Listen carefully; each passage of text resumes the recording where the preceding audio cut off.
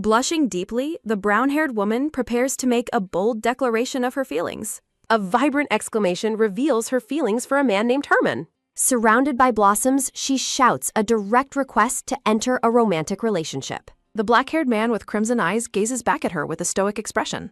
After a brief silence, the black-haired man bluntly rejects her romantic proposal. In the garden, the rejection is so sudden that a nearby mascot character faints. He advises Lucia to stop playing games and questions the frequency of her confessions. Lucia chuckles nervously while admitting to herself that she has confessed too many times. A profile introduces Herwin Pennius, the eldest son and soldier of a prominent ducal family. The text highlights his elite status as a young swordsman nearly reaching master level. Beyond his military skill, his legendary looks have reportedly charmed students since his academy days. Chibi-styled students are shown swooning and cheering in reaction to his overwhelming visual charm. He remarks on her consistency, noting he has known her since she was very young. He teases her about past confessions while she frantically begs him to stop the reminders. Lucia makes excuses for her past behavior as she walks away from the conversation. A faint smile touches his lips as he reflects on their long-standing history together. He admits the birthday confession was memorable but discourages future public attempts, which she accepts. The black-haired man prepares to provide a definitive response to her latest confession. He clarifies that his feelings remain unchanged because he is already interested in someone else. Under a bright, clear sky, the two stand together in a moment of quiet finality. Lucia grips her dress tightly, trying to process the pain of his second rejection. Forced to hide her sadness, she smiles and acknowledges his feelings for a woman named Arista. Her thoughts reveal the weight of knowing his heart is reserved for someone else. A beautiful backdrop emphasizes her admission of having loved Herwin for a very long time. The narration marks the passage of 13 years of her unrequited devotion to him. Later that day, an attendant announces the arrival of Herwin and Lucia at a social gathering. They join a group of friends for tea in a grand sunlit drawing room. A long-haired man in the group dismisses an idea while the tea service continues. The friends joke about the two dating, prompting them both to participate in a mock vote. Herwin firmly sets boundaries by stating that he and Lucia are strictly platonic friends. A close-up of Herwin shows a hint of annoyance at the ongoing group banter. The blonde-haired woman, Arista, sits elegantly while observing the interaction between her friends. Arista accepts Herwin's clarification with a pleasant smile and a sip of her tea. She shifts the conversation by asking Herwin for details regarding an upcoming gladiator competition. As the conversation focuses on others, Herwin turns his attention away from Lucia entirely. Lucia sits quietly on the periphery of the group, feeling the sting of being ignored. She resolves to maintain a cheerful facade to hide her inner turmoil from the group. She internally laments her situation, wishing Herwin would pay her even a moment of attention. Determined to hide her unrequited love, she laughs along with the others while drinking tea. As the sun sets over the estate, the narration notes the gathering has finally concluded. Walking through the palace, she reflects on the bittersweet experience of seeing her friends again. Upon returning to her home, a butler greets her and notes her late arrival. Lucia inquires about her father's location as she enters the grand, sunlit hallway. Her father and mother await her, with her father stating he has waited all day. Lucia feels a sense of dread seeing both of her parents gathered together in the dining hall. Her father reminds her that at 21, she has long been of a marriageable age. She internally acknowledges the societal standard for noble women to marry by age 19. Her father admits they were patient regarding her feelings for Herwin, but can no longer wait. He demands she attend a formal matchmaking meeting, leaving her visibly stunned and overwhelmed. He insists the decision is calculated and based on years of careful consideration for her future. Her father presents her with profiles of eligible suitors, insisting she finally meets them. Lucia hesitates to respond while sitting with her mother in the formal dining room. Her mother reassures her that the meeting with new suitors is not an immediate requirement. Her mother acknowledges the 13 years Lucia has spent pining after Lord Herwin Pennius. The woman explains that the family can no longer support Lucia's pursuit of Herman. She tells her daughter that the time has come to give up her unrequited love. Lucia reflects on being the only daughter in a noble family dominated by sons. Sunlight fills the room as the mother holds her daughter's hands in a comforting gesture. Her father vows to fulfill his duty to her future as the head of House Agnes. Lucia tearfully pleads for more time before being forced to move on to someone else. Her father asks her to define exactly how much time she needs for this delay. Lucia requests one final opportunity to confess her romantic feelings to Herwin before moving on. She asks if her parents would support an engagement if he actually accepted her confession. Her mother looks away solemnly, preparing to deliver a final, non-negotiable condition for her. The mother insists that Lucia must meet others if Herwin rejects her one last time. A close-up shows Lucia's lips as she prepares to accept her mother's ultimatum. Looking up with sad eyes, Lucia agrees to the conditions set by her parents. In her bedroom, Lucia reflects on the weight of a potential engagement and her feelings. She reaches into a jewelry box and pulls out a simple, circular silver locket. Opening the locket, she reveals a dried four-leaf clover she has kept for years. Holding the treasure, she looks out with a gaze full of nostalgia and old pain. A narrative caption marks the memory of the first time she ever met Herwin.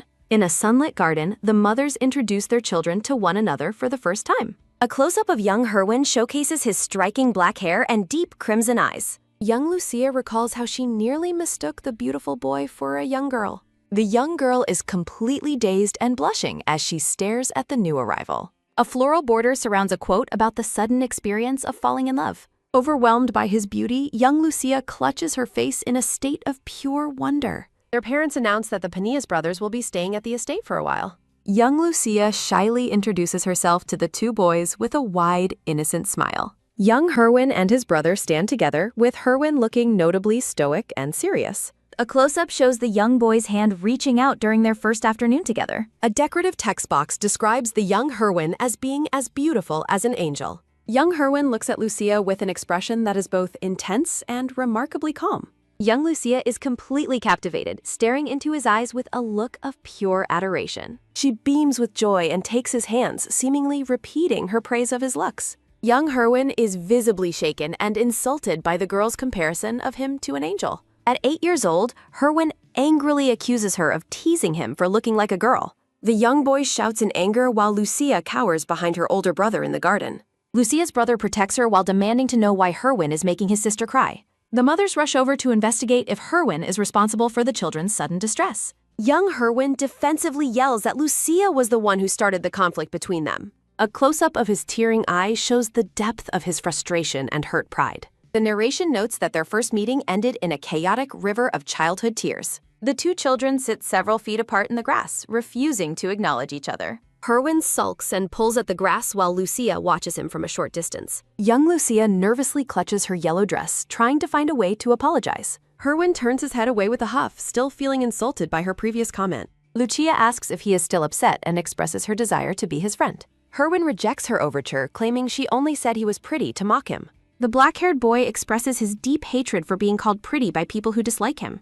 Looking directly at her, the young boy admits that he does not actually hate her. Under the bright sun, Lucia smiles warmly while holding the black-haired boy's arm. He stares at her in stunned silence, his face flushing deeply from her sudden closeness. An unseen observer playfully questions if the two children have suddenly become fond of each other. Lucia's older brother and a younger child watch the pair from a short distance away. Chibi-style text playfully teases the two children about their blossoming feelings for one another. The black-haired boy shouts a blushing denial as the other boys continue to tease them. Standing up abruptly, he aggressively insists that he could never like a girl like her. Lucia looks up at him with wide, hurt eyes, questioning his harsh and sudden rejection. He shouts another loud denial before turning his back and running away into the garden. Clenching her dress, Lucia tearfully shouts back that she does not like him either. As Lucia turns to leave, the black-haired boy calls out to ask where she is going. He warns her about the forbidden forest, but she calls him a dummy and ignores him. He watches her leave with a worried expression while her brother continues to play nearby. Sitting alone in the grass, the boy sulks and reflects on his current situation. He notes that a monster wave in the north forced his father to send him away. A close-up shows the young boy's hand resting on the hilt of his wooden sword. The scene shifts to the towering trees of the forbidden forest as quiet whimpering echoes. Wiping away tears, Lucia mutters to herself that the boy is not even slightly attractive. She vows never to like him, unaware of the predatory eyes watching from the shadows. Lucia suddenly freezes as she senses a dangerous presence lurking nearby in the dense foliage. Her eyes widen in pure terror as a massive black wolf emerges from the dark bushes. A terrifying close-up reveals the wolf's snarling teeth and hungry golden eyes as it growls. The beast lunges forward with a predatory snarl, closing the distance toward the defenseless girl. Lucia falls to the ground in a panic as someone rushes to her side. Herwin catches her just in time, calling her name as she trembles in total shock. He asks why she screamed, but she points in horror at the wolf behind them. He urgently commands that they must get up and run away as fast as possible. He tries to pull her up, but she tearfully admits she is too frozen to move. Sweating and terrified, the boy looks back at the monster and struggles to keep his composure. He remembers being called pretty and how it made him feel weak and like a girl. Past voices mock his potential as a swordsman, suggesting he belongs in a gown instead. Narrative text compares his father's early talent to his own perceived lack of skill. He internally admits his overwhelming fear and his desperate urge to flee from the danger. His hands shake uncontrollably as he grips the hilt of his simple wooden training weapon. He realizes that if he runs away, the girl behind him will surely be killed. Drawing his wooden sword, he resolves to protect her despite his own paralyzing fear. With a loud, desperate shout, he warns the beast not to come any closer. The small boy stands between the wolf and the girl, brandishing his wooden weapon. The wolf lunges through the air, its golden eyes fixed on the young defender. The beast bites down on the wooden sword, and the boy struggles to hold his ground. Lucia watches the life-or-death struggle with a look of absolute shock and mounting desperation. She grabs a large stone and shouts for the monster to stop hurting Herwin. The rock strikes the wolf's head, causing the animal to cry out in sudden pain. The boy's wooden sword is knocked aside during the chaotic and violent exchange. With a fierce battle cry, the young boy lunges forward to deliver a final strike. He swings his wooden sword with all his might, hitting the wolf square in the head. The defeated wolf whimpers and trembles on the grass, its predatory aggression completely broken. The beast flees back into the forest as the two children remain safe in the garden. Looking down in despair, young Lucia realizes that her cherished treasure is finally gone. Herwin asks if she is injured anywhere while she whimpers from her harrowing experience. Lucia wails about her near-death experience while Herwin scolds her for wandering alone. Herwin reminds her of his warning, but she questions why he followed her. The young boy remains silent, looking at the girl with a remarkably serious expression. Herwin asks if she was looking for a specific item, catching her by surprise. He presents a fresh four-leaf clover while a light blush colors his stoic face. Realizing he followed her to return her lost clover, Lucia begins to tear up. A close-up reveals Herwin looking away solemnly while his cheeks remain slightly flushed. A narrative bubble emphasizes his deep-seated dislike of being called pretty by other people. Herwin stands with his wooden sword, looking like a young warrior under the sunlight. The rare, gentle smile appears on the young boy's face as he faces her. He extends his hand toward her, offering the gift with a very simple command. A close-up shows the boy's hand reaching out toward the girl in the garden. Herwin asks if she can stand, and she confirms she is able to move. He suggests they leave because the adults are likely searching for them right now. Lucia holds the clover close while reflecting on the sudden fluttering in her heart. Her heart feels overwhelmed as she realizes she is falling for the black-haired boy. The mothers are horrified by Herwin's disheveled state and demand to know what happened. Herwin proudly claims he defeated a dog to protect Lucia, just like his father. The mothers frantically ask if the children are hurt or if they entered the forest. A mother suggests calling a doctor immediately to ensure the children have no hidden injuries. Lucia suddenly grabs Herwin's arm and calls out his name in front of everyone. She loudly declares her deep love and her intent to marry him one day. Beaming with an innocent smile, Lucia clutches the four-leaf clover to her chest happily. Herwin and the two mothers are left completely speechless by her sudden marriage proposal. Stunned by the bold declaration, Herwin stands frozen as the adults watch in silence. A close-up of Herwin's face shows his eyes wide with shock at her words. The older brother and younger child run over, confused by the talk of a marriage. Herwin's vision begins to blur as he struggles with the sudden weight of the attention. A dark flashback reveals cruel voices mocking Herwin for having such a pretty face. Bullies suggest putting him in a dress while mocking him for crying in front of them. Narration explains that his gentle nature led to him being bullied by the vassal's children. The persistent harassment from his peers caused him to develop deep and lasting emotional trauma. Medical notes reveal that he suffers from intense panic attacks when he becomes the focus. Internal thoughts question if such a weak-willed boy can truly succeed his powerful father. In the present, Herwin backs away in a panic, begging Lucia not to look at him. Lucia watches him retreat with confusion, asking if he is okay as he struggles. Overwhelmed by trauma, Herwin shouts that he hates her and demands she look away. Lucia is left alone in the sunlit garden, visibly stunned by his sudden, harsh rejection. Herwin stutters and struggles to explain his reaction while clearly in a state of distress. A close-up shows Lucia's hands trembling as she holds onto the four-leaf clover tightly. Lucia tearfully asks if he hates her so much that he won't even be friends. A wide view of the garden reflects the awkward distance between the two young children. Herwin blushes and insists that his reaction was not because he actually hates her. Lucia's face brightens as she joyfully accepts his words and asks to be his friend. A text bubble emphasizes her resolve to keep liking him despite his current cold behavior. Lucia promises to keep telling him she likes him as they stand together in the garden. Herwin reacts with alarm, shouting for her to stop making such bold romantic declarations. Stylized with drooping ears, a dejected Lucia looks down sadly after his final, loud rejection. The young boy reluctantly gives in to the girl's persistent request to hold hands. Blushing deeply, the black-haired boy leans in to whisper a private secret to the girl. As the children hold hands in the garden, Herwin acknowledges his understanding of the situation. Reflecting on the past, narration identifies Herwin's reaction as the response to Lucia's very first confession. At age 12, Lucia surprises Herwin with a sudden declaration of love while he is busy reading. Lucia playfully chases Herwin through the grass at age 12, begging him to go out with her. 3 years later, a 15-year-old Lucia proposes marriage while Herwin questions her seemingly endless persistence. The scene shifts to golden autumn leaves as the narrative moves forward to their 18th year. Now adults, Lucia confesses her love once more, but Herwin dismisses it as something he already knows. Herwin sighs with a look of mild exasperation while Lucia watches him with a loving, hopeful expression. Lying on her bed, the adult Lucia counts her numerous failed confessions, including the one from yesterday. Lucia feels dejected as she recalls being called relentless for her constant and repetitive romantic overtures. She realizes that Herwin likely ignores her feelings because they grew up joking around so frequently. A close-up of Lucia's eyes captures her intense focus as she recalls a pivotal moment at 18. Lucia reflects on a past mistake involving Herwin that she believes he truly and deeply despises. In despair, Lucia believes that Herwin could never develop feelings for her after seeing him with Arista.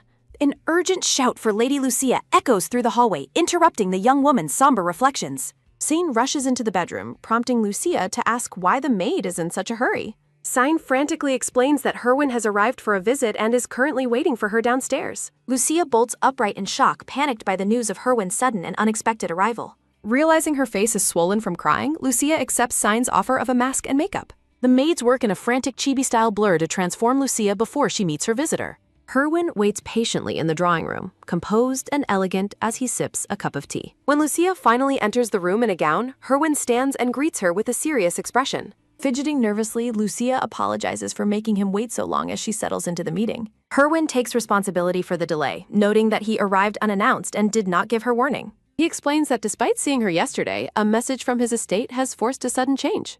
A close-up shows a hand hovering near the tea service as the tension in the room grows. Lucia is visibly stunned and drops her guard when Herwin delivers a piece of shocking news. Herwin maintains a stoic and heavy silence as he prepares to explain the reason for his visit. He reveals his decision to join the monster extermination campaign to provide support for his father's efforts. Smiling proudly, Herwin expresses his desire to prove himself before his father passes him the family title. With a trembling voice, Lucia asks if he has already shared this important news with Arista. Herwin confirms he just came from telling Arista and plans to inform everyone else via formal letters. The young man looks away, seemingly focused on the weight of the duty he has just accepted. Lucia stares at him in silence, her heart clearly breaking at the thought of his impending departure. Lucia gathers her courage to ask if a specific date has been set for him to leave. Herwin confirms that he will be departing in exactly 1 week, leaving very little time between them. Shadows fall over Lucia as she sits in dejected silence, processing the reality of his short timeline. She repeats the words 1 week to herself, feeling the crushing weight of the limited time remaining. Lucia resolves to confess her true feelings one final time before Herwin leaves for the dangerous mission. She wonders if a miracle will occur, hoping for an engagement if Herwin finally accepts her love. Lucia considers the possibility of a final rejection from Lord Peneus, also known as Herwin, this time. She vows to give up and find someone else if Herwin rejects her final, sincere romantic proposal. Standing close to her, Herwin offers a simple and calm reassurance for her to not worry. Suddenly, Herwin pulls Lucia into a firm hug, catching her completely off guard with his physical affection. Lucia's eyes widen in absolute shock as she finds herself held tightly in the young man's arms. In the warmth of the embrace, Lucia asks if he can grant her just 1 full day. Herwin holds her hands and looks at her with a confused expression after her unexpected and specific request. He asks for clarification on her request for a whole day, and Lucia firmly confirms her desire. Lucia tells Herwin that she has a very important message to share with him. She promises to explain everything during their next meeting, emphasizing the weight of her words. Herwin agrees to meet and asks for her preference on timing. Lucia remains flexible for him. Lucia suggests meeting next Friday, and Herwin confirms that the schedule works perfectly for him. Lucia reflects on how long it has been since they were truly alone without any distractions. A close-up reveals Lucia's internal pressure as she prepares for her final attempt at winning him. She notes this will be her 99th confession and her final effort to secure his love. She resolves to accept his decision regardless of what he says at their final meeting tomorrow. The two stand together in a quiet moment, the air thick with unspoken and heavy emotions. Night descends upon the majestic estate as Lucia prepares for the most important day ahead. Lucia spends the evening diligently working on an embroidery project while lost in her own thoughts. She reflects on her desire to provide Herwin with a meaningful parting gift for his journey. Lucia envisions Herwin on the battlefield, hoping her gift will serve as a practical tool there. Internal thoughts note that such a personal gift is usually reserved for a lover or fiancé. Lucia rationalizes the gift as something a close friend would give to avoid burdening the prince. A stylized Lucia celebrates the completion of her work, holding the embroidery hoop up with pride. She muses that Herwin is often unobservant and might not even notice her small, personal touches. Lucia works on the fabric while reflecting on Herwin's paradoxical mix of meticulousness and dull social awareness. A wave of sadness hits as she considers that her efforts might be for nothing if rejected. A close-up shows her stitching his initial, realizing the act is meaningless without his reciprocal love. Sane enters the room to confirm that Lucia's date with Prince Peneus is scheduled for tomorrow. Lucia pauses her work and confirms the details of her highly anticipated meeting with the prince. Sine praises the lady's craftsmanship and wonders aloud when the prince will finally realize her feelings. Lucia looks away with a wistful expression, repeating the maid's question about the prince's lack of awareness. Sine offers comfort, reminding the lady that she is incredibly lovable regardless of the prince's response. Lucia laughs off the concern, jokingly asking if she is being pitted before the rejection happens.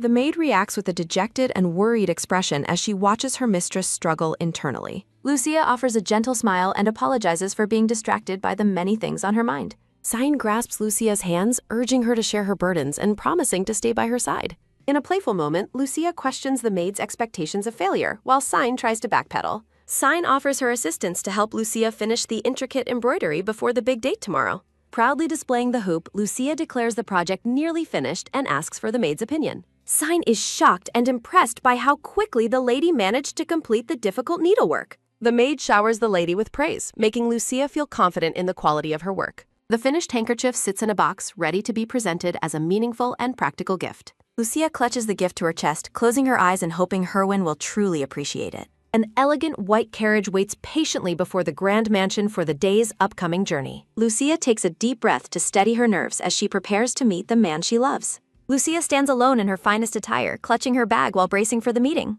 Her eyes widen in shock as she finally spots Herwin waiting for her in the bright garden. Prince Peneus presents a striking figure in his patterned vest and tailored navy blue suit. Lucia asks why he chose to wear civilian clothes today instead of his usual formal military uniform. A close-up of Herwin's face captures his calm and steady gaze as he focuses on the lady. He explains his choice of attire and walks alongside her, noting the suitability of his current clothes. Herwin asks about her plans for the day, signaling his willingness to follow her lead entirely. Lucia points her finger playfully and asks if he is prepared for a full day of activity. Herwin jokes about his reputation while Lucia explains her simple desire for a final, memorable day together. Herwin acknowledges the rarity of their privacy, noting they were always accompanied by others in the past. He assists Lucia into the carriage, displaying the refined manners and gallantry expected of a prince.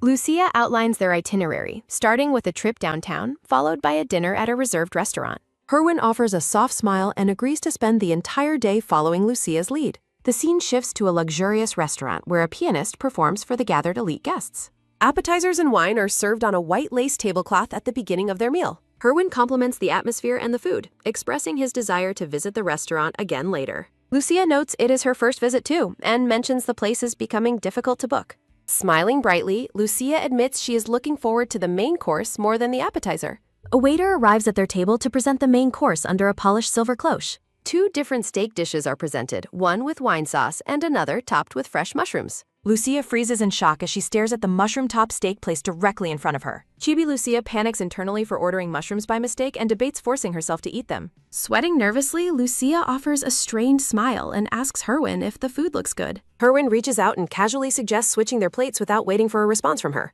Lucia is visibly startled by the sudden exchange, her hand hovering in the air in surprise. Herwin calmly places the mushroom dish in front of himself, appearing completely unbothered by the trade. He reassures the shocked lady and tells her to remain still while he handles the situation. Lucia stares down at her new plate, surprised that the prince noticed her silent distress so quickly. She quietly notes that she isn't actually allergic and could have managed to eat the mushrooms. Herwin cuts his steak and reminds her of a time she suffered after eating them unknowingly. He sighs and suggests she should have checked the menu, while Lucia blames her overwhelming excitement. After taking a bite, Herwin looks up at her and confirms that the meal is good. Herwin asks Lucia why she is staring and has not started eating her own meal yet. Lucia begins to eat, touched by the realization that he remembered her personal dislike for mushrooms. She reflects on how he broke etiquette for her sake, rationalizing it as childhood friend consideration. A close-up shows her blushing, as even his small gestures cause her heart to flutter intensely. Following their meal, the pair walks together past the various storefronts of a high-end shopping district. Lucia leads Herwin into an elegant boutique, excitedly pointing out the various accessories and jewelry inside. A bell rings as they enter the shop, and they are greeted warmly by the staff. Sparkling necklaces and fine jewelry are displayed inside glass cases under the bright store lights. The couple stands before a mannequin to examine the formal attire and the various accessories pinned to it. Lucia points to a large blue gem brooch, suggesting that the piece would suit the prince well. Herwin notes they have only bought gifts for him, but Lucia insists on following her plan. Lucia prepares to pay for the brooch, telling Herwin to just accept her sincere parting gift. The shopkeeper invites Lucia to browse the new items while they prepare and wrap her purchase. Herwin watches Lucia browse, wondering why she finds such joy in buying things for other people. While the lady is occupied, Herwin pauses and begins to look through the displays for himself. His gaze falls upon a pair of elegant, dangling earrings featuring shimmering, pear-shaped white gems. Herwin calls out to the shopkeeper and asks for a closer look at the jewelry.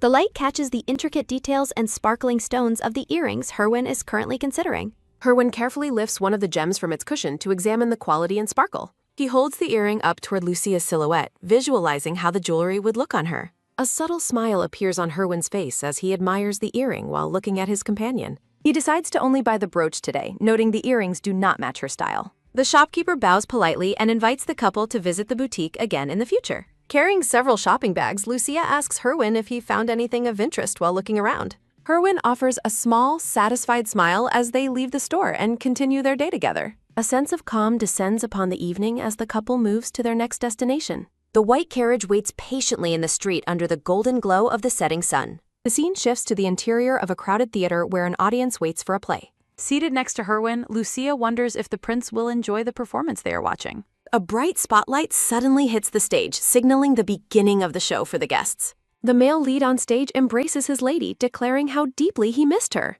Sarian collapses onto the stage floor, loudly lamenting the cruel trials the heavens have sent. A voice from the stage asks the lady if she loves his friend instead, making Lucia flinch. The actor desperately asks why she chose another man over him despite their long time together. The lady on stage apologizes to Sarian, admitting she has never viewed him with romantic feelings. Matthias takes the blonde actress's hands, swearing to love only her for his remaining days. Lucia and Herwin sit silently in the darkened theater as the emotional play continues before them. Watching the scene, Lucia sadly observes how they love the same way yet have different endings. Lucia watches the happy ending on stage while crying silently as the actor suggests swordplay practice. The actors bow together on the stage as the performance concludes to a wave of applause. Herwin and Lucia join the rest of the audience in clapping for the play's dramatic conclusion. Lucia asks if he enjoyed himself, and the black-haired prince agrees the play was quite entertaining. Standing up from her seat, Lucia suggests they depart while the prince follows her lead promptly. Outside, Herwin admits the play was good, despite not expecting her to like typical romance stories.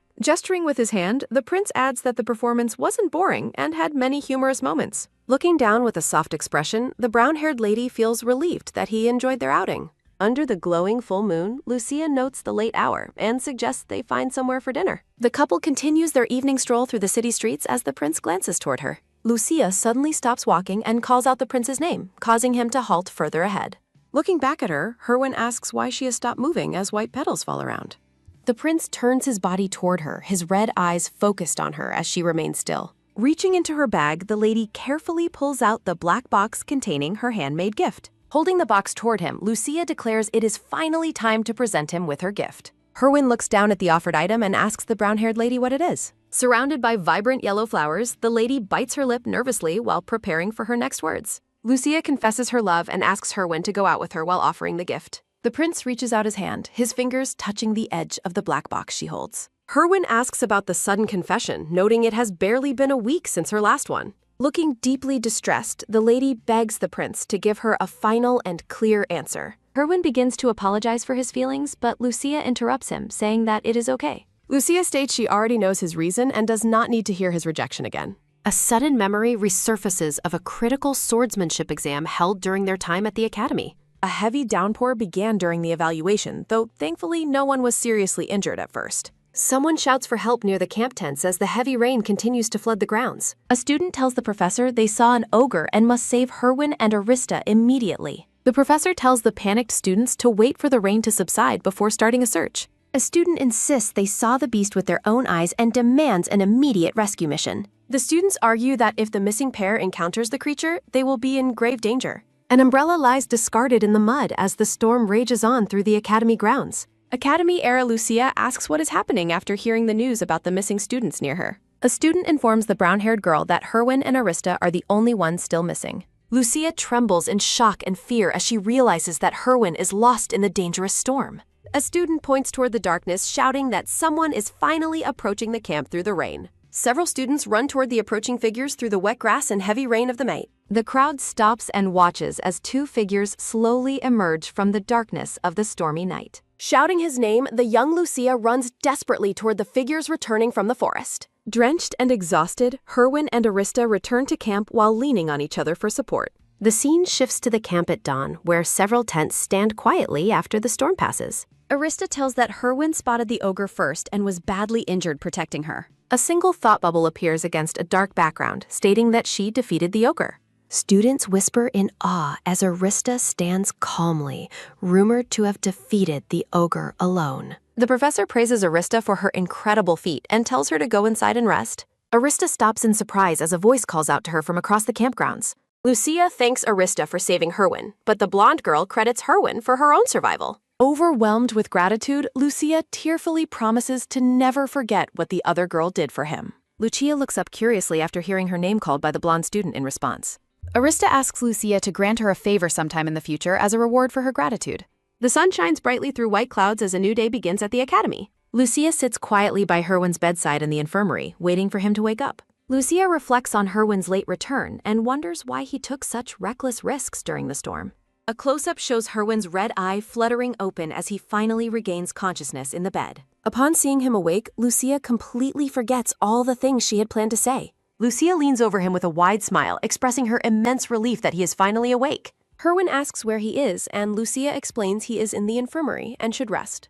Herwin winces and smiles weakly, noting that his entire body is aching from the encounter. Lucia asks if he is hungry or in pain, her face filled with deep concern for him. Herwin moves to get up, stating he must go see Arista and asks Lucia for assistance. Looking directly at her, Herwin asks Lucia if she can help him walk to his destination. Blushing slightly, Lucia agrees to help him while staring into his intense red eyes. The narration notes that Herwin and Arista became much closer in the days following the incident.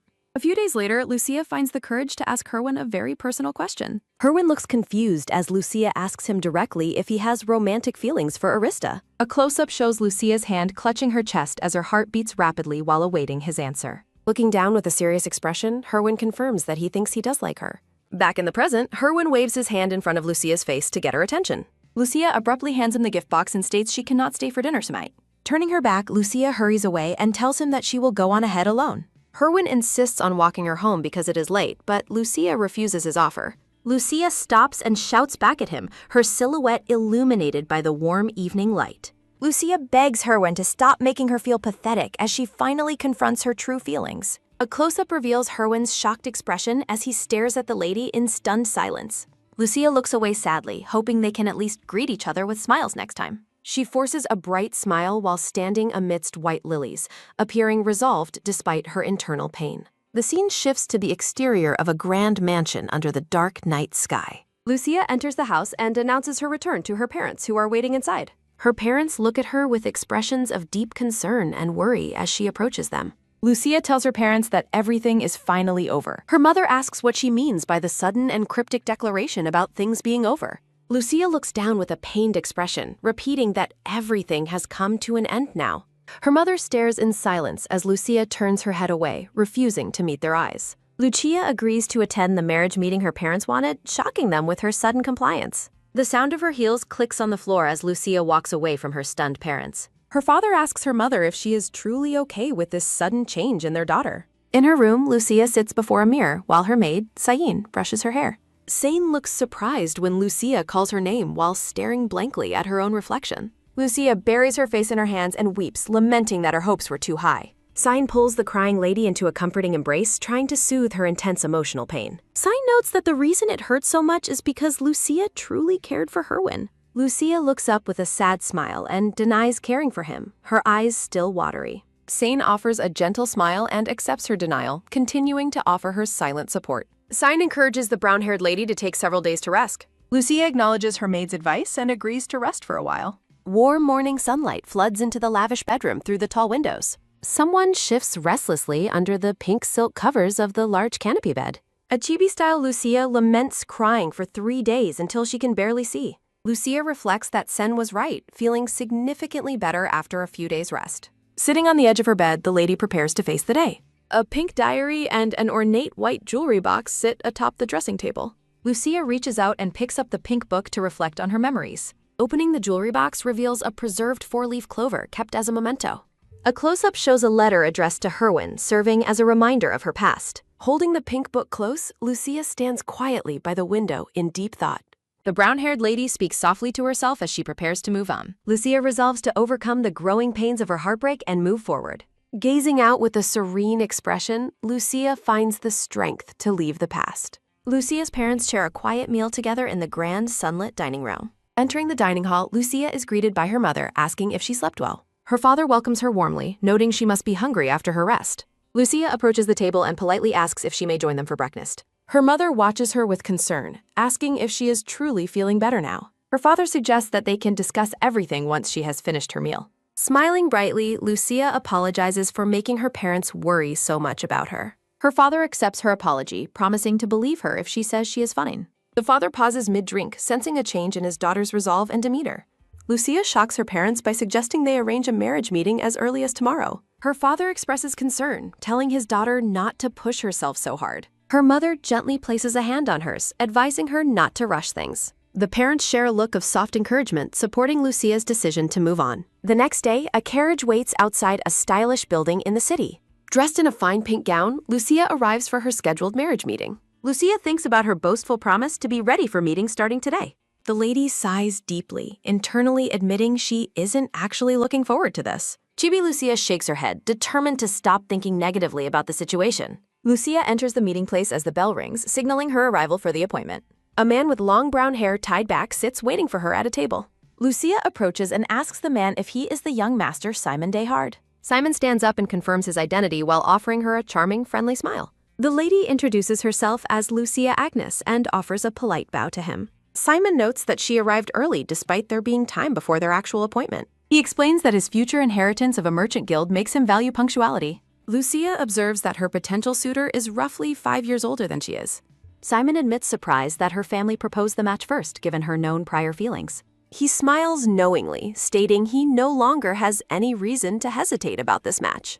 Lucia looks at him in confusion, asking what he means by having no hesitation. Simon reveals he also loves a commoner he cannot marry, creating a shared situation. He suggests they both live freely after marriage since no romantic feelings exist between them. Simon smugly compares their arrangement to her past relationship with Lord Peneus while smirking. Lucia suddenly stands up in anger, surprising Simon with her abrupt and forceful reaction. The lady declares she wants a sincere husband, not a man who lives indulgently. Simon looks shocked as Lucia rejects his proposal and walks away from the table. Lucia looks into the distance, pondering what kind of man her next suitor will be. A blonde man describes his ideal partner as angelic, while Lucia listens with polite indifference. The blonde suitor mentions his mother's dementia, hoping Lucia will become her future caretaker. Displeased by his blunt expectations, Lucia offers a firm apology and rejects the man's proposal. A different suitor discusses his desire for several children and skipping the wedding for a honeymoon. Lucia reflects on the man's inappropriate forwardness as he warns her against rejecting his offer. The man brings up high society rumors about her, acting smug despite his own awkward behavior. Dark thoughts swirl as Lucia realizes most men wouldn't accept her long-standing, unrequited love. Lucia tells the man his concerns are misplaced while he desperately begs her to reconsider. The scene shifts back to the present at a cafe for another scheduled marriage meeting. Waiting alone, Lucia wonders if this new suitor will be just as strange and unreliable. She sighs, worrying that the rumors caused the man to reject her before even meeting. Believing her time is being wasted, Lucia decides to cut her losses and leave the cafe. Lucia stops in her tracks, startled by someone's sudden arrival just as she was leaving. An olive-haired man with glasses arrives panting, clearly having run a long distance to get there. Catching his breath, the man politely introduces himself and confirms he is meeting Lucia Agnes. Lucia is taken aback by his frantic state and thanks him for actually showing up. The man with glasses lets out a sigh of pure relief after finding her still waiting. He finally settles into the chair across from her, trying to compose himself after his run. Lucia mentions her plan to leave, prompted by his explanation of a carriage accident causing delays. Hearing about the accident, Lucia's expression softens into one of genuine shock and concern. He bows his head and apologizes profusely, detailing a collision that left a horse injured. Lucia suggests rescheduling, but he insists that apologizing in person was the only honorable choice. Lucia wonders if he ran the entire distance since his home is so far away. A close-up captures Lucia's gaze shifting downward as she notices a significant detail about him. The man's scuffed and mud-stained shoes confirm that he truly did run through the city. Touched by his sincerity, Lucia smiles and accepts his apology given the unavoidable circumstances. The man with glasses smiles brightly, clearly touched by her understanding and kindness. Lucia reminds herself to stay cautious, remembering a previous suitor who also made a good impression. He promises never to make her wait again, hoping for the chance of a future meeting. The man attempts to break the tension by commenting on the beautiful, clear weather outside. He compares the lovely day to a specific city mentioned in one of his favorite novels. A warm, friendly smile spreads across his face as he enjoys the peaceful atmosphere. Lucia lights up with excitement, correctly guessing he is referring to the book Ghosts of Atlanta. Surprised by her knowledge, he asks how she knows it, and she credits a respected professor.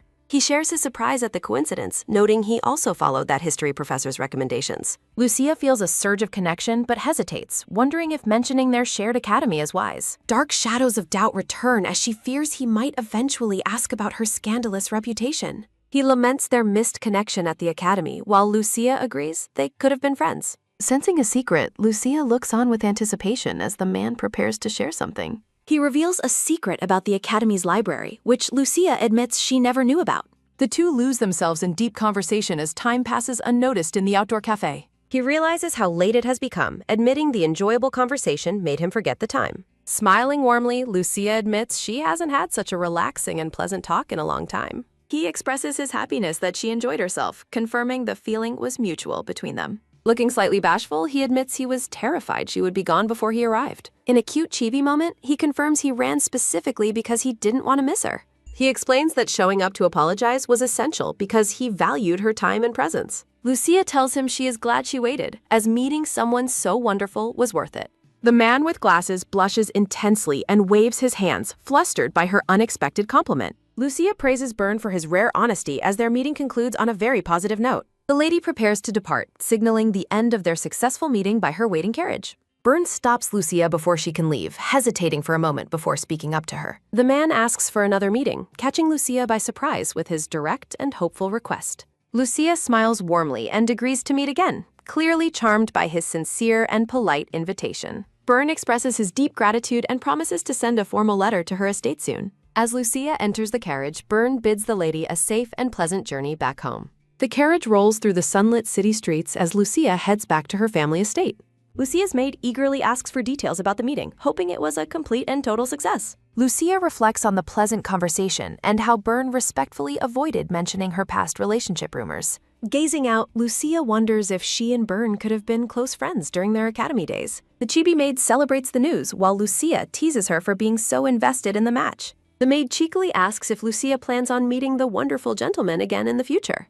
Against the floral backdrop, Lucia joyfully confirms she expects to be seeing Byrne again quite soon. The scene shifts to 3 weeks later as time passes for the developing new romantic relationship. After watching a play together, Byrne and Lucia share a romantic walk while enjoying each other's company. Byrne discusses the tragic second male lead of the play, surprising Lucia with his deep perspective. He expresses deep empathy for the lonely character, finding the emotional weight of the story heartbreaking. Lucia listens intently, moved by his emotional depth and the sincerity of his heart's kind reflections. The lady dismisses his worries with a gentle smile, feeling a growing connection between their souls. Lucia reveals that she felt the exact same way about the play's poignant and emotional themes. Byrne is thrilled by their shared understanding, his face lighting up with genuine excitement and joy. Byrne asks if Lucia received an invitation to the princess's upcoming and highly anticipated engagement party. Lucia confirms she has the invitation for the simple engagement celebration planned for the royal couple. Byrne looks at Lucia with hope, clearly wishing to attend the grand social event with her. He offers his hand to the lady, seeking to secure their formal plans for the party. Cherubic cupids play heavenly music, symbolizing the blossoming romance between the two new happy lovers. The scene transitions to the royal engagement, where a ring is placed on a lucky finger. A silhouette shows the royal couple on the balcony as high society watches the celebration below. Dressed in a fine gown, Lucia arrives at the engagement party accompanied by her new suitor. Lord Paneas stands among the guests looking stern as he observes the arriving high society attendees. Chibi Lucia offers to enter alone if Byrne feels uncomfortable facing the social rumors together. Lucia firmly takes Byrne's hand, deciding they will face the judgmental high society crowd as one. They decide to use their first names, Byrne and Lucia, deepening their intimate and romantic bond. The grand estate glows under a starry sky as the night of the party finally unfolds. Lucia enters a quiet room, her attention drawn to an object left waiting on the table. Reaching out, the lady prepares to open a mysterious letter addressed specifically to her tonight. Lucia realizes the letter is from Herwin, her heart skipping a beat at seeing his name. Resolving not to let it haunt her, she decides to read his message immediately and move. Herwin's letter requests a friendly greeting and a smile when they meet at the party tonight. Lucia notes how unusual it is for Herwin to reach out first after their difficult parting. She thinks back to Byrne's kind face, finding strength in the new happiness she has found. Lucia understands that attending together means the whole world will finally know about her new relationship. Determination shines in her eyes as she vows there will be no awkwardness with her past. Adopting Herwin's suggestion, she resolves to simply smile and move forward with her life now. Holding the letter, Lucia stands tall and ready to face the evening with newfound personal confidence. Lucia's parents wait in the hall watching their daughter prepare for her high society debut.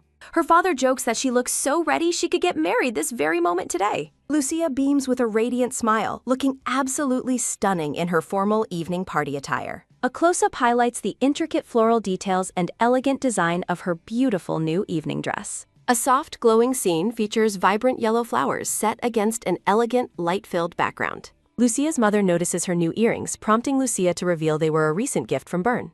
Her father notes Byrne's clear interest in Lucia as her mother reacts with delight at the news. Blushing with a shy smile, Lucia admits that her feelings for Byrne are very much mutual. In a playful chibi moment, Lucia's mother cheers while Lucia looks on with a curious expression. Lucia plans a cozy family gathering after her brother's attendance at the prince's engagement ceremony. A serene painting of a sunset over the ocean sets a peaceful tone as Lucia agrees. Her mother notes the Casper carriage's arrival, suggesting they depart separately to meet the Marquise later. Lucia expresses her genuine surprise that the carrot has already arrived to pick her up for the party. Her parents bid her a temporary farewell, heading out first as Lucia politely bows to them. Lucia turns with a start, noticing someone's presence just as she prepares to head out herself. Her parents share a warm, knowing laugh together as they depart, clearly happy for their daughter's progress. Byrne stands ready, checking his pocket watch as he waits for Lucia's arrival with patient anticipation. A close-up captures Byrne's hand holding his golden pocket watch, indicating the precise timing of their meeting.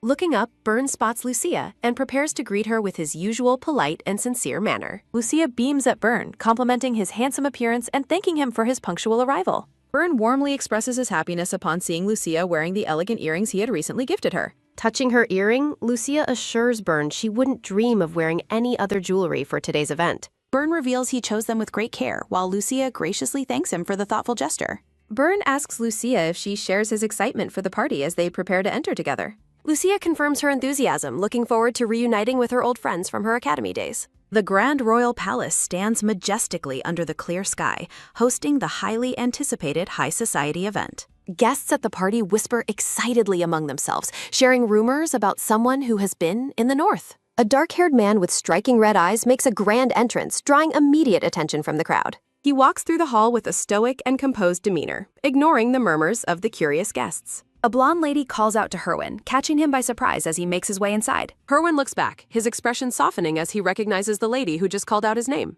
Arista explains her presence, noting the importance of the national event despite her parents' absence. She suggests they head inside immediately to join the rest of their friends who are already waiting. Arista asks about his time in the north, but Herwin simply replies that he spent it hunting monsters. In a cute chibi scene, Herwin laughs at Arista's intense fascination with monsters over his own well-being. They discuss the rarity of monster subjugations, with Arista noting how unique his experiences in the north were. Herwin offers a small, knowing smirk as they continue their walk through the bustling party grounds. Arista is visibly thrilled when Herwin playfully suggests they could go monster hunting together in the future. Herwin looks thoughtful for a moment, enjoying the lighthearted conversation with his longtime friends. He teases Arista in chibi form, claiming her only true interest in life is anything related to swords. Arista jokingly declares she is a corpse without a sword, having been inseparable from one since birth. She reminds Herwin to keep his promise about hunting as he lets out a hearty, amused laugh. A voice calls out to both Herwin and Arista, drawing their attention toward a nearby table. Their group of academy friends waves them over, having saved seats for them at the crowded party.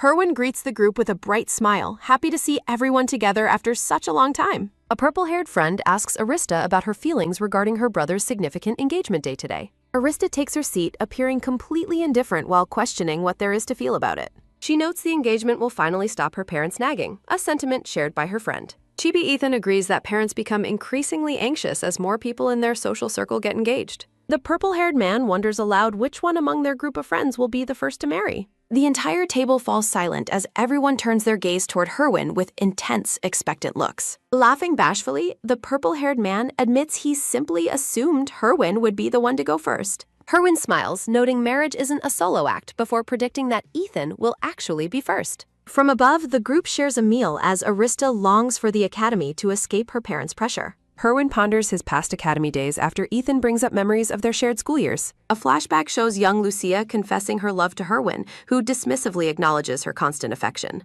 Herwin tolerates her playful energy, thinking that private confessions are fine as long as they stay fun. Back in the present, a friend curiously asks if Lucia is attending the party with Lucas today. Herwin looks startled by the question as Arista watches the conversation unfold at their crowded table. He explains that he hasn't seen Lucia since before he departed on his monster hunting expedition north. Ethan jumps up in shock, demanding to know if they met alone and what they discussed.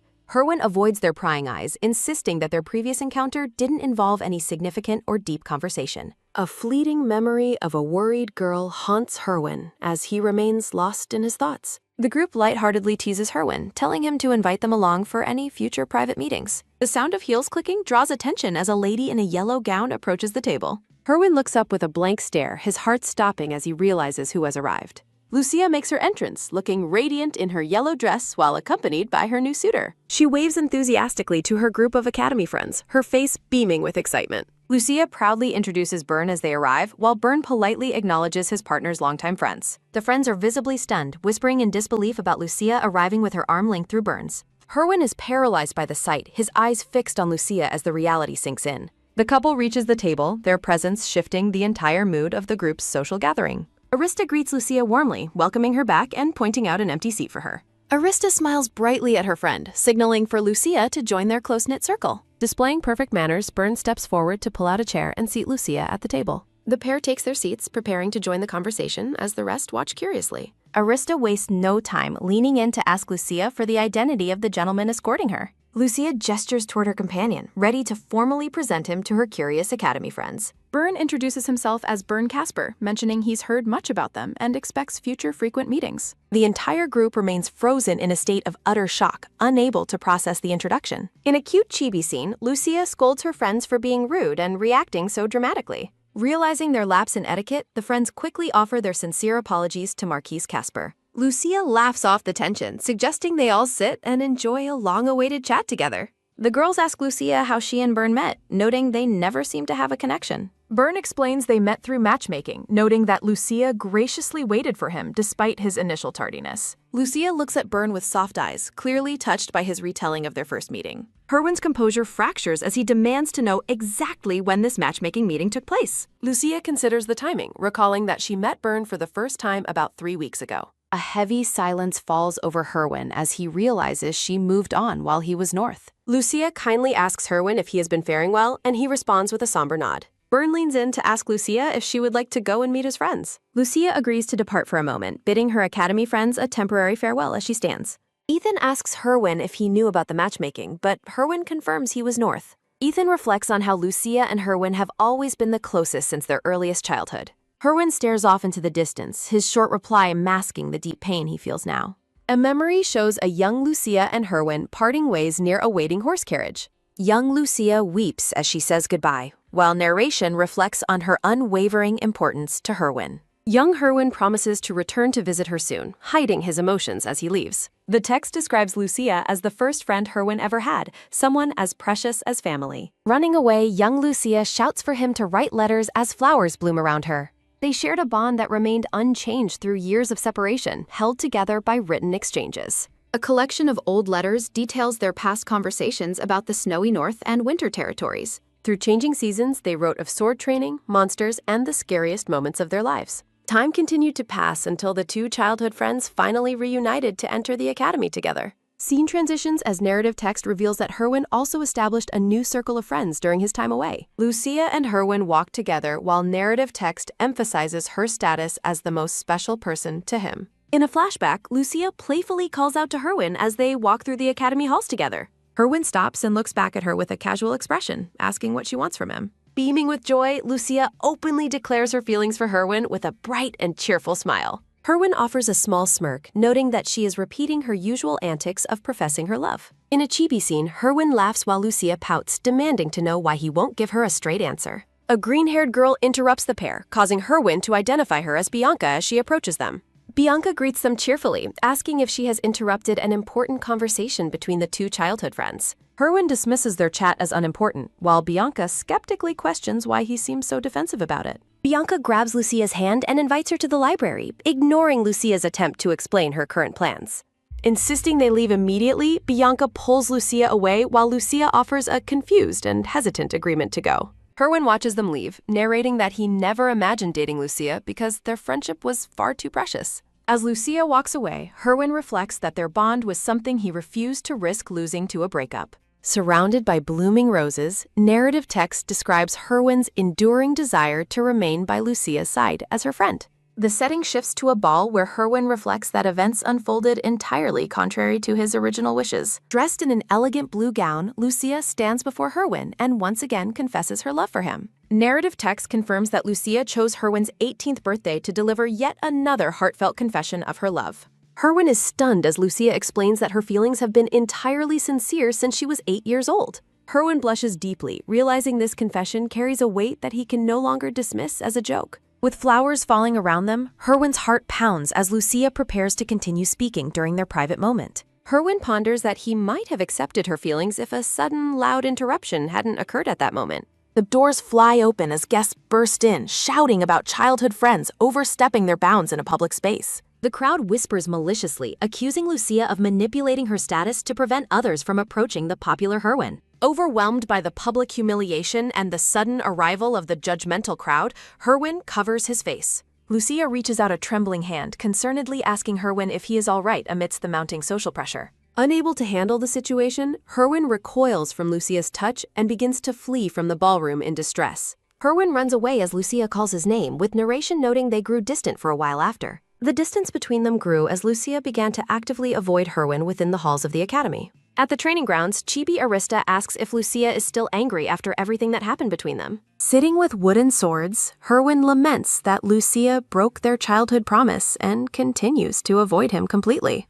Arista looks concerned, asking Herwin if he is aware of what was actually said to Lucia that day. Memory panels show students mocking Lucia, with Arista explaining she was ridiculed for a humiliating and public rejection. Herwin sighs, questioning why Lucia would confess in a crowded place like the party at Bianca's family estate. Arista becomes visibly angry, revealing that Bianca intentionally lied to Lucia about the balcony area being closed off. Herwin is shocked as Arista explains that Bianca orchestrated the public humiliation by timing Lucia's confession for maximum exposure. Realization dawns on Herwin as he processes the cruelty of Bianca Lawrence's calculated scheme against his childhood friend. Arista notes Lucia's fear of approaching him, prompting Herwin to ask if Lucia really expressed those specific thoughts.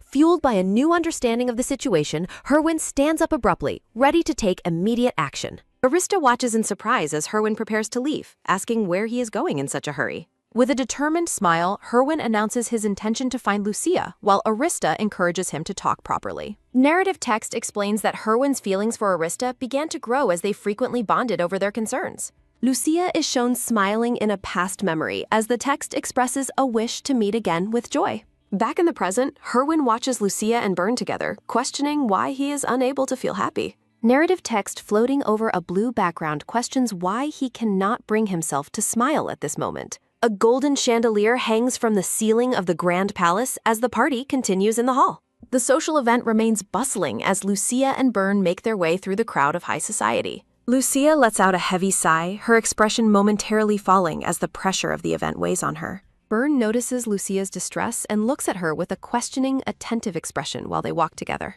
Burn asks if Lucia is feeling unwell, and she responds with a polite smile while confirming her well-being. Lucia admits to Burn that she was feeling a little nervous before their arrival. Byrne kindly suggests that she rest for a moment before meeting his close friends. Reassured by his gentle presence, Lucia insists on meeting them quickly instead of resting. Lucia asks about Byrne's relationship with these friends, and he describes their long-standing bond. The couple walks together across the ballroom toward a table where two men wait. Lucia notices the group and wonders aloud about the current status of the Merchant Guild. Adolf and Hector discuss family matters until Byrne's arrival interrupts their private conversation. Byrne greets his friends with a bright smile, while Lucia stands elegantly by his side. Both Adolf and Hector look up in joyful surprise at the sight of their friend. Adolf expresses his worry over Byrne's silence, which Byrne attributes to his recent title inheritance. Hector asks about Byrne's beautiful companion, prompting Adolf to scold him for his poor manners. Displaying perfect etiquette, Lucia offers a graceful curtsy and introduces herself as Lucia Agnes. Stunned by the formal introduction, Adolf asks Byrne if he is actually serious about her. Hector offers a polite bow and introduces himself to the lady as Hector Chase. Adolf warmly welcomes her, telling Lucia it is all right and asking her to stand comfortably. Lucia laughs, noting that Byrne's secrecy regarding their relationship has clearly caused quite a shock. Adolf admits his astonishment, never expecting the bachelor Byrne to actually bring a fiancé. Turning back to Byrne, Adolf tells his friend that he should focus on improving himself. The friends celebrate the news, expressing relief that Byrne has found such a wonderful partner. In a chibi scene, Byrne's friends playfully ask Lucia to look after their lacking companion. The Grand Palace stands illuminated against the night sky as the royal ball continues inside. A magnificent staircase leads into the heart of the festive and brightly lit ballroom. Elegantly dressed couples glide across the dance floor as the evening's festivities reach their peak. Byrne bows deeply before Lucia, formally asking if she would honor him with a dance. With a radiant and genuine smile, Lucia happily accepts Byrne's invitation to the dance floor. Their hands join in a firm yet gentle clasp as they prepare to dance together. The couple begins to move in perfect synchronization, drawing attention from the surrounding guests. Byrne places a steady hand on Lucia's waist, guiding her through the steps of the dance. Lucia looks up at Byrne, feeling a sense of comfort and security in his presence. Across the room, Herwin dances with another guest while keeping a distant eye on Lucia. Lucia's eyes widen in sudden shock as she notices a change in the atmosphere. Byrne's expression shifts into something more intense and focused as he stares directly at her. With a commanding tone, Byrne tells Lucia to focus her attention entirely on him. Lucia is momentarily breathless, captured by the sudden and overwhelming intensity of Byrne's golden gaze. Their feet move rhythmically across the polished floor, the world around them fading away. Lucia reflects on how Byrne's presence has finally allowed her to feel completely relaxed. Looking at him with admiration, Lucia tells Byrne that he is incredibly perceptive of her feelings. Byrne explains that Lucia's expressions are incredibly easy to read if one looks closely enough. Lucia reacts with a playful pout, questioning if her thoughts are truly that obvious to him. The pair continues their graceful performance, looking like the perfect couple in the Grand Hall. Every step they take is perfectly timed, demonstrating the deep connection growing between them. Byrne pulls her closer, revealing he chose her because they share many similar traits. He gently tilts her head up, promising not to press her for more than she's ready. Lucia offers a sincere thank you, moved by his understanding and lack of pressure. The moment is interrupted when a voice calls Lucia's name, causing her to freeze. Herwin approaches the couple, extending a hand to Lucia and asking her for a dance. Lucia recalls their history of dancing together, but admits she has no desire to do so. Torn between etiquette and her current feelings, Lucia hesitates while looking at Herwin's outstretched hand. Byrne steps in to shield Lucia, politely but firmly declining the offer on her behalf. A tense standoff ensues between the two men as Byrne's protective stance challenges Herwin's presence. Herwin asks Lucia if she is really not feeling well after noticing her distress. Lucia apologizes to Herwin, claiming she twisted her ankle during the last dance they shared. Herwin reacts with sudden alarm, asking if she is hurt badly before starting to help. Byrne pulls Lucia close, firmly stating that he will take good care of her himself. Byrne announces their departure as Herwin remains silent, watching them with a stunned expression. The scene shifts as the couple walks away, leaving a stunned Herwin behind. Resting by a fountain, Byrne asks Lucia if he overstepped by intervening earlier. Byrne explains that he stepped in because he felt she wanted to avoid Lord Peneus. Byrne looks at Lucia with a gentle gaze, asking if his assumption was correct. Lucia nods as Byrne stands to leave, announcing he will go find some drinks. Left alone, Lucia sits quietly by the fountain under the bright moonlit sky. Staring at her reflection, Lucia reflects on the exhaustion of pretending to be fine. Lucia suddenly hears someone approaching and wonders aloud who might be there at this hour. A close-up reveals Lucia's widened eye as she recognizes the person approaching her. Lucia breathes out Bianca's name as the blue-haired woman appears before her in the garden. The blue-haired woman stands in the garden, her presence marking a sudden reunion. Lucia stares at the unexpected visitor, whispering Bianca's name once more in absolute disbelief. Bianca looks at her old friend and acknowledges that it has been a long time. Lucia tells Byrne to go ahead before asking Bianca if the current seat is taken. Bianca reacts with surprise before asking if she can sit down next to Lucia. Lucia gives her permission, though she remains visibly tense during the unexpected encounter. They sit together as Lucia reflects that she never expected to meet Bianca again. The setting shifts back to the academy, marking the start of a past memory. In the flashback, a younger Lucia sits at a desk while reading a book. Other students walk through the hall, calling out to Lucia and Lady Agnes as they pass. Two girls approach Lucia, asking her what brought her to that specific spot today. The students ask for an introduction to Herwin, noting Lucia's status as his childhood friend. Lucia politely declines, explaining that Herwin is far too shy for such an introduction. The girls whisper maliciously about Lucia's constant rejections, demanding she introduce him just once. They question if Lucia likes Herwin herself, causing her hand to tremble in visible distress. A young Bianca intervenes, sharply asking the two girls what is wrong with them. Bianca scolds them for being grady and too scared to talk to Herwin themselves. Staring them down, Bianca asks the bullies if they enjoy being ignored by others. Bianca tells them to stop picking on someone who is simply trying to stay quiet. Lucia looks up at her savior with gratitude, whispering Bianca's name in admiration.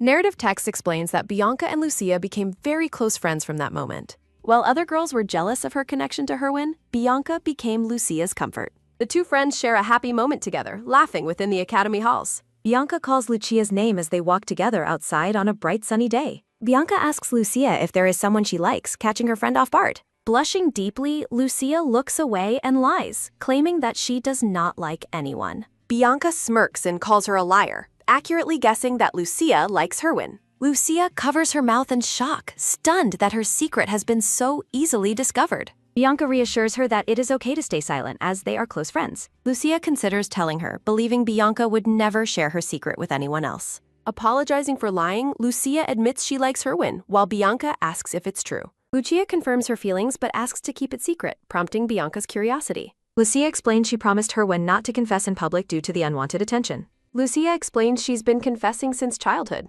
even once doing so in front of others. Bianca asks for clarification, and Lucia confirms they agreed to keep such matters private. Lucia explains that she and Herwin agreed to remain only as friends. Bianca looks distressed while asking what would happen if Herwin loved someone else. Lucia shocks her friend by saying she would stay quiet in that situation. Bianca insists that Lucia should take action after waiting for him since childhood. Lucia blushes and smiles shyly while questioning if she truly has the right to intervene. Narrative text describes the immense relief Lucia felt after finally sharing her secrets. Text notes Bianca's sudden change in demeanor as she asks a pointed question. Bianca informs a startled Lucia that Herwin actually has feelings for another woman. Bianca questions if Lucia truly believes the rumors and gossip about their friends. A dark and ominous aura surrounds Bianca as she criticizes a rival woman's behavior. Lucia turns away, firmly stating that she trusts her friend despite the warnings. Narrative text signals the start of a significant and traumatic past event. A flashback depicts a dramatic and loud moment during Herwin's birthday celebration. Text reveals that the traumatic incident involved Lucia's first public romantic confession. Dark silhouettes of students point and laugh mockingly at a small, isolated Lucia. The memory concludes with the realization that she became the primary laughingstock of the entire Magic Academy. Returning to the present, Lucia reflects on her long estrangement from her former friend. Bianca reaches out to Lucia, asking how her life has been all these years. Bianca asks if Lucia is still close to Herwin or if they are engaged. Lucia reacts defensively, questioning if their current relationship justifies such personal questions. Bianca explains her long absence from the capital after dropping out of school. With tears in her eyes, Bianca offers a sincere and long overdue apology. Lucia shouts in frustration, demanding to know the reason for her friend's past betrayal. Bianca finally confesses the truth, revealing that she also loved the same man. Stunned by the revelation, Lucia asks if jealousy was the cause of her suffering. Bianca admits her regret while Lucia wonders why she was the target of hatred. The blue-haired woman prepares to reveal the true motivation behind her past actions. Bianca claims her hatred for Lucia was even stronger than her dislike for others. Lucia stares in shock as the reason for the past hatred is questioned. Bianca reveals the shocking truth that Herwin actually had feelings for Lucia. Lucia is frozen in place, her expression one of complete and total disbelief at the unexpected news. The scene focuses on the two women sitting together under the bright night sky. Narrative text suggests that Lucia was entirely unaware of the man's affection for her. Bianca repeats her claim about Herwin's affection while they sit by the fountain. Lucia remains in a state of disbelief as she continues to process the news. Agitated, Lucia insists that the man loved someone else and not her. Bianca smiles sadly, telling Lucia she has no reason to lie about the past. In a comedic scene, a flustered Lucia struggles to reconcile the new information. Bianca grabs Lucia's shoulders in shock after hearing news of a different engagement. Lucia looks away with a sad expression while confirming her engagement to another man. Bianca is left speechless by the news of Lucia's current romantic situation. Bern Casper returns to the fountain with drinks, apologizing for keeping Lucia waiting. Bern pauses as he notices the unexpected guest sitting with Lucia. Lucia introduces her former academy friend, Bianca, to her companion. Displaying proper etiquette, the blue-haired woman offers a graceful curtsy and introduces herself as Bianca Lawrence. Bern introduces himself and explicitly states that he and Lucia are marrying. Bern hands a drink to Lucia, who accepts it with a gentle thank you. Bern asks Lucia if she is feeling better while they share a tender lick. Bianca watches the couple silently, observing the clear affection between them. Bianca takes her leave, bowing politely before returning to the banquet hall. As Bianca begins to walk away, Lucia calls out to her friend to wait. Lucia tells Bern she will return after seeing Bianca off, and he politely agrees. Bianca questions why Lucia followed her, while Lucia remains silent and watches her leave. Looking downward with a somber expression, Lucia struggles with words she feels she must say. Lucia claims their school days were a misunderstanding, prompting Bianca to ask for clarification. Lucia dismisses Herwin's feelings as ridiculous and admits she has finally given up on him. Bianca suggests that Lucia is unaware of the truth but admits she might be mistaken. Offering a final wish for Lucia's happiness, Bianca says farewell and walks toward the door. Lucia stands alone in the hallway watching the door close after her old friend's departure. The Grand Palace stands silent under the vast starlit night sky as festivities continue within. Back in her room, Lucia brushes her long hair while reflecting on the evening's events. Lucia recalls how her mood soured after Bianca's visit while she sat by the fountain. Narrative text captures Lucia's internal dilemma about how to explain her feelings if Bern asks. Bern looks at Lucia with concern, suggesting they should perhaps head home early for tonight. Lucia declines his offer, but Bern insists he is worried after the day's many events. Lucia gazes at Bern, his name echoing in her thoughts as she recognizes his genuine kindness. Thanking him, Lucia reflects on how considerate he is and feels safe by his side. Glowing text emphasizes Lucia's growing resolve that she will be okay with her current path. Interrupted by a knock, Lucia tells her visitor to enter while she continues brushing her hair. Her brother enters the room, surprised to find that his sister is still awake so late. Turning to face him, Lucia asks what brings her brother to her room at this hour. Lucia explains that she returned early from the banquet because she was not feeling particularly well. Her brother mentions he was just on his way back after hearing news about her partner. Sensing a serious discussion is needed, her brother suggests they sit down for a long conversation. He directly asks if she truly intends to get engaged to Marquis Casper as the rumors say. Lucia explains they are still getting to know each other and questions the sudden marriage talk. Her brother advises her to wait if she lacks feelings, believing she is too young for marriage. He acknowledges their parents' growing impatience regarding her delay in getting married after academy life. Narrative text reveals that the decision to go on the blind date was Lucia's own choice. The scene shifts to a tense profile of Lucia as she prepares to explain her motivations. The brown-haired man asks if it is true, while Lucia notes that much happened while he worked away. Her brother reacts with visible surprise as the weight of her words begins to sink in. Lucia looks distressed as she begins to recount the painful history of her many failed confessions. The brother asks how many times she was rejected, and Lucia admits it was about 100. Shocked and outraged, her brother stands up and repeats the staggering number of rejections she endured. Lucia explains their parents witnessed her being rejected by him 100 times over the years. She admits the blind date was her final attempt to give up on her childhood love completely. Her brother asks if she likes her current partner, and Lucia notes they simply communicate very well. Clenching his fist, he expresses hatred for her situation and the premise of enforced engagement. Softening his tone, the brother clarifies that he only wants his sister to find true happiness. He demands to know the identity of the person who rejected her confessions so many times. Lucia reveals it is someone he knows, causing her brother to look at her in stunned anticipation. Lucia finally names Herwin Paneas as the one, causing her brother to freeze in absolute shock. Enraged, the brother shouts in disbelief that Herwin was the one who rejected her so many times. He admits he never expected her to still have feelings for Herwin after their graduation. Lucia urges her brother to marry for love, wanting him to be happy for her sake.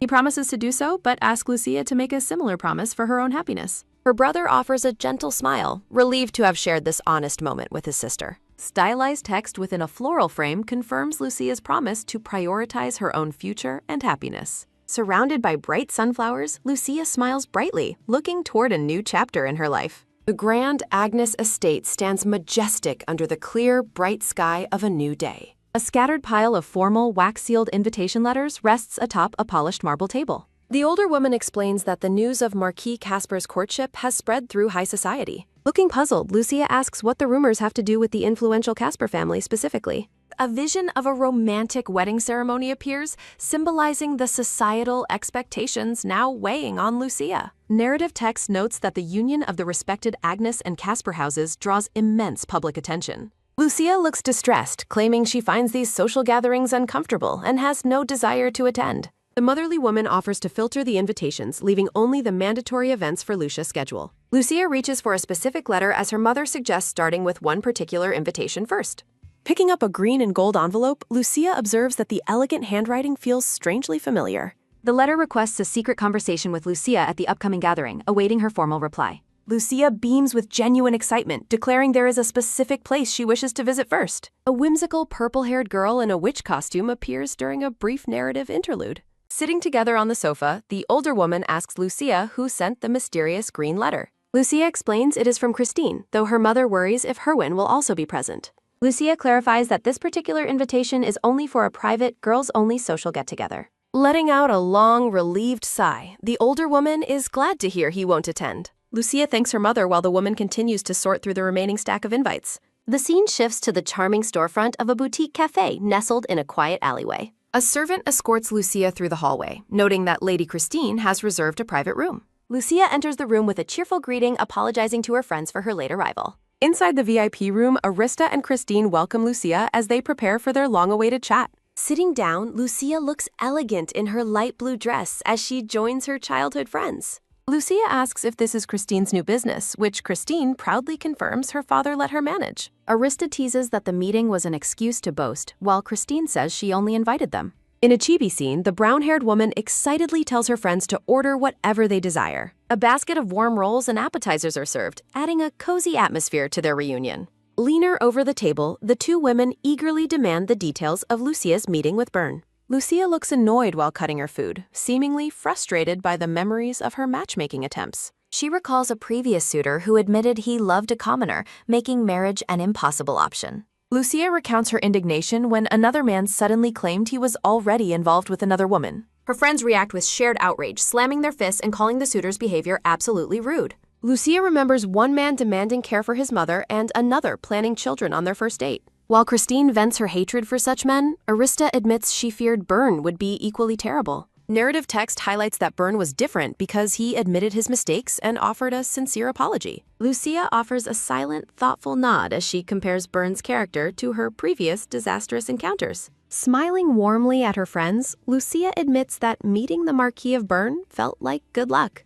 Looking skeptical, the blonde-haired woman asks if Lucia truly considers him to be a good romantic match. Lucia explains that marriage was always her eventual goal, and she simply reached that stage quite early. Her friends praise her maturity, admitting they cannot even fathom participating in matchmaking meetings themselves yet.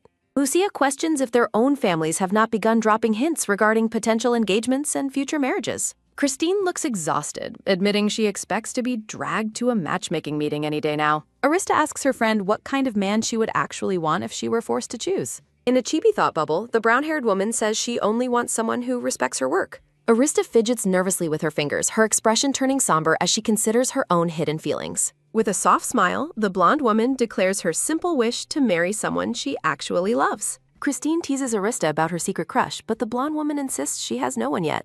Chibi Arista flusteredly claims she likes swords but not people, while her friends laugh at her denial. Lucia watches her friends laugh, her mind wandering as she wonders who Arista might truly be liking. A dark-haired knight in a regal cape stands in a sunlit garden, holding a jewel-encrusted sword. Lucia stands amidst white flowers, her profile illuminated by the soft morning sunlight. The brown-haired woman prepares to speak, her expression softening as she shares it back. Lucia tells Arista she knows her friend will eventually marry someone she truly loves. Smiling brightly, Lucia suggests that the person Arista likes might actually return her feelings. The blonde-haired woman thanks Lucia with a blush, promising to remember her encouraging words. Chibi Christine celebrates their successful girls' day and the deep conversation they shared about love. Christine hesitates, looking at Lucia with a nervous expression as they hold their wine glasses. Christine suggests changing the subject from marriage to Marquis Casper while they eat their lunch. Looking curious, the brown-haired woman asks how Lucia's parents reacted to the recent courtship rumors. Lucia admits she hasn't introduced Byrne yet, though he is visiting the Agnes estate soon. Arista and Christine react with absolute shock to the news of Byrne's impending home visit. Radiating joy, Lucia smiles with closed eyes, feeling completely content with her life's current direction. Lucia tells Byrne the flower scent is lovely, while he mentions they reminded him of her. Lucia blushes while admiring the vibrant pink roses Byrne presented during their quiet afternoon tea. Byrne gazes at Lucia with wide eyes, clearly struck by her beauty and genuine reaction. Byrne smiles warmly at his partner, telling her that the flowers suit her perfectly today. Lucia asks her maid Scene to place the beautiful bouquet in her room for safekeeping. Byrne notes his surprise at being invited home and asks if her family is around. Lucia explains her parents are away on business and her brother is currently traveling too. Lucia mentions her family's anticipation, which makes Byrne feel much better about visiting her home. Lucia reveals that there is a very specific reason she invited him over for today's visit. A large stack of colorful invitation letters spills across the table, creating a festive pile. Byrne stares in stunned silence at the overwhelming amount of social mail Lucia has received. Lucia notes the engagement announcement's impact, while Byrne jokes she needs 10 versions of herself. The green-haired man looks thoughtfully at a letter while considering the social implications of invitations. Byrne advises Lucia to skip invitations from families who have poor relationships with their houses. Handing her a specific envelope, Byrne suggests that visiting this particular person would benefit her. Byrne smiles while asking if there is any social gossip or danger he should know about.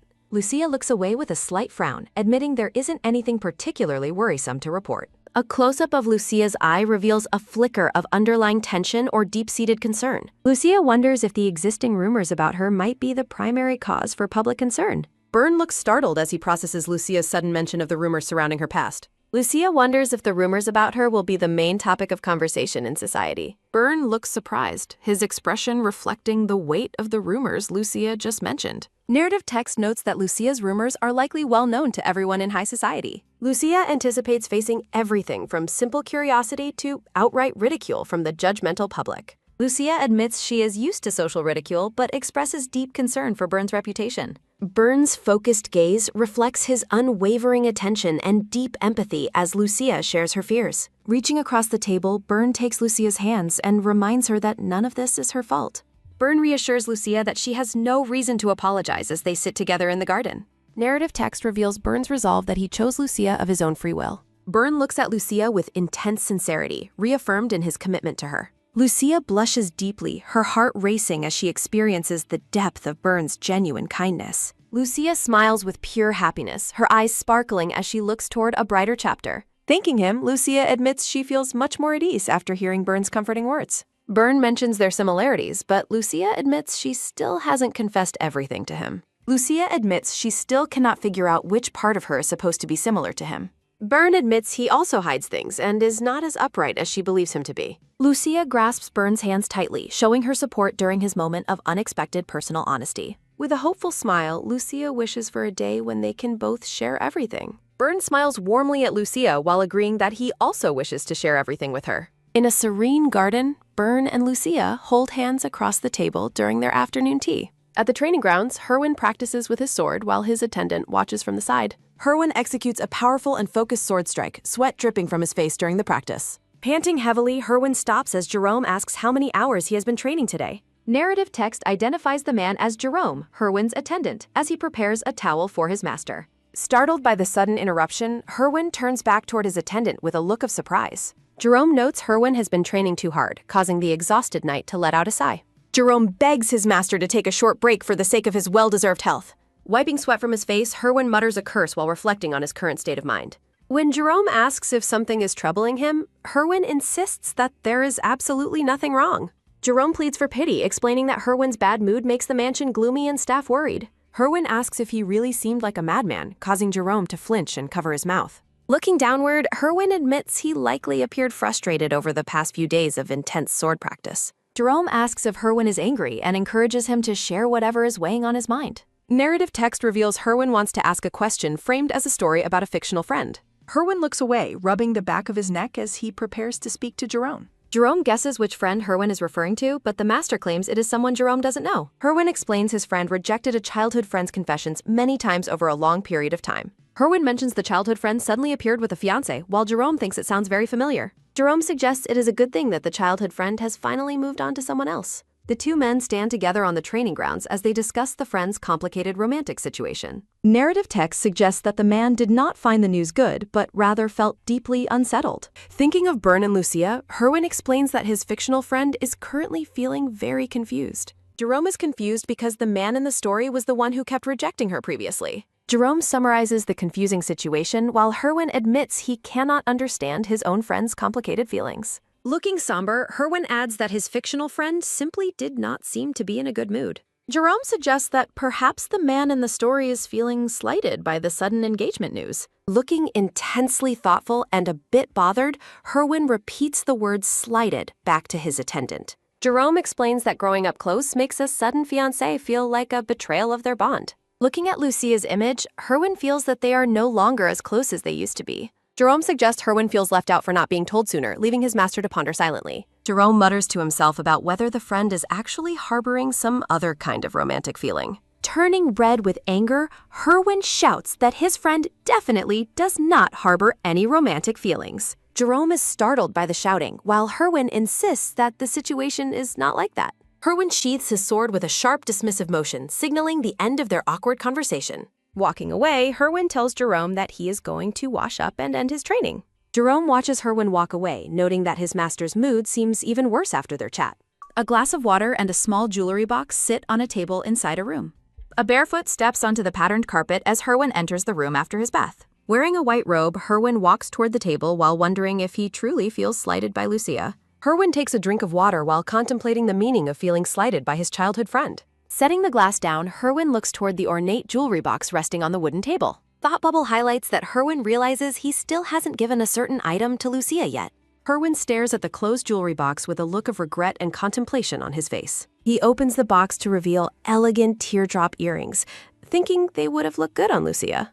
Herwin recalls a memory of Lucia walking away quickly, her long hair trailing behind her today. Thought Bubble explains he bought the gift as a surprise, but she left too hurriedly for him. Herwin looks down at the earrings with a faint, sad smile, reflecting on the missed gift. Looking at Lucia's ears, Herwin thinks that those particular earrings were far too subdued for her character. Herwin looks completely stunned while moisture drips from his face in the room. A central thought bubble reveals Herwin questioning his own confusing thoughts and mental state. Clutching his head, Herwin appears deeply frustrated and overwhelmed by his current emotional turmoil. Touching a small box, Herwin wonders if he is currently experiencing feelings of being slighted. Herwin looks down sadly while a memory of a happy couple appears in the background. The scene shifts to a high-angle view of a garden where a tea party occurs. Lucia feels nervous about meeting a family with close ties to her fiancé, Bern. A close-up shot focuses on Lucia's elegant heel as she walks across the stone path. Lady Laren asks if Lucia is ready for the upcoming introduction, causing the nervous girl to confirm that she is prepared. A floral background frames Lucia's formal introduction as she presents herself to the noble ladies. Curtsying gracefully, Lucia greets the gathered women while wearing her elaborate yellow and white dress. Lady Laren welcomes the young guest, while others remark that it is hard to believe she is entering society at such a young age. A noblewoman mentions that many ladies were interested in Bern and expresses her surprise that Lucia was the one he chose. Lucia reflects on the comment about winning Bern's heart with a sense of internal skepticism. Lady Laren notes that several jealous young ladies are currently glaring in Lucia's direction. Two noblewomen whisper and stare with clear hostility while hiding their faces behind a fan. An orange-haired young woman looks down with a deeply troubled and somber expression. Noticing the hostile glares, Lucia resolves to remain strong and not show any personal weakness. Lady Laren warns of the envy she will face. Lucia responds that her fiancé's remarkable nature makes the public's resentment inevitable. An ornate bubble contains Lucia's internal realization that she must accept this social backlash. Lucia maintains a bright, composed smile despite the palpable tension surrounding her at the table. While drinking her tea, Lady Laren observes that marrying an impressive man requires a very high level of resolve. The other noblewomen laugh and praise Lucia for having such a spirited and admirable mindset despite her young age. Feeling relieved, Lucia thinks to herself that the ladies seem satisfied with her previous response. Lucia notices the orange-haired woman looking distressed while the others engage in cheerful conversation. Lucia asks Lady Laren for permission to take a brief walk around the beautiful garden. Lady Laren looks surprised as she watches Lucia begin to stand up from the table. Bowing politely, Lucia thanks the host before preparing to depart from the social gathering. Walking away, Lucia thinks that dealing with so many judgmental people is becoming quite exhausting. Lucia walks alone down a stone path surrounded by arches of vibrant red roses. Startled by a sudden movement, Lucia turns back to see who is following her. The orange-haired girl stands nervously on the path, appearing very hesitant to speak. Looking up with an uncertain gaze, the girl seems to be struggling with her emotions. Lucia asks the stranger's identity, causing the girl to apologize for not properly introducing herself earlier. The girl introduces herself as Celine J. Romario while appearing quite flustered and anxious. Lucia asks how she can help, prompting Celine to ask if she is truly the woman intended to marry Byrne. Lucia clarifies that they are not officially engaged yet while looking at Celine with a calm and direct expression. Lucia explains that they have promised to marry, which causes Celine to react with visible shock and distress. Realizing Celine's secret feelings for Byrne, Lucia watches as the girl becomes overwhelmed with sadness. Lucia reaches out to stop Celine as the girl tries to turn away in a state of agitation. Celine pauses in her tracks as Lucia asks if the girl has anything else she wants to say. In a sudden and emotional outburst, Celine shouts to ask if Byrne ever mentioned her to Lucia. A close-up focuses on Celine's gloved hand almost touching Lucia's as she speaks. A small, sad character sits on the ground, reflecting the somber mood of the scene. Turning away, Celine tells Lucia to forget everything she just asked in her moment of weakness. Lucia stares in shock as she processes the girl's sudden and emotional outburst. Tears fall onto Celine's dress as the heartbroken girl begins to sob in the garden.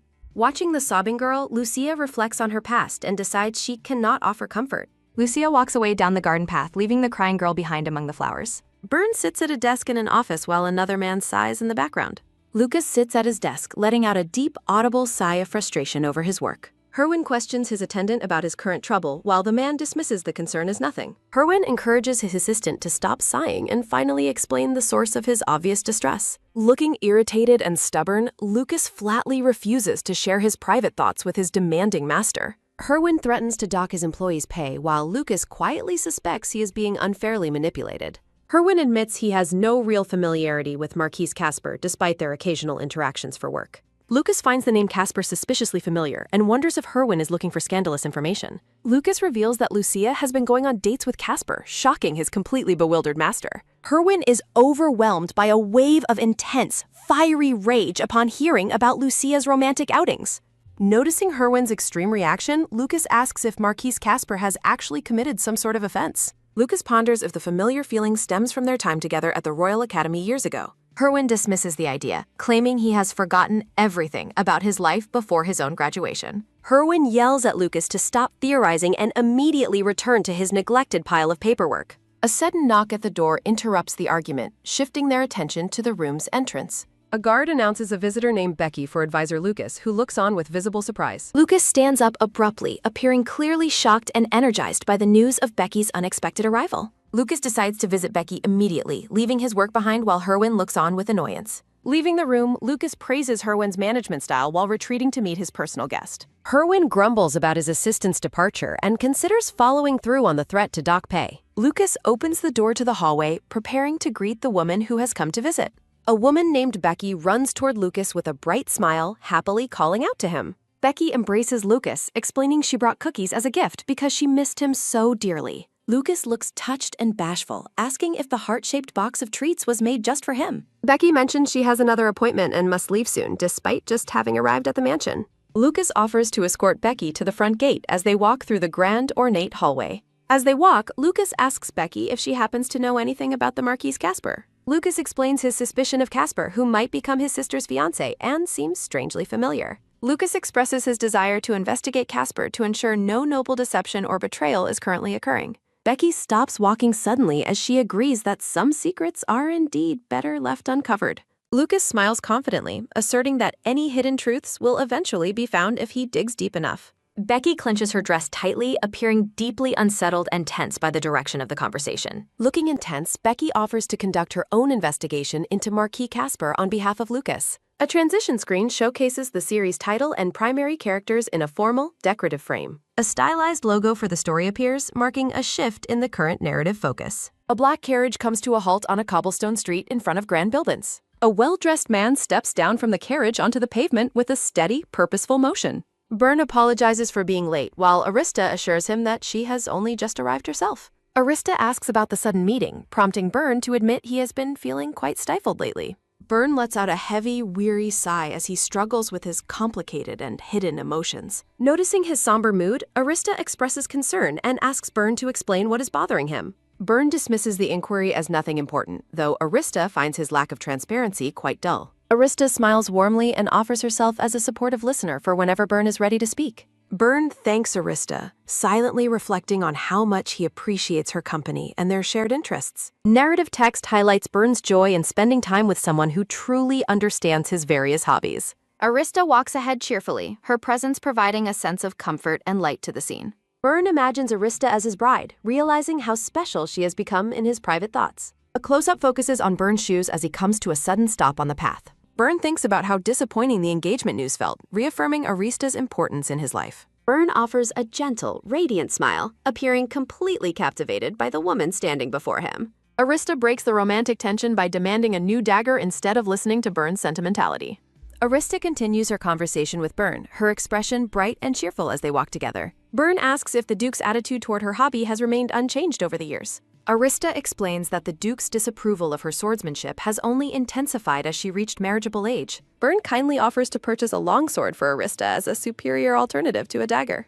Arista excitedly seeks confirmation of his promise, and Byrne reassures her that he is being truthful. A luxurious jewelry boutique stands on a quiet street, its windows displaying sparkling gems and ornate decorations. A customer steps across the threshold of the boutique, their presence announced by the sound of the door. Inside the shop, Casper and Lucia discuss potential gifts while browsing through the high-end jewelry displays. The shopkeeper welcomes them warmly, complimenting the pair on being a beautiful and well-matched couple. Casper and Lucia both react with visible surprise and blushing embarrassment at the shopkeeper's romantic assumption. Casper awkwardly clarifies that they are simply looking for a birthday present to give to his mother. The shopkeeper quickly apologizes for the misunderstanding and offers to guide them to the appropriate section. Casper jokingly asks Lucia if she would like to view engagement rings during their next shopping trip.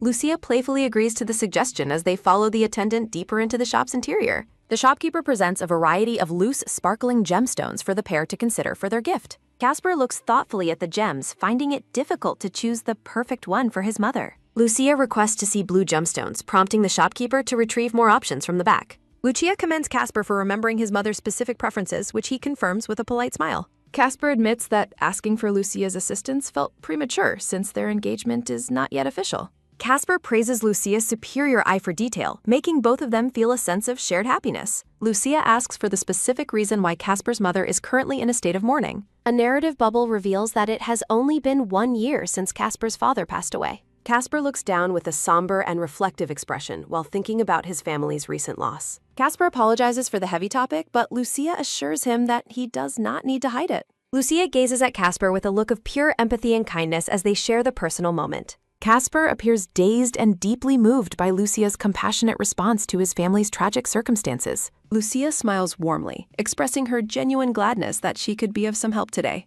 As Arista enters the shop with Byrne, she insists that her help is a thank you for the sword.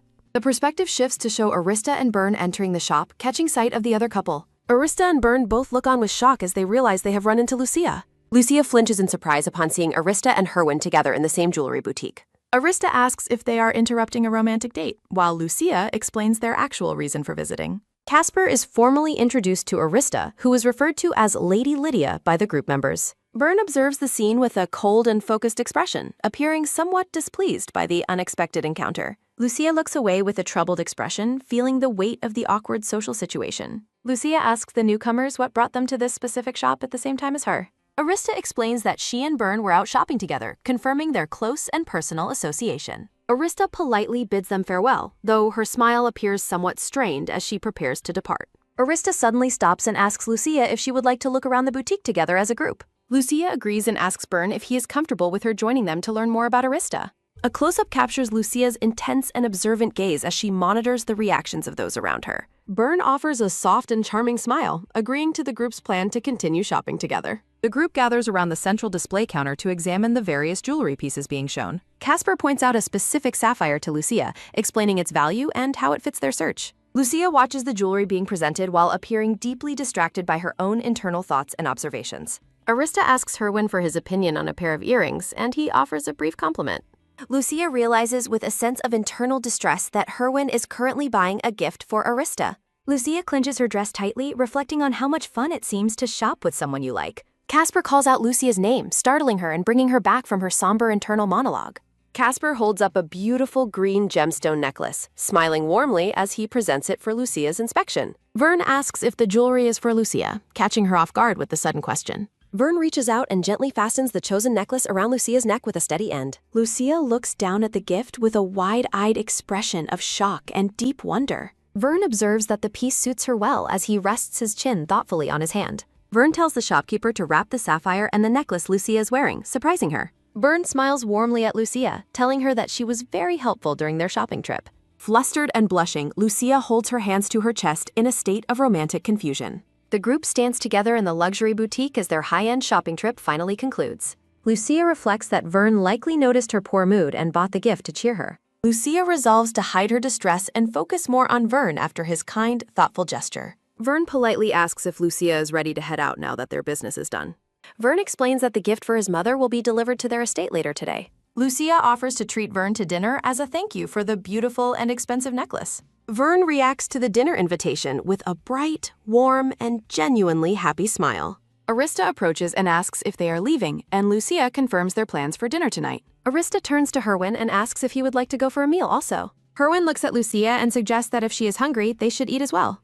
Lucia reacts with surprise and confusion to Herwin's suggestion that they all dine together tonight. Arista checks if the Marquis is okay with the group dinner, and Vern says he doesn't mind. Arista excitedly invites Herwin to join them, and he gives a brief, stoic agreement to go. As they walk, Arista asks about the destination, and Lucia suggests a nearby and popular restaurant. Lucia suddenly freezes as she remembers this restaurant is where she previously went with Lord Herwin. The group stands in a line as they prepare to head out to the restaurant together. Arista notices Lucia's sudden, strange hesitation and asks her if anything is currently bothering her. Lucia forces a smile and insists they should go since everyone is likely starving for food. The scene shifts to the interior of a crowded and upscale restaurant filled with wealthy patrons. Arista sits at the table, looking cheerful as she begins to settle in for the meal. Arista notes it is her first time here and asks Herwin if he can say the same. Herwin admits he has been here before and compliments both the food and the great atmosphere. Lucia looks at Herwin with concern, wondering if their past visit is currently on his mind. Lucia asks Vern if he has picked out his meal yet, and he says he has. Vern holds the menu and kindly tells Lucia to take her time making a food selection. Lucia thinks about the dish Herwin ordered last time and remembers it being quite delicious.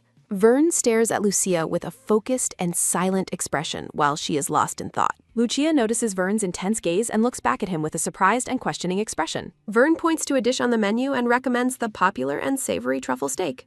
Lucia realizes with a nervous sweat that Vern doesn't know she is unable to eat mushrooms. Lucia explains her allergy, leading a sheepish Vern to apologize and promise to be more careful. As Lucia dismisses the error, Herwin coldly asks Vern if he knows his fiancé's dietary restrictions. Vern looks startled and taken aback by Herwin's blunt and aggressive questioning of his personal knowledge. Herwin warns that mushrooms would sicken Lucia for days, while Arista admits she also forgot that. Vern acknowledges the danger, while a blushing Lucia tries to say it is really no big deal. Lucia nods and agrees that she will be much more careful about her food in the future. Herwin tells Lucia that she should have informed Vern of her food restrictions well before now. Vern takes responsibility for the mistake and promises to be more considerate of her unique needs. Arista suggests ordering the steak without mushrooms and offers to try the truffle version herself instead. Arista asks Herwin for his order, and he decides to get the same thing as her. Lucia looks at Herwin and reflects on the fact that he ordered that same dish before. Vern asks Lucia if she has indeed been to this restaurant with Lord Herwin in the past. Lucia confirms their previous visit and admits she should have mentioned that fact much sooner today. Vern reflects on their 2-month relationship, noting they still have much to learn together. Lucia smiles warmly, acknowledging Vern's desire to grow closer as they continue their courtships. The 4 individuals gather around the table, though the mood remains heavy and somewhat awkward. Arista gazes across the table with a curious and observant expression during the group dinner. The group begins their meal in the restaurant as the sound of silverware fills the silence. Vern asks Lucia if she has other dietary restrictions, and she confirms she can eat anything. Lucia admits she hid her pickiness to avoid being a bother, but wants to change. Vern reveals he is also a picky eater, which catches Lucia completely by surprise. Vern declares his intense dislike for carrots while preparing to eat one from his plate. Lucia is shocked as she watches Vern eat a carrot despite his admitted hatred for them. Vern swallows the vegetable with a visible effort, determined to match Lucia's dietary resolve. Vern lets out a relieved sigh after successfully finishing the difficult bite of food. Vern explains that regardless of his age, carrots remain a food he simply cannot stand. Vern suggests their shared pickiness shows they are more similar than they previously thought. Lucia looks at Vern with a soft, affectionate expression after his honest and charming confession. Arista laughs, noting Vern turned pale, and tells him not to force himself next time. Herwin pokes at his steak with a fork, appearing distracted and uninterested in the meal. Herwin stares down at his plate with a somber expression, barely touching his expensive dinner. A messenger arrives at the table and apologetically interrupts Vern to deliver an urgent message. Vern looks up in confusion as the man prepares to relay some apparently important news. The messenger leans close to Vern's ear and whispers the secret and urgent information. A dramatic bubble expresses shock as the weight of the secret news settles in. Vern is visibly stunned and alarmed by the revelation he just received from the messenger. A red-haired woman with horns appears in a stylized illustration between the narrative beats. Vern remains frozen in shock, his eyes wide as he processes the messenger's unexpected words. A decorative title card marks a shift in the story during the group's restaurant visit. Vern stands and explains that an urgent matter requires him to leave the dinner immediately. Lucia offers a bright and understanding smile as Vern prepares to depart from the group. Vern bows respectfully to Lucia, taking his leave after their interrupted but eventful shopping trip. Vern and the messenger walk away, leaving the rest of the group behind at the restaurant. Lucia watches Vern leave with a pensive and curious look, wondering about his sudden emergency. Arista cheerily exclaims how delicious the food was, trying to lighten the mood after Vern's exit. Lucia insists on paying for the meal, fulfilling her promise to treat them for the shopping. Lucia notices Herwin's nearly full plate and realizes with shock that he didn't eat anything. Lucia questions Herwin's lack of appetite, but he coldly claims he is no longer hungry. Lucia looks at Herwin with deep concern, sensing the obvious tension in his quiet demeanor. Herwin looks away and tells Lucia not to worry about his lack of appetite tonight. Lucia suggests they should all get going now that their dinner has officially come to an end. The door to the restaurant swings open, letting in light as the group prepares to leave. Outside, Lucia asks Arista and Herwin if they are planning to head home right now. Herwin confirms they have no other plans, standing stoically beside Arista in the evening air. Arista suddenly panics, realizing she was supposed to return home much earlier than this. A chibi illustration captures Lucia's comical shock at Arista's sudden and loud realization. Lucia tries to reassure Arista that the evening is still early and she isn't too late. Arista waves a hurried goodbye and rushes off to avoid getting in trouble at home. Lucia laughs as she watches Arista leave, while Herwin stands silently and broodingly behind her. Lucia asks Herwin if he is also going home now that Arista has already left. A close-up shows Herwin taking a firm step on the cobblestone path before suddenly stopping. Herwin pauses and turns his head slightly, appearing to be in a state of hesitation. Lucia gazes at Herwin with concern and asks him if he is truly not feeling sick. Herwin insists he isn't sick, but Lucia points out his lack of appetite and sour mood. Herwin asks if Lucia truly worries about him, appearing surprised by her genuine concern tonight. Herwin admits he thought she was uninterested, but Lucia confirms she worries because they're friends. Lucia sighs and asks if something is wrong since he claims he isn't actually feeling sick. Lucia notes his unusual behavior toward Brene, prompting Herwin to ask if something is wrong. Herwin admits he likely acted strangely, his expression revealing a sense of reluctant self-awareness. Lucia tells Herwin he is talking about the situation like it is someone else's problem. Herwin clarifies he is discussing Marquise Casper, while a confused Lucia reacts with a, huh? Herwin scratches his neck awkwardly and confesses that he finds the Marquis to be suspicious. A flustered Lucia repeats Brene's name, clearly shocked by Herwin's sudden and blunt accusation. Lucia defends Brene as a good person, citing the carrot incident as proof of character. Lucia believes Brene is too good for her because he accepts her for who she is. Herwin repeats her self-deprecating words with a narrowed eye and an expression of visible irritation. Herwin yells at Lucia, demanding to know why she is putting herself down like that. Lucia is stunned into silence by Herwin's sudden and heated defense of her personal worth. Lucia looks away with a small smile, softly stating that she simply cannot help her feelings. Lucia recalls confessing her love to Herwin many times, only to be rejected every single time. Lucia reflects on Herwin's past rejections and concludes that she no longer wants to blame him. Lucia gazes warmly into the distance, finding solace in her current relationship with Brene. Lucia tells Herwin to be careful heading home, and he stoically returns the sentiment to her. Lucia enters her carriage to depart, leaving Herwin standing alone on the dark cobblestone path. Herwin stands silently in the street, his expression troubled as he dwells on their recent conversation. Herwin stops the departing carriage, surprising the driver as he steps toward the door again. Herwin knocks on the carriage door and asks Lucia if they can talk for a moment. Lucia looks back at Herwin in surprise as he suddenly appears at her carriage door. Herwin hesitates before speaking, while awaiting Lucia asks him what is on his mind. Herwin stands beside the carriage and admits that he was in a very bad mood today. Lucia reacts with surprise to his honest admission, acknowledging his words with a soft expression. Lucia wonders if she caused his mood, but Herwin clarifies that isn't the reason. Herwin admits feeling flustered and conflicted upon hearing his childhood friend is getting engaged soon. Herwin notes his surprise that she met her fiancé on a blind date, looking away solemnly. Herwin admits he never expected her to do something like that, his voice full of regret. Lucia sadly reflects she dated only to forget him, noting he wouldn't understand her feelings. Lucia tells Herwin that they are adults now and things are different than the academy days. Herwin looks down and agrees with a small, sad smile, accepting her logical conclusion. Lucia tells Herwin that he should root for her success as a friend from now on. Lucia asks for his support in her relationship with Brene, reminding him they are friends. Herwin stares at Lucia with a somber and speechless expression, unable to find the words. Lucia says her goodbyes and tells Herwin to head home before the night gets late. Herwin watches the carriage drive away, standing motionless in the dark street as she departs. The carriage disappears into the distance, leaving Herwin alone with his thoughts in the night. Herwin shifts his stance on the cobblestones, finally preparing to leave after their heavy conversation. Herwin acknowledges Lucia's words are logical, but admits he still cannot bring himself to accept them. A stylized illustration showcases several other romantic stories as part of a promotional collection. Night falls over the Marquis of Casper's grand estate, illuminated by the glowing interior lights. The green-haired man asks a servant about his mother's current location and well-being. A loud sound effect accompanies the sudden opening of a door inside the luxurious estate. The green-haired man enters the room and calls out to his mother with deep concern.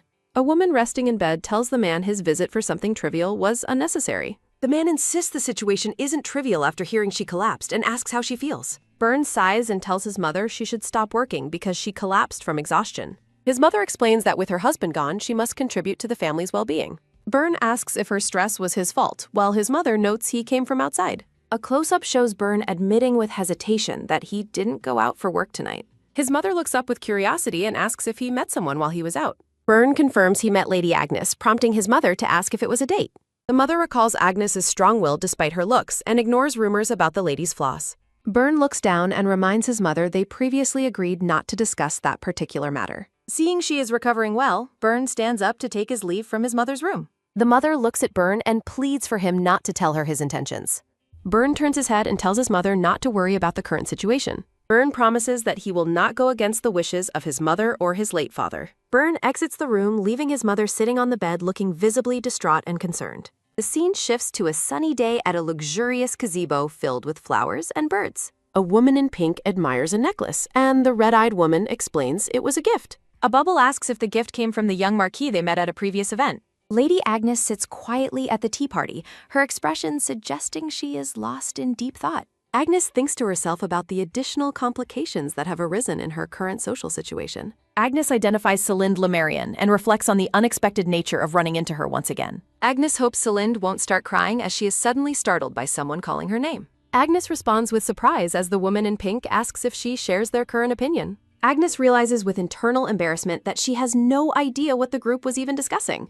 Agnes awkwardly agrees to maintain appearances, leading the woman in pink to exclaim she knew it. The red-eyed woman asks Agnes if rumors about her seeing someone lately are actually true. The pink-dressed woman excitedly clasps her hands and asks Agnes to share how the two met. Agnes glances at the group, thinking that there is nothing secret about her meeting with Byrne. Agnes smiles modestly and tells the group that their meeting was actually nothing very special. Agnes explains they met through formal matchmaking and get along well due to their good communication. The pink-dressed woman asks if the necklace came from the marquis, and Agnes confirms it did. The red-eyed woman stares at Agnes with a suspicious and calculating expression while humming in butt. The red-eyed woman bluntly asks Agnes if she no longer has any feelings for Prince Peneus. Agnes laughs nervously and asks the woman to clarify what she means by that sudden question. The woman notes everyone is aware Agnes harbored feelings for the prince for a long time. The woman asks Agnes if her assessment is wrong as a blush spreads across Agnes's face. Agnes looks down in silence, the weight of her past feelings becoming the center of attention. Agnes admits she had feelings for Herwin in the past, but insists those feelings are gone. Agnes points out that 3 years have passed since graduation and questions why they are discussing it. The red-eyed woman asks if Agnes truly let go of those feelings right after their graduation. Agnes looks away and admits that she actually couldn't let go of Herwin until very recently. A close-up shows Agnes's hand as she reflects on the duration of her past unrequited love. Agnes looks at the group with a sad expression, confirming that her feelings finally ended recently. The pink-dressed woman senses the tension and hurriedly suggests that they should change the subject now. The red-eyed woman stands up and informs the others she will be stepping out for a moment. Agnes watches the red-eyed woman walk away across the sunny lawn, feeling a sense of relief. Agnes lets out a long sigh and places her hand over her heart to calm herself. Agnes thinks about how uncomfortable she feels in social settings with people she doesn't know well. Agnes overhears a nearby guest commenting that she is something else and reacts with quiet surprise. The red-eyed woman clarifies to another guest that she was specifically referring to Lady Agnes earlier. The woman notes Agnes seems fragile but gives blunt replies, which the other guest hadn't noticed. Agnes sighs to herself, realizing the woman was the rude one and is now misrepresenting her. The blonde woman asks her companion if it is true that Lucia is dating the Marquise of Casper. While the brown-haired woman eavesdrops, her companion expresses concern regarding the status of Viscountess Lemariam. The companion is surprised the blonde woman is unaware of the situation involving the Viscountess Lemarion. Lucia is visibly shocked to learn that Viscountess Lemarion was previously in a relationship with Byrne. The gossiping woman notes that Byrne and the Viscountess were dating until very recently. Lucia overhears that the Viscountess was forced into her marriage, making her question her own situation. Feeling that continuing to listen would be rude, Lucia hurries away from the two gossiping women. Despite leaving the scene, Lucia remains troubled by the news that Byrne and the Viscountess were lovers. Lucia stops in her tracks, her expression showing her internal distress over the secrets she just discovered. Lucia recalls Byrne explaining that he chose her specifically because she reminded him of someone else. A realization hits Lucia as she finally understands the true meaning behind Byrne's previous explanation. Lucia looks down with a saddened and uncertain expression as she processes her discovery. Lucia clutches her dress tightly, lost in her thoughts while walking alone through the gardens. A sparkling, light-filled transition scene bridges the current moment to the next part of the story. A promotional banner features various romantic series available on the comics platform for readers to explore. The grand estate is beautifully illuminated under the light of a bright full moon at night. Lucia stands in a grand hallway and sighs deeply while holding her head in frustration. Lucas calls out to Lucia, surprising her as she stands alone in the brightly lit hallway. Lucas leans against the wall with a serious and slightly troubled expression while looking at Lucia. Lucia nervously asks why Lucas is appearing so suddenly while looking at him with wide eyes. Lucia smiles at Lucas as he maintains his solemn posture and gaze against the wall. Lucas offers Lucia a drink, but she politely declines, noting her visit will be brief. Lucia sits on a pink sofa and asks Lucas what he intended to say to her. Lucas takes a seat across from Lucia with a weary and focused expression on his face. Lucas mentions Marquise Casper, his face illuminated by a dramatic background effect indicating a serious topic. Lucia reacts with confusion, asking why Lucas is bringing up the Marquis so suddenly. Lucas tells Lucia that things are different now and he can no longer remain silent. Chibi versions of the pair discuss how Lucas heard something concerning about the Marquis Casper. Lucia wonders internally if there is something negative about Byrne that she is currently unaware of. Lucas reveals that Byrne and his previous lover broke up when she suddenly married someone else. Lucas vehemently opposes the engagement, fearing Byrne still harbors feelings for his former partner. Lucia laughs and reveals to a shocked Lucas that she was already aware of Byrne's past. Lucas is stunned that Lucia still agreed to the engagement despite knowing the truth about Byrne. Lucia explains that her situation is identical because she has also harbored feelings for Herwin for long. Lucas is left speechless and surprised by Lucia's honest admission about her own past feelings. Lucia smiles gently, suggesting Byrne's past experiences might actually help him understand her own heart better. Lucas reluctantly accepts her decision, admitting that he cannot stop her if she is committed. Lucas vows to teach Byrne a lesson if he ever causes Lucia any trouble in the future. Lucia thanks Lucas for his concern while he awkwardly scratches his neck and tells her to forget it. Lucas waves goodbye to Lucia and wishes her a good night as he departs from the room. Lucia stands alone in the room, her expression soft and filled with quiet, peaceful contemplation. The next day, someone complains loudly that Lucia refuses to break off her engagement with Byrne. Lucas leans on Becky's shoulder and expresses his deep fear that Lucia will get hurt later. Becky reassures Lucas that Lucia is an adult capable of handling her own complicated affairs. Lucas agrees with a heavy sigh that there is no point in overthinking Lucia's personal choices. Becky teases Lucas about his priorities, making him blush as she playfully touches his chin. Becky notes that Prince Aries is currently absent and makes a suggestive comment to her boyfriend. Lucas suddenly turns his head in surprise as the door to the room opens without warning. Arista enters the room holding a stack of papers and greets her brother Lupus. Lucas happily introduces Becky as his girlfriend to his sister, Arista, with a proud expression. Lucas introduces Arista to his girlfriend, and Arista to his girlfriend, and Arista politely offers a formal greeting. Becky smiles warmly and expresses that it is a pleasure to meet Arista. Lucas asks Arista what brought her there, and she explains she sought Prince Aries. Lucas offers his help since Eris is out, while Becky watches with a serious expression. Becky announces she must leave for work, which catches Lucas by surprise.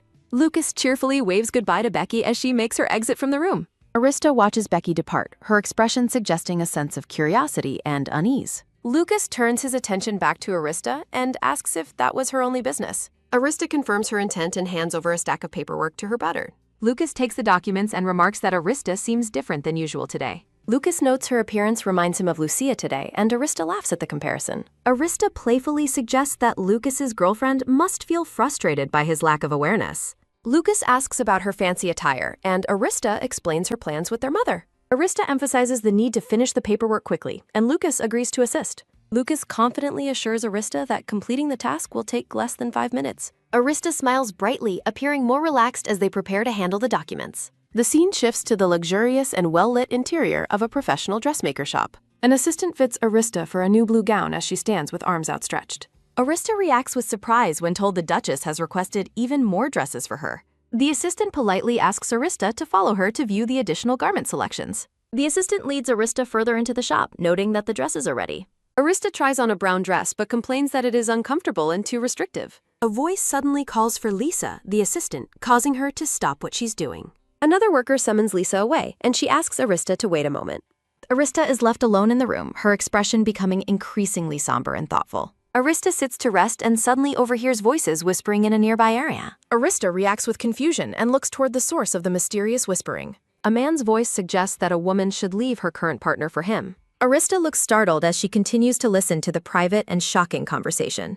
Driven by a growing suspicion, Arista quietly creeps toward the curtain to investigate. Arista is horrified to hear Becky insulting Lucas and calling him a childish person. Arista recognizes Becky's voice and fears that her brother's girlfriend is being unfaithful. Arista's hand shakes as she reaches out to pull back the heavy curtain.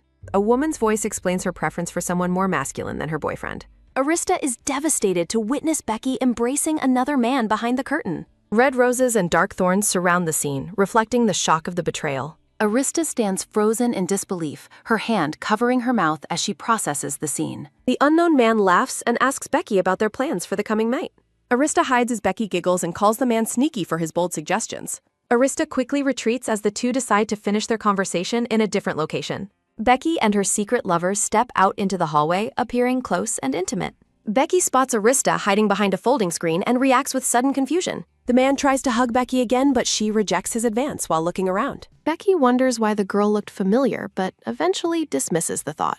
Arista remains hidden and watches as the couple walks away from her hiding spot. Arista is appalled by the confirmation that Lucas's girlfriend is meeting another man. Arista agonizes over whether she should reveal the truth of the affair to Lucas. Arista feels a deep sense of dread, knowing that Lucas will be heartbroken. The assistant returns and apologizes to Arista for leaving her alone for so long. Arista is unable to respond as she remains trapped in her troubling thoughts. Lucia confirms her agreement with a somber expression, processing the weight of her recent discoveries. A dark, textured visual serves as a brief transition between the heavy atmosphere and the next scene. The scene shifts to the exterior of a grand, sunlit estate under a bright blue sky. Brian and Lucia walk together through the palace, appearing calm as they head toward a meeting. Christine welcomes the pair with a radiant smile, expressing her delight that both of them could come. Brian asks why only he and Lucia were summoned, and Christine explains the others were busy. Christine excitedly announces that she is hosting an event and invites both of them to attend. Both Brian and Lucia react with surprise, questioning whether Christine is referring to a social party. Christine confirms the plan, explaining the event will serve as the official announcement for her new business. Lucia receives an invitation and confirms her attendance, noting that she will be coming with Byrne. Brian holds his invitation and smirks with satisfaction, seemingly pleased by the prospect of the event. Christine scolds Brian for his lack of maturity, while he dismisses it as being popular with women. Brian jokingly laments that his good looks are a crime, while the women watch with exhausted expressions. Brian sighs and asks Lucia if she is also judging him as he walks through the matter. Brian settles onto a sofa and rationalizes his rebellious behavior as a temporary escape from his future. Brian notes that as the second son, he enjoys more freedom compared to his older brother. A narrative bubble mentions that Brian's father was known for being an exceptionally strict and demanding man. Lucia wonders internally if Brian's flirtatious behavior is actually a manifestation of resentment toward his father. Brian ponders whether he should finally put an end to his carefree and unrestrained lifestyle. Christine advises Brian to change his ways because his future fiancé might misunderstand his past behavior. Christine notes that her own future partner has nothing to worry about since she only focuses on work. Brian points out the irony of her concern since he doesn't even have a prospective partner yet.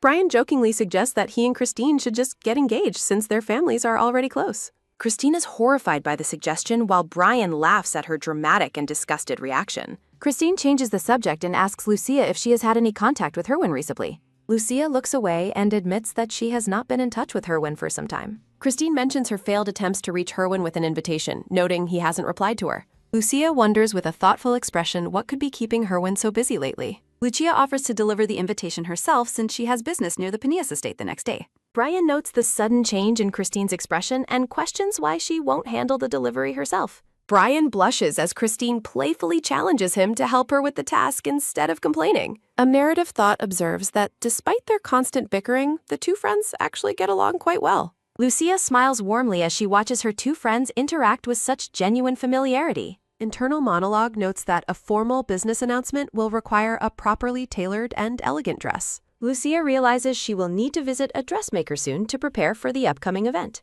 The scene transitions to a bustling city street lined with professional shops under the bright sunlight. An assistant asks if Lucia is heading home after the fitting, and Lucia expresses some uncertainty. Lucia considers that it might be nice to walk around the area for a while. Lucia recalls that she used to visit this neighborhood often during her time at the academy. The dark-haired maid notices something of interest as they walk through the busy academy district. Lucia observes the large number of academy students gathering in the plaza and talking excitedly. One student among the group spots someone in the crowd and reacts with sudden, wide-eyed surprise. The group of students excitedly realizes they have spotted their senior, Henry, standing nearby. Lucia is startled by the name and recalls a childhood memory of a young boy. A group of young men is shown walking together, featuring a handsome youth with dark hair and red eyes. A narration bubble confirms the identity of the red-eyed young man standing in the plaza as Henry. Lucia's face lights up with a joyful and bright smile as she recognizes her old friend. Lucia waves her hand enthusiastically and calls out Henry's name to catch his attention in the street.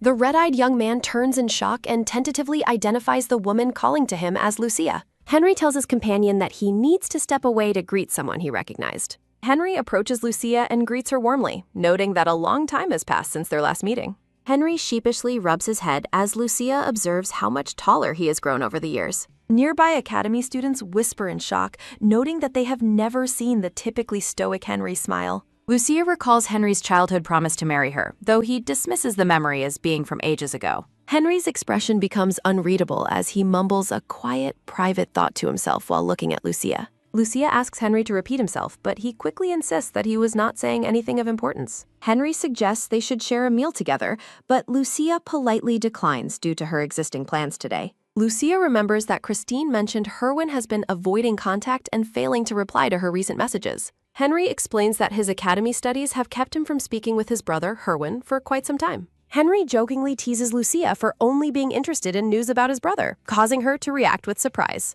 Henry realizes that Lucia has also been out of touch with Herwin, prompting a surprised reaction from her. Henry is stunned into silence when he learns the shocking news regarding Lucia's upcoming engagement to another man. Henry frantically asks Lucia if she is truly getting engaged to Herwin, but she flatly denies the suggestion. Lucia serenely and confirms that Herwin is already aware of her plans to marry someone else soon. A maid approaches the pair to inform Lucia that her scheduled appointment at the dressmaker's shop is approaching. Lucia waves goodbye to a stunned Henry, promising that they will have the chance to meet again soon. Henry stands frozen in the middle of the street, struggling to process the revelation of Lucia's sudden engagement. Henry smiles to himself, pondering the fact that Lucia is actually getting engaged to someone other than Herwin. Henry stands alone in the plaza as the bustling city continues to move around his frozen, thoughtful figure. Henry's freckled companion approaches and asks about the girl. Henry identifies her simply as his brother's close friend. The companion notes with surprise that he has never seen Henry smile so genuinely before their recent interaction.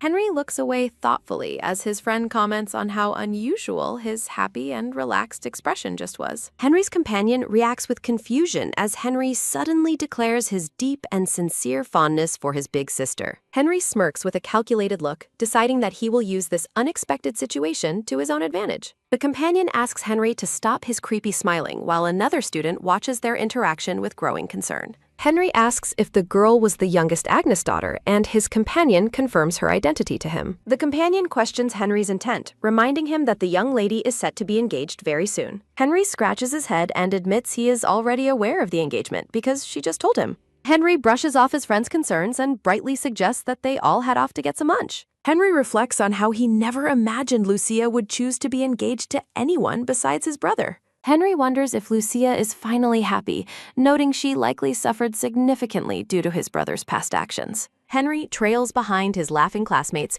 his expression turning somber as he remains lost in his own thoughts. Henry notes that Lucia has finally moved on and hopes Herwin won't regret losing her in the future. The scene shifts to a grand, golden-lit dining hall where socialites gather for an elegant and formal event. A blonde woman in a pink gown talks with two gentlemen about the elaborate nature of the party. A man with long dark hair looks around the room, noting that Herwin has failed to show up. The long-haired man reacts with shock when another man suddenly appears behind him and greets the blonde woman. A man with short dark hair and red eyes stands formally, appearing calm despite the bustling party atmosphere. The long-haired visitor observes Herwin, thinking that his physical condition seems to have improved significantly since before. The man recalls a past visit where Herwin appeared to be on the verge of death and extremely ill. The scene shifts as the long-haired man knocks on a bedroom door and calls out Herwin's name loudly. The man tentatively enters the dimly lit room, repeating Herwin's name while looking toward the large bed. The bedroom is silent and still, with sunlight filtering through the curtains as the visitor approaches the bed.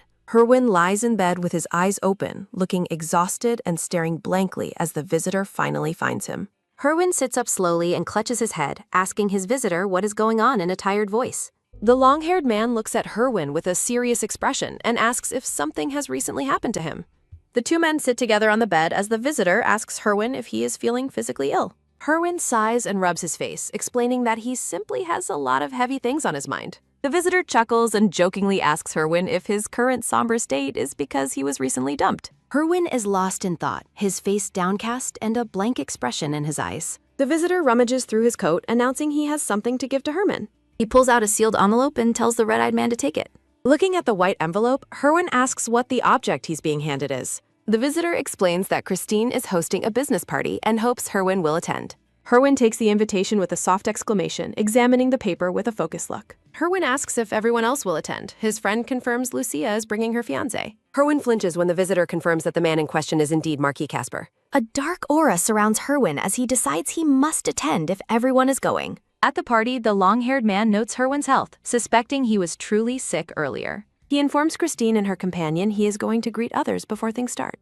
Brian whispers that the man is just going to flirt with the ladies nearby. Herwin stands with a cold, stern gaze while Christine watches him with an uneasy expression. Christine wonders where Lucia vanished to, mentioning she saw her earlier in the evening. Christine continues her search for Lucia while Brian looks on with a slightly startled reaction. Christine laughs brightly and claps her hands together, seemingly delighted by her own thoughts. Herwin remains stoic and distant, lost in his own thoughts despite the surrounding festive atmosphere. Herwin rejects Christine's suggestion to wait, stating he is going to find Lucia right now. Walking away, Herwin thinks he needs a separate greeting and apology for making Lucia uneasy. Herwin walks out the grand doors into the night as his friends watch him leave. Christine asks Brian why Herwin is acting so strangely, wondering if they fought again. A magnificent fountain in the garden glows with a brilliant and magical blue light. Herwin walks through the dark, quiet garden under the moon, determined to find his friend. He looks around desperately, questioning where Lucia could have gone in the vast garden area. He remembers Lucia asking him to cheer her on as he knelt before her bedside. In the memory, she smiles and asks if they are friends, mentioning her partner, Byrne. Herwin laments his past silence, wondering why he was unable to answer her back then. He clenches his fist in frustration, regretting his meaningless words that only made her uneasy. Standing alone, Herwin questions if a simple apology is truly the extent of his desires. He recalls lying in bed, realizing his only thought was wanting to see Lucia again. Herwin stops suddenly, a realization washing over him as he stands in the moonlit garden. He questions if wanting an apology was just an excuse to see her face again. Herwin stands in shock as he processes the true nature of his feelings for Lucia. Herwin spots someone and calls out Lucia's name with a look of sudden, hopeful recognition. The camera focuses on his boots as he walks toward the glowing fountain in distance. A woman with long hair sits alone by the fountain with her back to him. Herwin begins to speak her name again, a gentle and hopeful smile forming on his face. A green-haired man wearing glasses is revealed sitting intimately close to the blonde woman. Herwin freezes in shock, his eyes widening as he realizes she is with her fiancé. The couple leans in close together, appearing to share a private and very romantic moment. From a distance, Herwin watches the pair sitting together in the magical light of the fountain. Herwin is struck with a sudden, overwhelming sense of shock and heartbreak at the sight. He covers his face with his hand, unable to bear the sight of their intimacy. He questions his own reaction, knowing their engagement is certain, yet feeling a strange pain. A narrative thought observes that his heart feels strange amidst the swirling darkness of regret. Herwin clutches his chest, looking physically pained by the revelation of his own buried feelings. He turns his head away, a look of profound sadness and defeat crossing his face. Herwin begins to walk away from the fountain, leaving the couple to their private moment. Byrne leans in even closer to Lucia, the magical blue light illuminating their romantic encounter. The two sit together by the water, perfectly content in each other's company while Herwin leaves. Byrne gazes at Lucia with a look of deep concern and focused attention. Byrne comforts a weeping Lucia by the fountain, gently placing a hand on her shoulder. Lucia cries hysterically and apologizes, her face flushed as she clutches her head in distress. Byrne watches her with a pained, silent expression, his brow furrowed in sympathy. The scene shifts to the elegant, golden-lit interior of a grand party hall. Lucia presents a bouquet to Christine, wishing her great success in her business. Byrne politely suggests that they should find another time to continue their conversation. Christine bows and tells the Marquis that he is welcome to contact her anytime. Christine walks away with her flowers as Lucia watches her with a thoughtful expression. Narrative text observes that Christine is an impressive friend with a flourishing business. Lucia watches the crowd, noting how her friend is finally achieving her lifelong dreams. Byrne notes his resolve to treat Lucia even better to gain her friend's approval. Lucia smiles brightly at Byrne, playfully reminding him that he must treat her well. The pair decides to move to a different area of the party to eat. Lucia looks around with a beaming smile, clearly enjoying the festive atmosphere. Lucia notices Byrne staring off into the distance and asks what he is looking at. Byrne's gaze is fixed on a red-haired woman identified as the wife of Viscount Lemerio. Lucia looks surprised, noting the awkwardness of running into the woman at the party. The red-haired woman approaches and politely greets Lucia by her family name.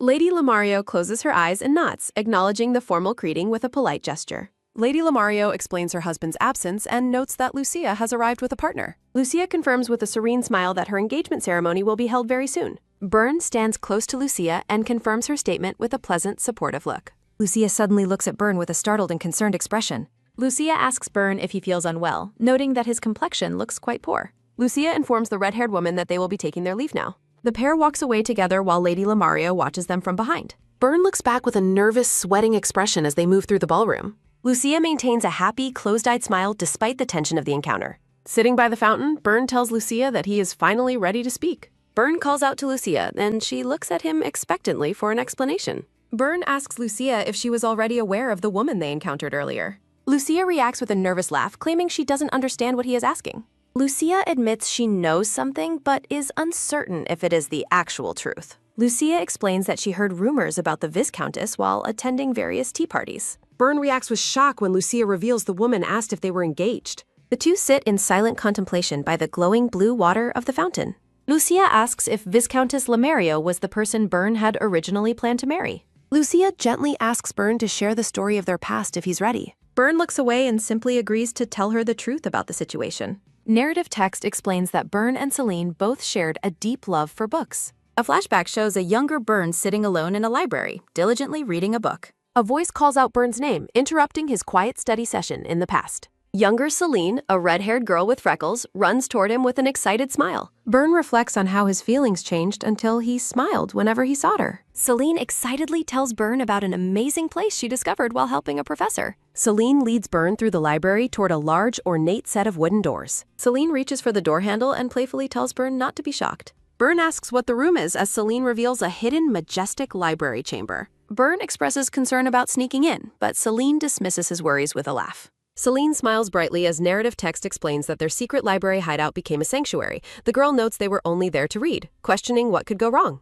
Byrne and Celine sit back to back on the library floor, quietly engrossed in their own books. Byrne reflects on the countless hours he spent in the library with Celine during their use. As Celine leans affectionately against him, Byrne softly calls her name, and she responds with curiosity. A romantic atmosphere surrounds the pair as they share a kiss, officially beginning their relationship. Narrative text describes a love so deep that outside whispers and social pressures held no weight.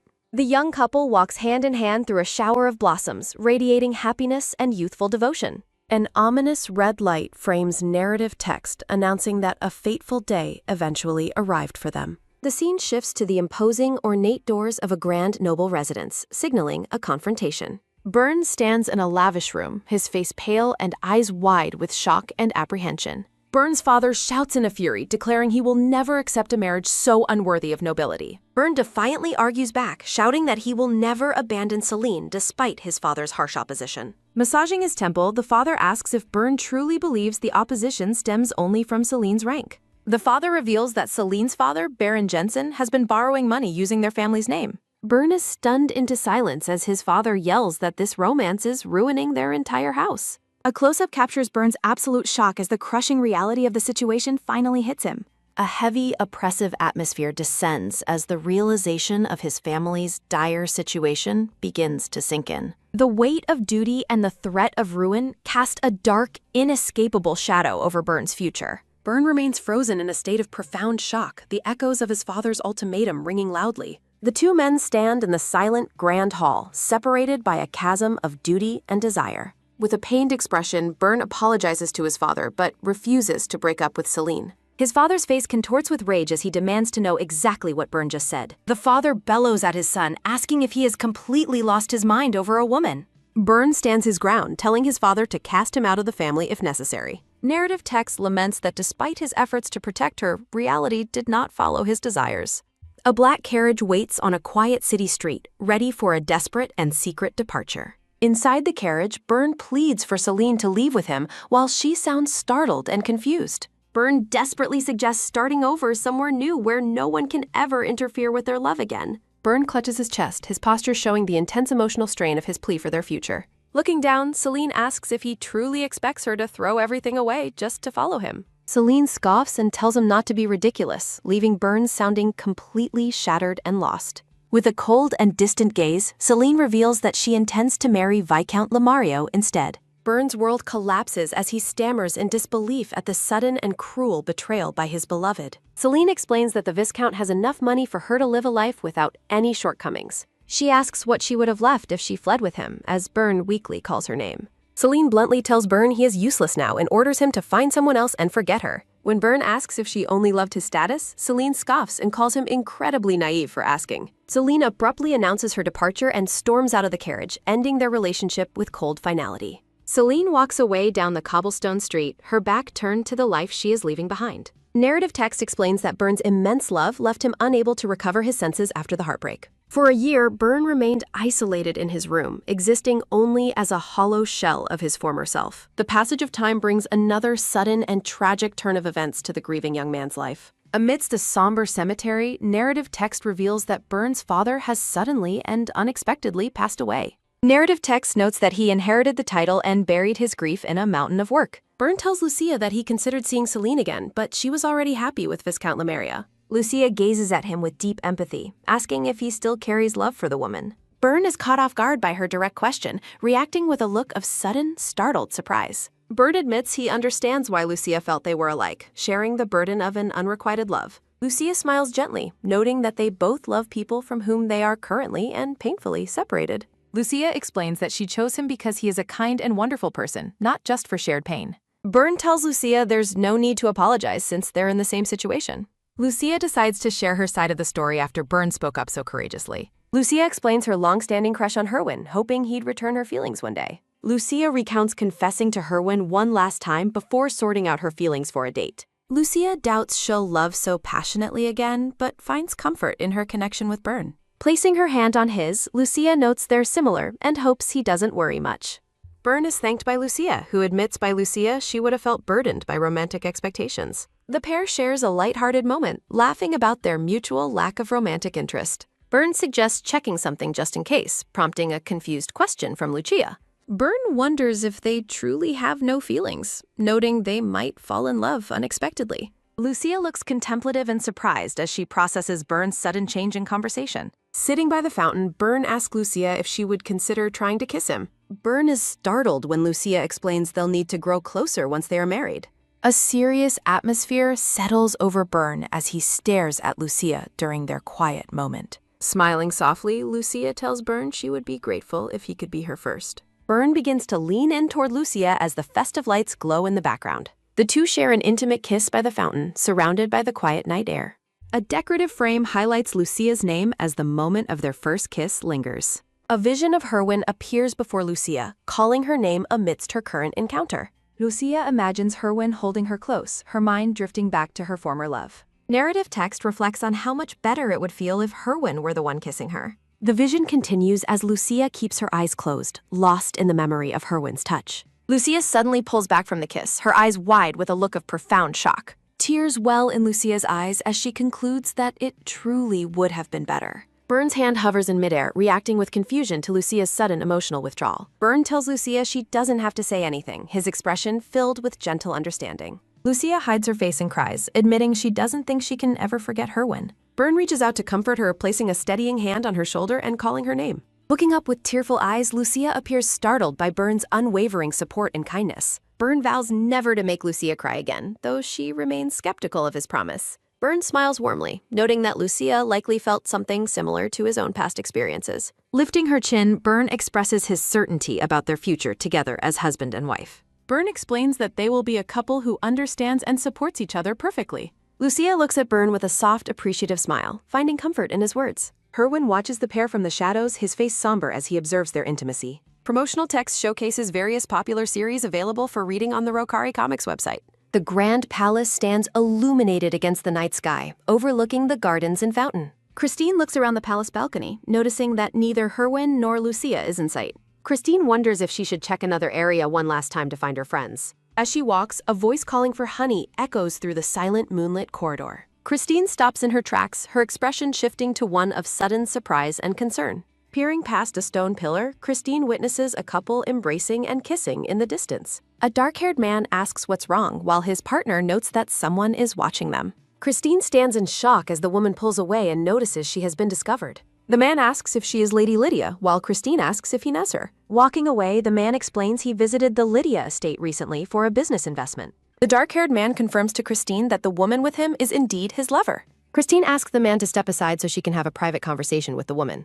The man agrees and walks away, leaving the two women alone to speak in the corridor. The dark-haired woman questions their closeness, but Christine focuses on the issue at hand. Christine notes that the man she just saw is different from the person she saw previously. The dark-haired woman, Lydia, asks Christine exactly who she is talking about with a puzzled expression. A close-up of Lydia's eye reveals a sudden moment of silent, calculating realization. Lydia scoffs with a mocking smile, placing a finger on her chin as she looks at Christine. Lydia asks if Christine will snitch to Lucas, to which Christine confirms she intends to do so. Lydia mockingly asks Christine if she truly believes Lucas would believe her story without any proof. Lydia questions if Lucas would believe she was seeing several people at once, while Christine looks frustrated. Christine accuses Lydia of being guilty, while Lydia dismisses the accusation as frustratingly naive. A close-up shows the hem of a floral dress as a shoe steps onto the cobblestone path. Lydia leans in close to tell Christine that, without evidence, it is as if she did nothing. Walking away, Lydia tells Christine to stay silent and pretend she knows nothing to avoid hurting Lucas. Narrative text wonders if Christine wants to steal Lucas away because she has feelings for him. Christine stands alone in the corridor, her fists clenched tightly at her sides in suppressed rage. Christine calls out for Lydia to wait, prompting the dark-haired woman to stop and look back. Christine defiantly shouts that Lydia is right, and she does indeed have feelings for brother Lucas. Lydia is startled by the outburst as Christine declares it a waste for Lucas to be with her. Lydia regains her composure and asks whose words Christine thinks Lucas will believe between the two of them. Lydia claims she is the girlfriend, while Christine asserts that Lucas will be the one to decide. A close-up highlights Christine's face, her purple eyes filled with a new, firm determination. Lydia calls for Christine to wait as the blonde girl turns her back and walks away. Left alone, Lydia bites her thumb with a worried expression, her composure clearly rattled by the confrontation. The following day, bright morning sunlight streams through the ornate window of a peaceful bedroom. Lucia wakes up in her bed, stretching and yawning as she starts the new day. Entering the room, the maid Sane expresses shock and concern over Lucia's heavily swollen eyes. Lucia asks if they look that bad, while Sin mentions that the madam went to bed early. Pressing a cold cup against her eye, Lucia dismisses the swelling as being from nothing important. Sine skeptically asks if Lucia was dumped again, causing the young lady to protest in annoyance. Lucia explains she simply had an honest talk with Byrne and feels surprisingly refreshed about it. Sane is relieved nothing bad happened, while Lucia insists again that everything is perfectly fine. Noticing the swelling has decreased, Sayin offers further assistance before Lucia tells her she can leave. Bowing politely, Sine acknowledges her lady's request and prepares to depart from the room. The ornate bedroom door clicks shut, leaving Lucia alone with her private thoughts. Sitting on the edge of her bed, Lucia reflects that she didn't exactly lie to Sin. Lucia recalls crying by the fountain, feeling miserable as she crumbled despite her vows to move on. Recalling Byrne's embrace, Lucia wonders if she and Byrne will simply continue to cause each other pain. Standing by the balcony door, Lucia looks out and notes that the weather is very pleasant today. Peering out toward the garden, Lucia spots someone in the distance and calls out for her mother. A close-up focuses on Lucia's eye as she watches her mother from behind the glass door. Lucia considers asking her mother for advice as she watches her having tea in the garden. A close-up captures Lucia's foot in a simple brown shoe stepping onto the sunlit garden path. Lucia's mother asks what brings her there, and Lucia explains she has something she wants to ask. The mother warmly tells Lucia to sit down first as the young woman approaches the table. Smiling gently, the mother asks Lucia exactly what it was that she wanted to know. Lucia asks if her parents had a political marriage, and her mother confirms that they did. Lucia asks when her mother came to love her father, prompting her mother to pause thoughtfully. The mother notes they never discussed their first meeting, mentioning the father loved someone else then. Lucia reacts with a look of absolute shock and disbelief at her mother's unexpected revelation. The mother clarifies it was a one-sided love and declines to name the person involved. A flashback shows the mother telling the young father that she will never love him. Narrative text notes that the father remained cold until the wedding and she expected no love. A flashback recounts a woman crashing the wedding as Lucia's mother describes her difficult past. Lucia listens intently, asking her mother what action she took during that chaotic wedding moment. Laughing, the mother explains she reclaimed her wedding by driving the intruder away instantly. The mother considers if her strength won the father's heart, while Lucia looks skeptical. A close-up captures the mother's radiant smile as she reminisces about her marriage's complicated beginning. Lucia learns that arranged marriages often started coldly before finding a path to mutual happiness. The mother explains that mutual kindness allowed her heart to slowly open to her husband. Radiant with joy, the mother declares they are now an inseparable and very happy couple.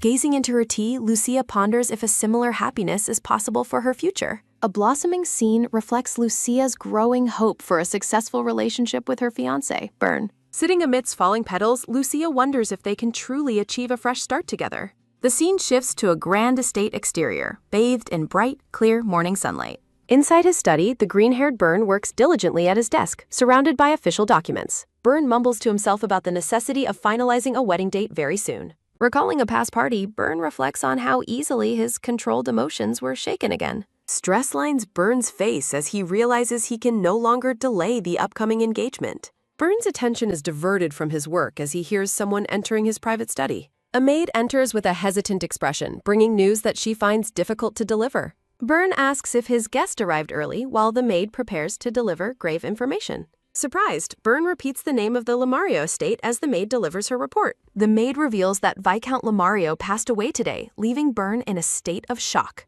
Shocked, Bern listens as the maid explains the Viscount died in a tragic traveling accident.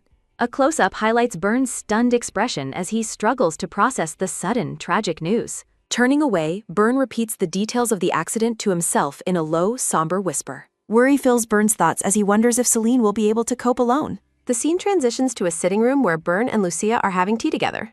Lucia glances at Bern, noting his unusual silence and distracted state during their tea time. A heavy atmosphere settles over Bern as he remains lost in thought about the news. Lucia calls out to Bern, causing him to startle and return his attention to her. Lucia explains she heard about the Viscount's passing while she was on her way over. Bern declines Lucia's suggestion to visit the Viscountess immediately, despite his obvious concern and distraction. Lucia gently insists that Bern should attend the funeral to pay respects to his friend. Conceding, Bern agrees that his duty as a friend requires him to offer his condolences. Narrative text emphasizes Bern's resolve to fulfill his final social obligations to his late friend. A label identifies the Lamario estate, a mansion where the mourning period has officially begun. Dressed in mourning black, a tearful Celine weeps into a cloth for her lost husband. Celine looks up with a startled gaze as a familiar visitor arrives at the estate. Bern bows formally to the grieving widow, offering his presence at the somber funeral gathering. Celine watches Bern with an expression of deep, weary shock as he stands before her. Narrative text notes Bern's intention to leave as he prepares to conclude his formal visit. Panic flickers in Celine's eyes as she watches the man she once knew turn away. Celine calls out his name before correcting herself to address him formally as Marquis Casper. Bern pauses and turns back, inquiring if the Viscountess has something else she wishes to say. A narrative bubble conveys Celine's request for Bern to stay longer for a private conversation. The pair stands together in a quiet courtyard, surrounded by a heavy and somber atmosphere. Bern looks away with a troubled expression, seemingly conflicted about staying to comfort his friend. Celine pleads with Bern to stay, confessing that her current situation is becoming unbearable to handle. Seated in a grand hall, Celine admits her profound sense of loss and total uncertainty. Bern offers his sympathies but reminds Celine of her responsibilities as mistress of her house. Celine gazes downward, her face reflecting her doubt regarding her ability to lead the Viscounty. Celine unexpectedly confesses that her marriage to the Viscount was one that nobody actually wanted. Byrne is visibly taken aback by the sudden and blunt honesty of the grieving widow. Celine immediately regrets her outburst, silently questioning why she would reveal such a private thought. Celine quickly apologizes and asks Byrne to disregard her comment, which he formally accepts. Byrne stands and thanks her for the tea, indicating that he is now departing. A close-up shows Celine's face clouded with shadow as she reacts to his sudden departure. Byrne walks away, leaving Celine sitting alone on the sofa in the quiet grand room. The scene shifts to the bright exterior of a building labeled as the Rainbow Express. Now at a cafe, Byrne sits in a daze while someone calls out his name. Lucia expresses concern for Byrne, asking if he is feeling ill due to his distracted state. Byrne adjusts his glasses and sighs, admitting that his mind was preoccupied with other thoughts. Byrne recalls Celine's shocking statement about her unwanted marriage, which continues to haunt his thoughts. Byrne questions if Celine married for wealth, wondering why her words are affecting him so deeply. Internal narration reveals that the news has completely disrupted Byrne's ability to focus on anything else. Byrne clenches his fists, feeling troubled as he wonders if he is wavering because of Celine. Byrne looks at the innocent Lucia and wonders if he even deserves to stay beside her. Lucia asks Byrne if something happened with the Viscountess to cause his obvious and heavy distress. Lucia notes the unusual silence between them, expressing surprise that they are not talking at all. Byrne apologizes to Lucia, admitting that his heart wavered for a moment during their time together. Byrne offers a gentle, reassuring smile to Lucia as they sit together in the sunlit cafe. The two sit in a tense yet quiet moment as the sunlight filters through the windows. Lucia questions if he is certain, and Byrne insists he isn't speaking in the heat of the moment. Byrne firmly takes Lucia's hand, vowing that he will never let her heart feel uncertain again. A decorative bubble expresses a commitment for the pair to act as each other's protective shields. Byrne's face is radiant with a warm smile, surrounded by a soft, floral, and bright atmosphere. Sunlight bathes the exterior of a grand, fortified estate as a new day begins for everyone. Inside the palace, a noblewoman and a maid stand together near a set of grand doors. The maid asks if the lady is worried about the young master, and she confirms it. The lady laments that her son has not left his room since that particular fateful day. Worried about his health, the lady insists he eat while the maid goes to find help. The two women walk away down the ornate hallway, their footsteps echoing against the polished floor. Sunlight filters through the heavy blue curtains of a quiet and seemingly empty, high-ceilinged bedroom. Lucas lies in bed with his hand over his eyes, looking miserable and deeply emotionally exhausted.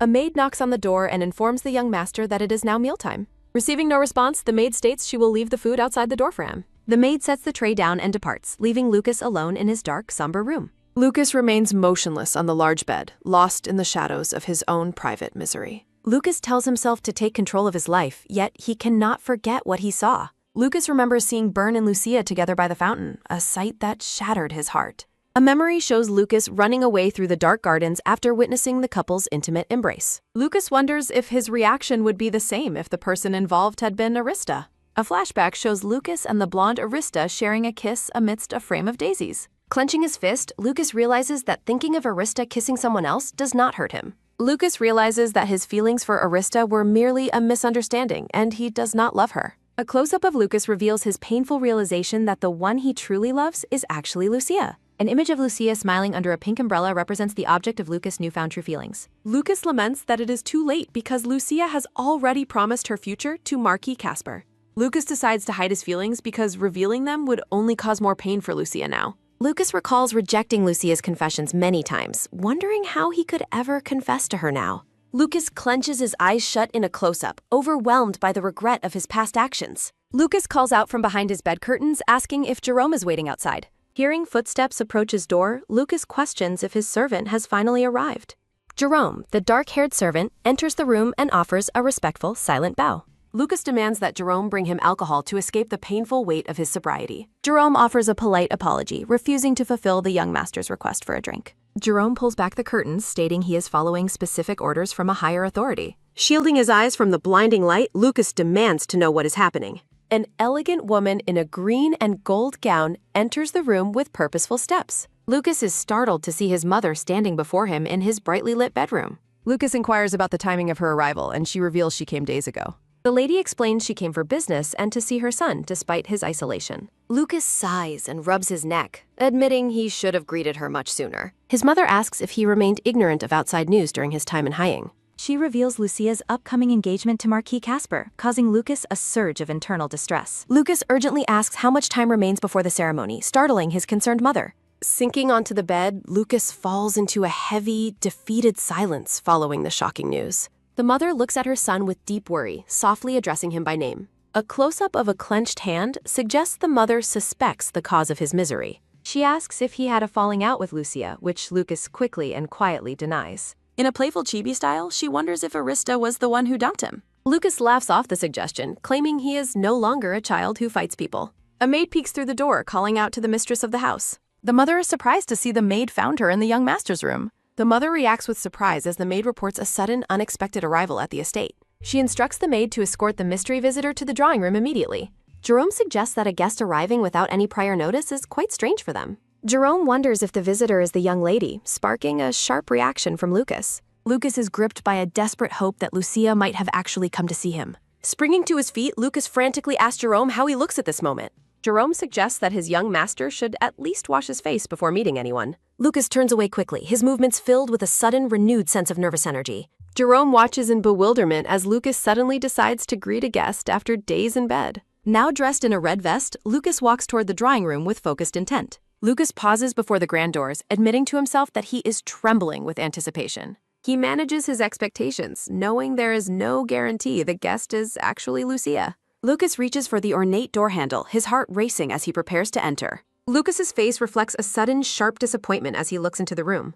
The blonde Arista sits gracefully in the drawing room, surrounded by a backdrop of lilies. Arista smiles warmly and asks Lucas if he has been faring well lately. The blonde guest continues to sit serenely, exuding an air of elegance and quiet confidence. Lucas stares at her in disbelief, demanding to know the reason for her sudden visit. Arista explains she came to greet his mother since it has been a long time. Lucas looks away with a troubled gaze, struggling to find the right words to speak. Lucas dismisses his reaction as being nothing important while hiding his inner turmoil and disappointment. The mother suggests they share some tea together since Lucas has finally emerged from seclusion. The lady stands up and excuses herself to handle other business, leaving the pair alone. She forcefully encourages Lucas to stay and socialize instead of returning to his darkroom.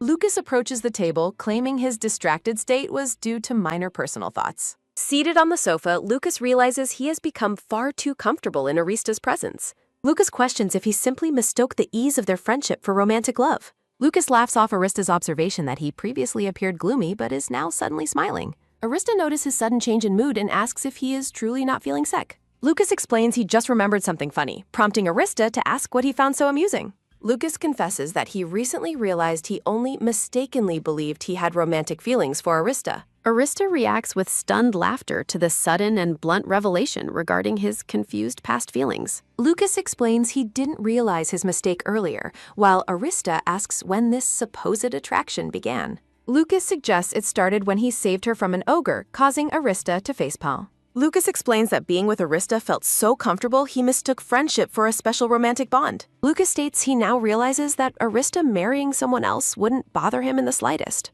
Arista laughs at the random comment, but suddenly pauses as a shocking realization dawns on her. Arista stares in horror as she realizes the true reason Lucas has been so depressed lately. Lucas confirms her suspicions with a simple, heavy affirmative as he sits across from her. Lucas reveals his painful realization that Lucia is the one he truly loves. But too late. Arista demands to know exactly what Lucas just said as he laments rejecting Lucia's many confessions. Arista is shocked to learn that Lucia confessed to him multiple times, even after their academy days. In a frantic chibi style, Arista yells at Lucas for rejecting every single one of Lucia's confessions. Arista nervously asks if Lucas used her as an excuse to turn Lucia down in the past. Lucas admits he did, prompting Arista to scream in frustration and call him an absolute lunatic. Arista sighs and asks if he intends to tell Lucia the truth about his newfound feelings. Lucas refuses, noting that Lucia is already about to get engaged to Marquise Casper anyway. Arista notes with pity that Lucas was completely ignorant of his own true feelings back then. Lucas looks at Arista with a sad smile, seemingly resigned to his fate and past mistakes. Lucas sternly tells Arista that she must never say anything unnecessary to Lucia about the situation. A tense silence falls over the drawing room as Arista considers his request for total secrecy. Arista wordlessly nods her head in agreement while taking a quiet sip of her tea. The grand estate stands silent under the deep blue light of a clear, starry night sky. Outside the mansion, Lucia tells Byrne she had a lovely time, and he thanks her. Byrne tells Lucia she must be tired and encourages her to go inside and get rest. Byrne leans down and gives Lucia a gentle kiss on the cheek amidst glowing white flowers. Byrne promises to see her next time and waves goodbye as he prepares to depart. Lucia walks alone toward the grand, ornate doors of her home as the night air cools. Entering the mansion, Lucia is greeted by her maid and confirms she is back for the night. Lucia reflects that opening her heart to Byrne has made their time together feel more comfortable. Lucia asks Sign to help prepare some invitations she needs to write out immediately. Sign is surprised and asks for clarification about the nature of the invitations Lucia is mentioning. Sign bows and accepts the task as Lucia prepares to notify their friends about the engagement. Sign walks away down the hallway as Lucia stands alone, preparing for the task ahead. Lucia tells herself this engagement is the right path and she cannot let other feelings sway her. A close-up shows Lucia's hand beginning to write on a blank card with a quill pen. Lucia writes diligently at her desk, noting the urgency of finishing the invitations and party preparations. Lucia considers the large number of invitations required if all of Byrne's acquaintances are also invited. Lucia stretches her arms in release after finishing the invitations intended for Christine and Arista. Lucia looks at a stack of finished envelopes, noting Brian and Ethan are the next names. Lucia considers that an invitation for her childhood friend Lucas must also be included. Lucia writes the invitations for Brian and Ethan, focused on completing the guest list for her party. Lucia pauses with her quill over the final card, admitting that this last invitation is for him. Lucia squeezes her eyes shut, struggling with the painful emotions that arise as she thinks of him. Lucia finally addresses the card for her childhood friend Lucas with a look of quiet resolve. Lucia signs her name on the paper with a steady hand, finalizing the guest list for her engagement. Two horse-drawn carriages sit in the bright courtyard as the scene shifts back to the daytime. Guests enjoy a tea party in a grand hall decorated with music notes and light.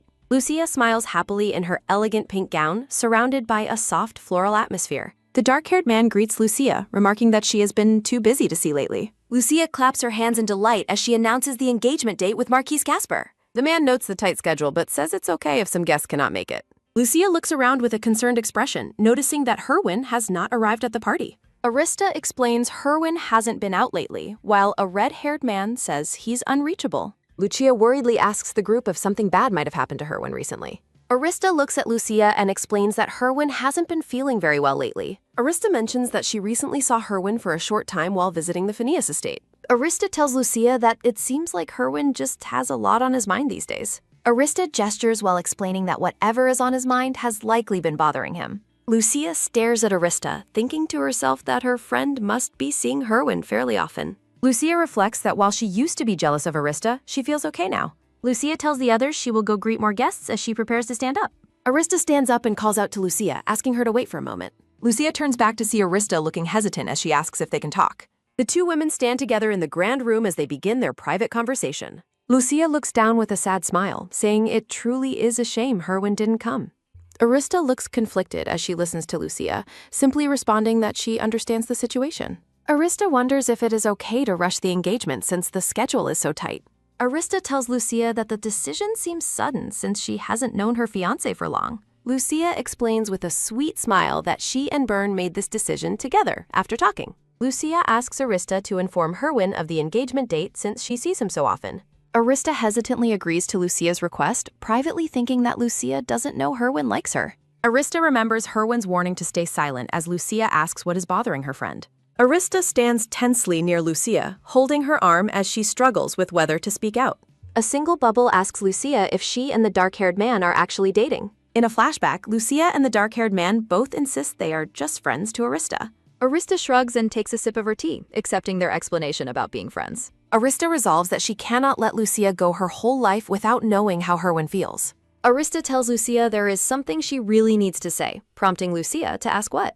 In a cute bubble, Arista suggests that Lucia should have a talk with Herwin soon. Arista looks intensely at Lucia as she tries to convey the importance of her message. Arista explains that she is speaking up because of something she heard when meeting Herwin. Arista clarifies that she wants to discuss what Herwin is really feeling deep inside himself. Lucia stares at Arista with a wide-eyed, skeptical expression, waiting for her to continue speaking. Chibi Lucia laughs, jokingly asking if Arista is suggesting that Herwin actually likes her. Lucia points to herself as Arista watches her with a serious and unamused facial expression. Lucia sternly tells Arista not to joke since she knows Herwin has no feelings for her. Arista reacts with a look of shock as she prepares to counter Lucia's firm assertion. Arista leans forward and tells Lucia that her previous belief was just a misunderstanding. Arista explains that Herwin admitted he simply mistook his feelings of friendship for a romantic love. Lucia looks away while thinking that Herwin likely never thought too deeply about his feelings. Arista addresses Lucia by name, insisting that the dark-haired man must have said something wrong. Arista looks intensely at Lucia and tells her to go see Herwin and ask him yourself. Lucia stares at Arista in total disbelief, shocked by the sudden suggestion to go see him. Lucia wonders aloud what hearing Herwin's true feelings would actually change at this point. Arista explains that not knowing at all and knowing but choosing are two different things. No discernible visual content detected. Arista encourages her friend to seek out the truth regarding a certain man's genuine feelings. The brown-haired woman remains silent, looking down as she grapples with the weight of the suggestion. Sitting alone in her chambers, Lucia reflects on the advice to have a conversation with Herwin. Arista explains her interference by stating she can no longer watch her friend suffer in silence. Lucia turns away, her expression clouded with doubt as she considers the potential consequences of searching for answers. Gazing out from the balcony, Lucia worries that her actions might cause her fiancé unnecessary disappointment. The soft clicking of heels echoes as she begins to pace across the ornate carpeted floor.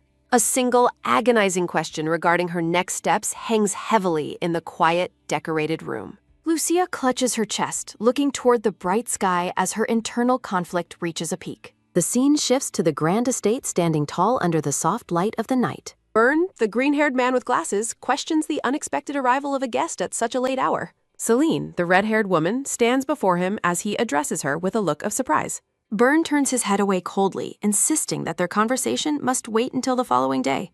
Desperate to be heard, Celine reaches out and firmly grips his arm to prevent him from leaving. Celine pleads with Byrne to grant her just a few moments of his time for an urgent matter. Surrounded by vibrant blue roses, Celine gazes up at him with eyes full of hope and longing. The two sit across from each other in a dimly lit drawing room, the atmosphere thick with tension. Celine mentions that she has learned of his finalized engagement date, her voice trembling slightly. Byrne remains stoic as Celine speaks his name, his eyes closed as if bracing for her worse. Byrne reflects on the sudden death of a viscount and expresses his desire for stability in the future. Celine looks down at her hands, her posture reflecting a deep sense of sorrow and regret. Byrne watches her silently, his expression unreadable as he waits for her to reveal her true intentions. Byrne warns Celine not to speak ill of his bride-to-be, marking a clear boundary between them. Celine poses a daring question, asking if his stance would change if her feelings for him remained.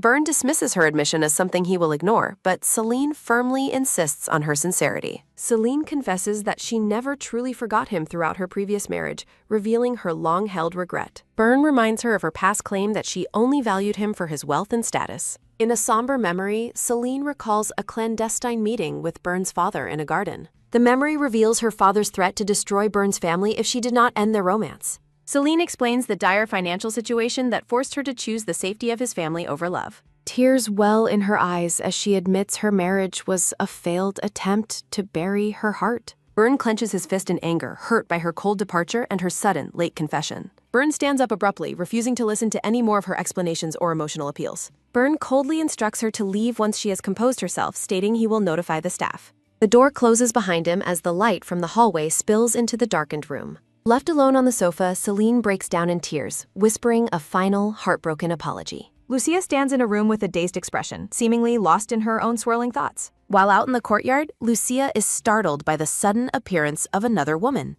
The maid offers a cheerful smile, encouraging Lucia to continue her walk through the sunny city streets. Lucia offers a small, awkward smile, clearly still distracted by the revelation she heard from Arista. Her internal thoughts confirm that her mind has been completely preoccupied since their recent conversation. As she walks alone, a familiar voice calls out to her from across the cobblestone path. Lucia turns around with a look of surprise, her hair fluttering in the gentle afternoon breeze. Henry, a dark-haired man, waves enthusiastically at her while standing in the middle of the street.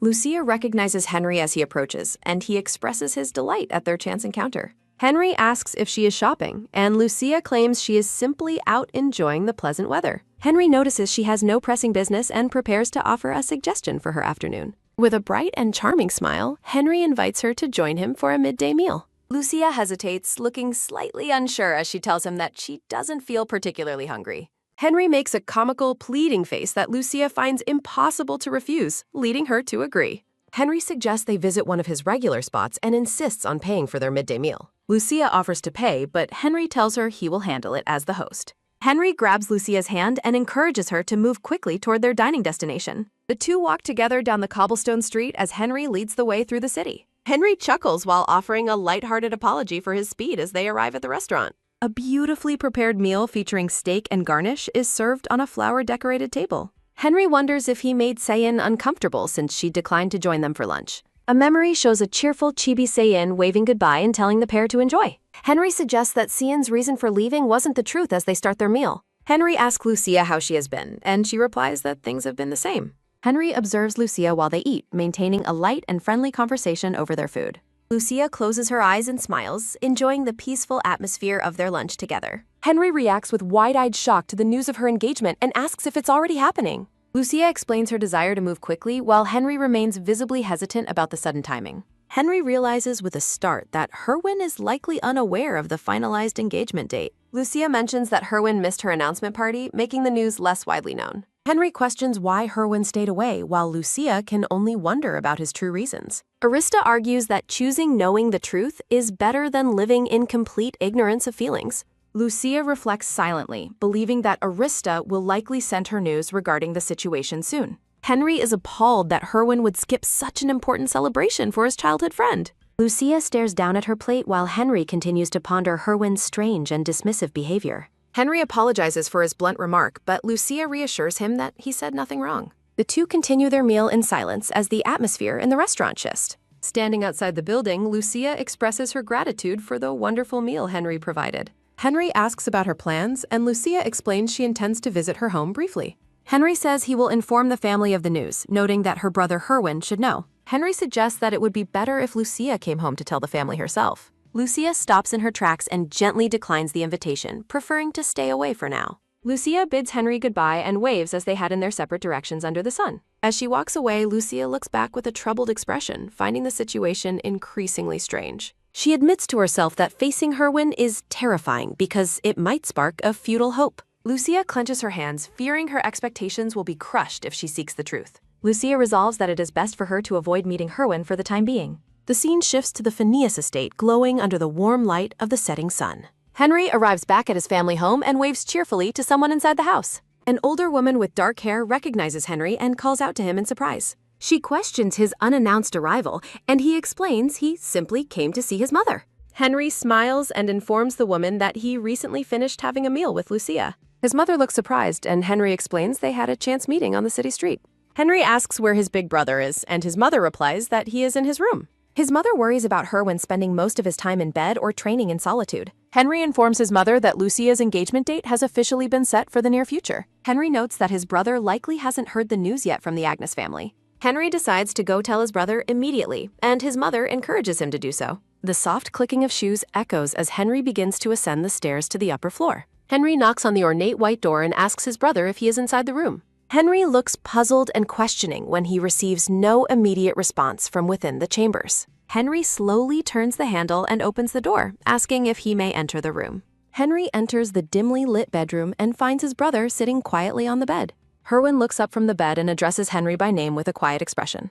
Henry approaches Herwin in his room, noting his brother's recent habit of staying indoors. Herwin asks what he wants, and Henry explains he has an important matter to discuss. Henry reveals that Lucia's engagement is set and will occur in less than a month. Henry urges Herwin to show his face, but Herwin flinches at the mention of the ceremony. Henry asks if he was cruel, but Herwin questions the cruelty of his constant rejections. Henry says he should be polite and critiques Herwin for claiming to love someone else. Herwin asks who told him, and Henry reveals that Jerome shared the details of their conversation. Henry tells him to attend the ceremony and finally leave the confines of his room. Henry jokingly suggests inviting Arista, but Herwin flatly refuses to see her under any circumstances. Henry clarifies his feelings by stating that he does not like Arista at all. Herwin tells him to leave, and Henry dismissively agrees and turns to depart the room. Henry mutters about his brother's attitude, finding it strange since Herwin wasn't the one dumped. Herwin worries that confessing his feelings now would make Lucia think he's lost his mind. Herwin runs his hand through his hair, dwelling on the finality of Lucia's engagement date. Herwin sits alone on his bed, realizing that doing nothing will mean losing her forever. The Agnes estate stands tall under the bright sun as the scene shifts toward its gates. A carriage wheel spins as it arrives at the entrance of the grand estate grounds. Herwin sits inside the carriage, looking composed and formal in his decorated military attire. A guard at the gate asks how he can help the visitors arriving at the estate. Herwin states he is there for Lucia, but the guard asks if they have an appointment. Herwin looks slightly troubled, realizing his unannounced visit may be difficult to facilitate. The guard recognizes him as a Phineas, but remains cautious and formal about their entry. The guard asks them to wait a moment while he verifies their presence with the household. Jerome finds it strange that they are being kept outside instead of being welcomed immediately. Jerome asks if something is wrong, but Herwin admits he is unsure of the situation. A figure emerges from the estate building and walks toward the gate to greet them. Byrne approaches the gate with a stern and cold expression as he faces the visitors. Byrne asks if they are there for Lucia as he reaches the bars of a day. Jerome bows respectfully while Herwin asks if Lucia is currently at home to receive guests. Byrne claims she is out and will return late, suggesting they should leave for today. Herwin apologizes for his perceived rudeness and prepares to depart the estate entrance. Herwin looks back through the gate, feeling a sense of unease from Byrne's cold reception. The text warns that seeking her out will only disturb her heart and cause more pain. Herwin looks stunned as if he has been physically struck by a harsh, unspoken truth. Byrne acknowledges Lucia's feelings, but tells Herwin to stay away for her own sake. Byrne questions Herwin's intentions, and Herwin struggles to find words to justify his sudden presence. Herwin apologizes for his lack of clarity and offers his congratulations for Lucia's upcoming engagement. Byrne offers a cold and brief acknowledgement before watching the two men turn away. Jerome asks if he is all right, and Herwin insists he is fine despite his distress. Byrne turns back toward the house while the visitors begin their walk toward the carriage.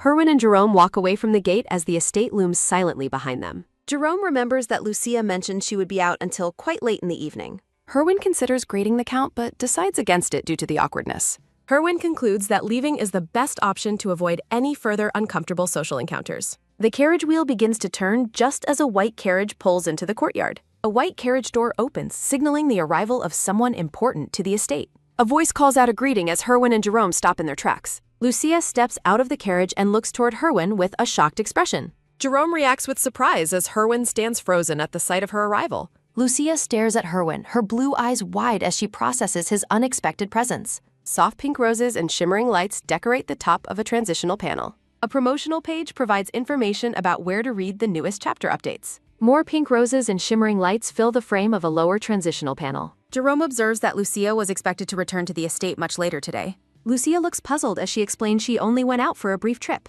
Jerome asks what occurred while Herwin assumes Lucia is unhappy to see him. Herwin and Lucia stand in silence while facing each other in the estate courtyard.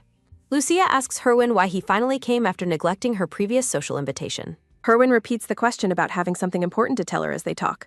Herwin asks Jerome to step out, and Jerome agrees to wait inside the carriage. Jerome walks away, leaving Herwin and Lucia to speak privately in the open courtyard. Lucia smiles and suggests that she shouldn't have expected anything more from their meeting.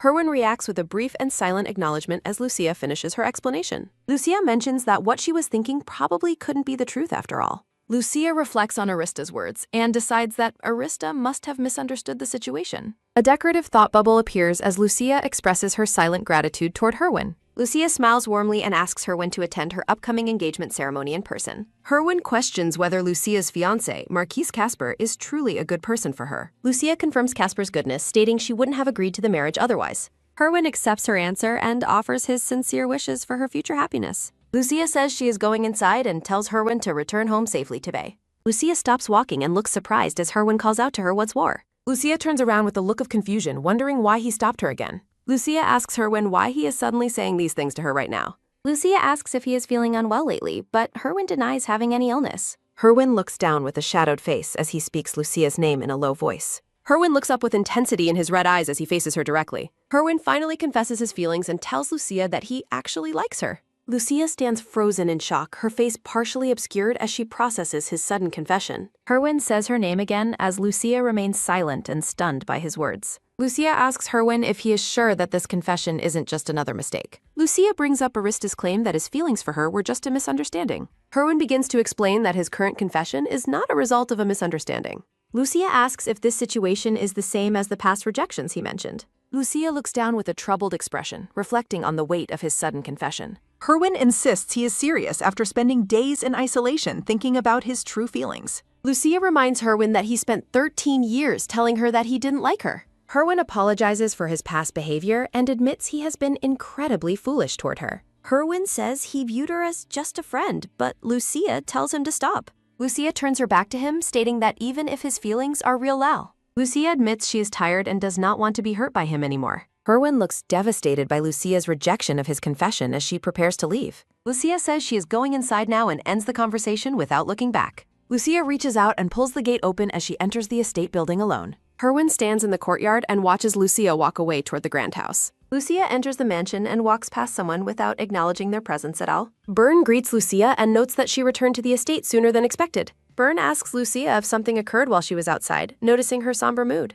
Byrne looks confused and scratches his head as Lucia continues to walk away in silence. Lucia ignores her brother and walks down the ornate hallway with her head bowed low. Lucia stands in shocked silence, tears welling as she processes the heavy weight of her emotions. Overwhelmed by grief, Lucia declares that she can no longer let herself be swayed by her feelings for Herwin. Lucia slaps her cheeks to regain her focus, reminding herself that her official engagement ceremony is rapidly approaching. Tears continue to stream down Lucia's face as she struggles to compose herself in the quiet room. The scene transitions to the following morning at the grand estate where the young master resides.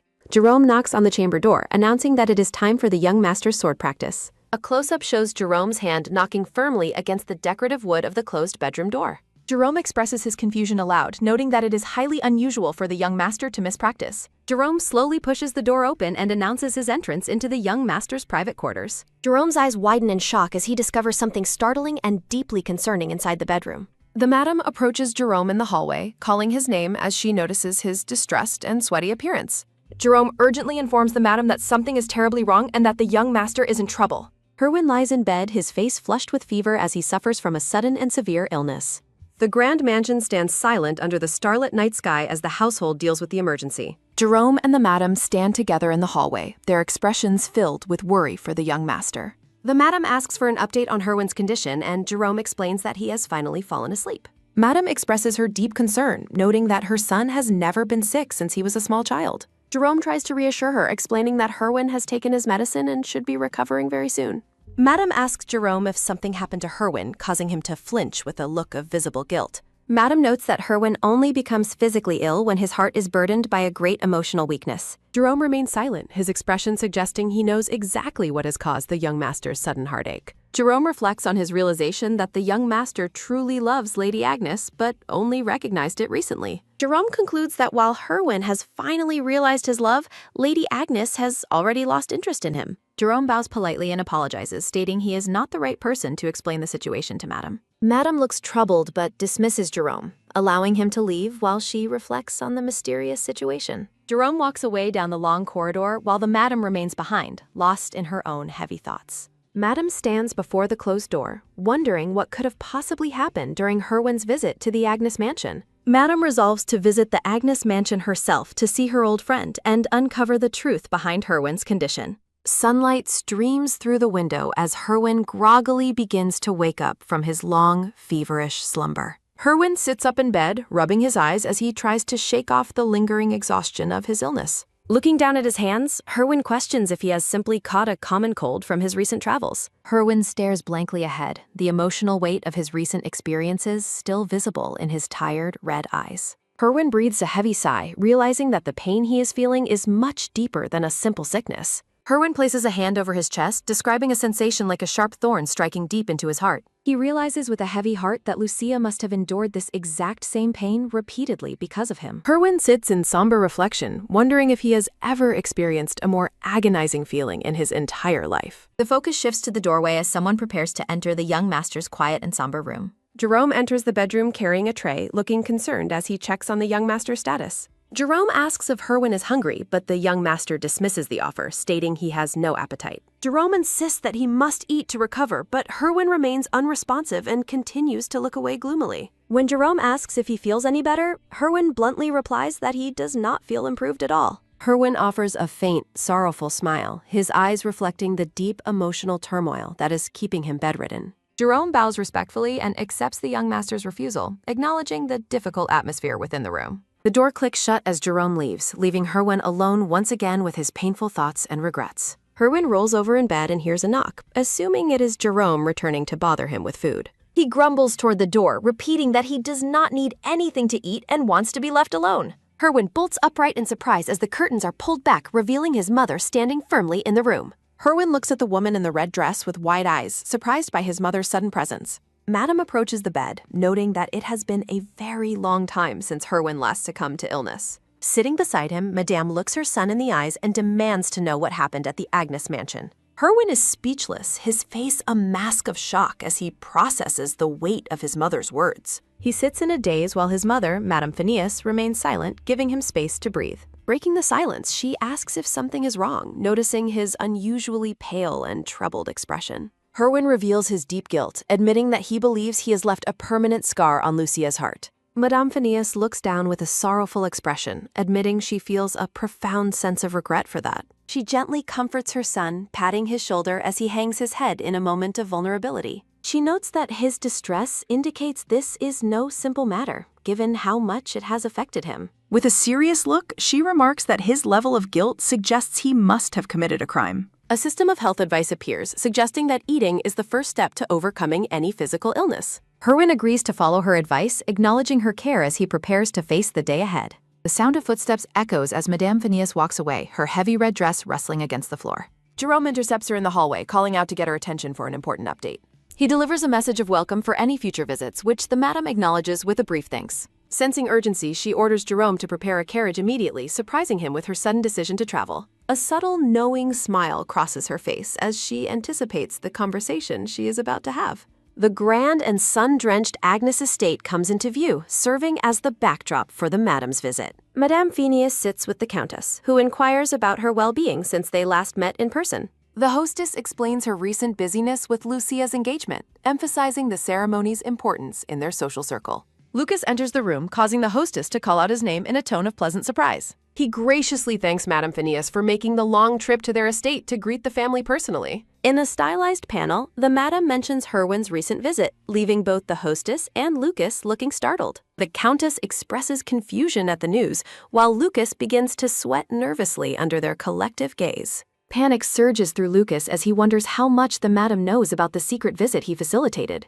Madame Phineas reiterates that Herwin was here, causing the hostess to question why she wasn't informed of it. Lucas is visibly shaken, his face covered in nervous sweat as he faces the scrutiny of both women. He admits that he was the only one present at the mansion and was the one who greeted Herwin. When asked why he kept it a secret, he claims that Herwin left so quickly he simply forgot. Madame Phineas deduces that the brevity of the visit means Herwin must have spent his time with Lucia. Lucas reacts with feigned shock at the revelation, his wide eyes and open mouth showing his desperation. He tries to agree with the madam's assessment, though his awkward gestures suggest he is hiding the truth. The madam observes that Herwin appeared to feel a terrible sense of apology and sorrow regarding his actions. Lucas flinches as the conversation turns toward Herwin's emotional state, feeling the pressure of the hidden truth. Madame Phineas notes that the boy was so distraught over the matter that he became completely bedridden. Sensing the need for a more private discussion, the hostess asks Lucas to step outside for a moment.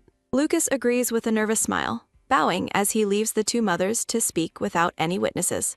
A sharp click signals that the door has been closed, marking the start of a very serious conversation. The hostess asks if the madam truly knows what happened between their children, but the madam admits uncertainty. The hostess reflects on whether the situation was a real mistake, though she can guess Herwin's underlying reasons. She then reveals her knowledge of Lucia's past feelings for Herwin, leaving Madame Phineas in a state of shock. While the madam thought it was just childhood affection, the hostess clarifies those feelings lasted quite a long time. Flowers frame a vision of Lucia as her mother expresses worry that her daughter might waver because of Herwin. The hostess looks down, her eyes closed in worry as she thinks about the fragility of the current engagement. Madame Phineas listens with a serious and focused expression, her red eyes reflecting her deep concern for both children. She begins to walk through the ornate hallways of the estate, her footsteps echoing in the quiet space. Turning her head slightly, she seems to be contemplating the weight of the secrets she just learned today. A memory of Lucia smiling brightly in a blue dress fills the air, symbolizing her former innocence and joy. Returning to the present, Madame Phineas compliments the young woman on growing into such a fine, beautiful lady. Lucia responds with a warm, happy smile as the madam affectionately pats her head during their brief meeting. In a playful moment, the madam suggests that Lucia should just become her daughter instead of marrying someone else. While patting Lucia's head, the madam's expression softens with pity as she considers how much the girl suffered. Madame Phineas surprises Lucia with a sudden warm embrace as they meet in the hallway. Madame Phoenicia apologizes with a bright smile, explaining she was simply too excited to see her. Lucia expresses her disappointment at the short visit, suggesting that she should have stayed for dinner. Madame Phineas looks troubled as she explains that Herwin has not been feeling well lately. Lucia reacts with immediate concern, questioning if his illness has returned after his previous absences. Madame Phineas confirms that he missed the last social gathering due to his poor health. She elaborates on his condition, stating he has a severe fever and is currently bedridden. Lucia wonders to herself if his constitution has truly become that fragile in recent times. Madame Phineas offers her sincere congratulations to Lucia regarding her recent engagement to the Marquis. Lucia graciously accepts the well wishes and asks the madam to pass her regards to Herwin. Madame Phineas encourages Lucia to visit their estate whenever she has the opportunity in the future. She suggests that a visit to see Herwin while he recovers would be very welcome. Lucia smiles and promises to find time for a visit despite her busy schedule. Madame Phineas bids her farewell and waves as she prepares to depart the estate. As she leaves, the madam sighs, worrying that Julian would be angry if he knew her plans. She reflects on her own motivations, admitting her heart still favors a certain outcome for the children. Time passes, and a few days later, a carriage arrives at the gates of the Phineas estate. Lucia stands before the mansion, reflecting on her decision to actually visit Herwin despite her hesitations. She worries that others might misinterpret her visit, yet she proceeds into the grounds regardless. The massive iron gates of the grand estate creak open to allow her entry. Lucia's footsteps echo on the stone path as she approaches the main house. Henry greets Lucia with a bright, cheerful wave as he spots her arriving at the estate. Lucia stops to speak with him, surprised to see he hasn't returned to the academy yet. Henry expresses his joy at seeing her again, while Lucia responds with a warm, slightly embarrassed greeting. Henry inquires about the purpose of her sudden visit to their family estate today. Lucia explains that she came specifically to check on Herwin after hearing about his severe illness. Henry offers to guide her personally to Herwin's room and gestures for her to follow him. Lucia compliments Henry on his maturity and growth as he politely escorts her through the house. Henry asks if she still views him as a child, while Lucia reminisces about their first meeting. Henry mentions that Herwin is likely asleep, his expression becoming momentarily somber as they walk.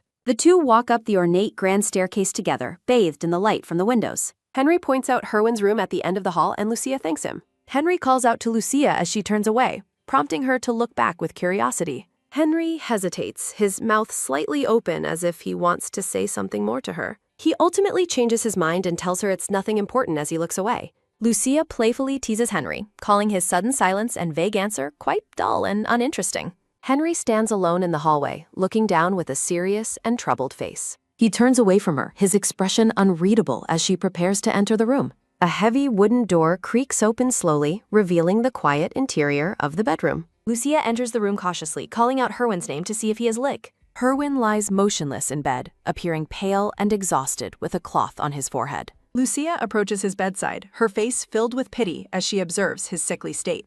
She gently reaches out to check his temperature, her hand moving toward his forehead. Lucia flinches back in surprise as she realizes the extent of his heat. She is shocked to find that the cloth on his head has already become scalding hot. Her gaze wanders around the dimly lit room as she processes the severity of his condition. She notices a small tray beside a bowl of water on the nightstand near the bed. Lucia realizes the folded cloth is the very handkerchief she once gave him as a gift. She picks up the memento, her face showing a mix of shock and deep emotion. Tears well up in her eyes as she realizes he has cherished her former gift for years. Lucia prepares a basin of water while struggling to contain her swelling emotions and tears. Lucia tries to calm herself, thinking that she must stop having such strange, distracting thoughts. Looking at the sleeping Herwin, Lucia dismisses his past kindness as a mere formality regarding a gift. Lucia's hands wring out a cold cloth with focused intent to help the sick young master. She gently applies the cool compress to Herwin's forehead to soothe his intense, lingering fever. Lucia smiles warmly as she momentarily loses herself in a quiet, affectionate moment of care. Feeling a sudden flush, Lucia realizes she must leave before her heart begins to feel even stranger. As Lucia walks away, Herwin groans in his sleep, catching her off guard and stopping her. Lucia turns back toward the bed with a surprised expression, calling out Herwin's name in concern. Herwin groggily opens his eyes and looks up, recognizing Lucia as she stands by his side. Lucia flusteredly tells Herwin to rest as she prepares to make a very hasty departure. Herwin reaches out and firmly grabs Lucia's sleeve, desperately pleading with her not to leave him. He pulls her closer, asking her to stay as the atmosphere in the room becomes intensely intimate. In a feverish and vulnerable state, Herwin pulls Lucia's hand to his lips and kisses it. Lucia reacts with absolute shock, her face turning bright red from the unexpected and bold gesture. Overwhelmed by embarrassment, Lucia hurriedly announces her departure and turns away from the bed. Her footsteps echo as she rushes out of the room, leaving the young master behind. Herwin lies back in bed, the sound of the door closing signifying his return to solitude. Outside in the hallway, Lucia leans against the closed door, her heart pounding against her chest. She clutches her dress, trying to convince herself that Herwin only acted strangely because of his fever. Lucia remains flustered and confused by the encounter as she stands alone in the quiet corridor. A short while later, Herwin begins to wake up once more from his deep, feverish slumber. A servant's hands wring a cloth, preparing to continue the care for the young master's fever. Herwin looks around the room hopefully, calling out Lucia's name as he searches for her presence. Jerome looks at Herwin with a confused expression, wondering why he is calling for Lady Lucia. Herwin sighs with a look of disappointment, assuming that his memory of Lucia was just a dream. He turns to Jerome and asks if Lucia had actually come by the mansion to see him. Herwin reflects on how vivid and real the encounter felt, despite his belief it was a vision. Jerome confirms that Lady Lucia did indeed visit and stayed for a while to help tend him. Herwin is left stunned and speechless, realizing that the intimate moment he remembered was actually real. The scene focuses on the closed door, emphasizing the silent weight of Herwin's sudden realization. Herwin mutters to himself in disbelief, grappling with the fact that Lucia truly stayed by his side. A close-up of Herwin's eyes reveals the deep shock and emotional turmoil he is currently experiencing. Sparkling lights fill the frame as Herwin's mind drifts back to the details of the encounter. He vividly recalls the sensation of grabbing Lucia's hand and begging her to stay with him. The memory of pulling her close and kissing her hand flashes through his mind with intense clarity. Herwin bolts upright in bed, looking absolutely horrified as the reality of his bold actions sinks in. He hides his bright red face in his hands, completely mortified by his own behavior toward Lucia. Sunlight streams through a window as the scene shifts to another part of the grand estate. A brown-haired man sits slumped in a chair, looking completely exhausted and drained of all energy. Lucas complains aloud, questioning why he continues to employ the person he is currently looking at. The man yells back at Lucas, demanding to know why he is being treated so harshly. Arista enters the room, noting that she could hear Lucas's heavy sighs even from the hallway. Lucas greets her and explains that he needs her help tomorrow due to her recent lack of work.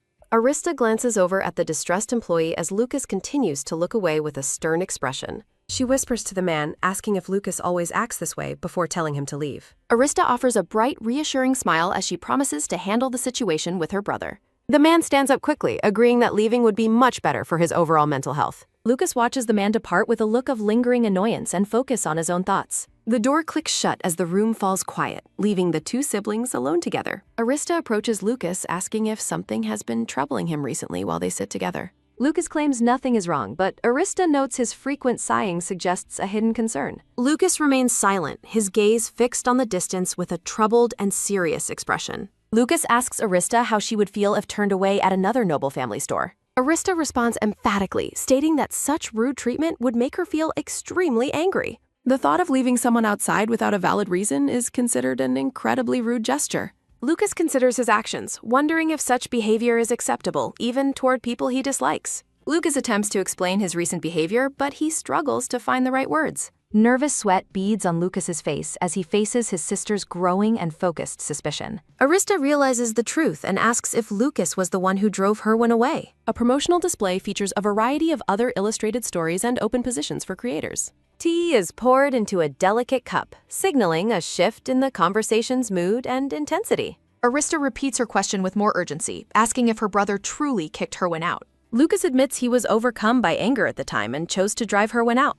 Arista is visibly shaken by the admission, staring at her brother with a stunned, wide-eyed look. The two siblings sit across from each other in a room filled with books and artifacts. Arista asks if Lucas understands the deep and complicated relationship that exists between Lucia and Herwin. Lucas questions if Herwin's presence was the underlying reason for Lucia's sudden and unexpected engagement. Arista admits that while she had a vague idea of the situation, she remained largely uncertain. Lucas explains how Lucia refused arranged dates for years, eventually becoming exhausted by her feelings for Herwin. Arista looks down with closed eyes, acknowledging that she understands her brother's protective motivations. Both siblings agree that while his frustration was valid, slamming the door was an excessive reaction. Lucas explains he kept the secret because he anticipated Arista would react with disapproval and judgment. Lucas questions why Herwin is unsettling Lucia's heart again if he doesn't actually want her himself. Arista defends Herwin's character, insisting that he is not the type of person to be cruel. Lucas asks what Herwin's problem is then, though Arista admits she is also not sure. Herwin reflects on how his inability to understand his own feelings led him to reject Lucia. Lucas asks if Herwin simply spent the entire time mistaking his true love for someone else. Arista looks away, her expression clouded with uncertainty as she considers her brother's insightful question. Arista shares that Herwin seemed deeply and genuinely sorry toward Lucia during their recent conversation. A narrative bubble confirms that Herwin regrets causing Lucia so much pain over the many years. Arista looks directly at Lucas, waiting to see if his opinion on the matter will shift.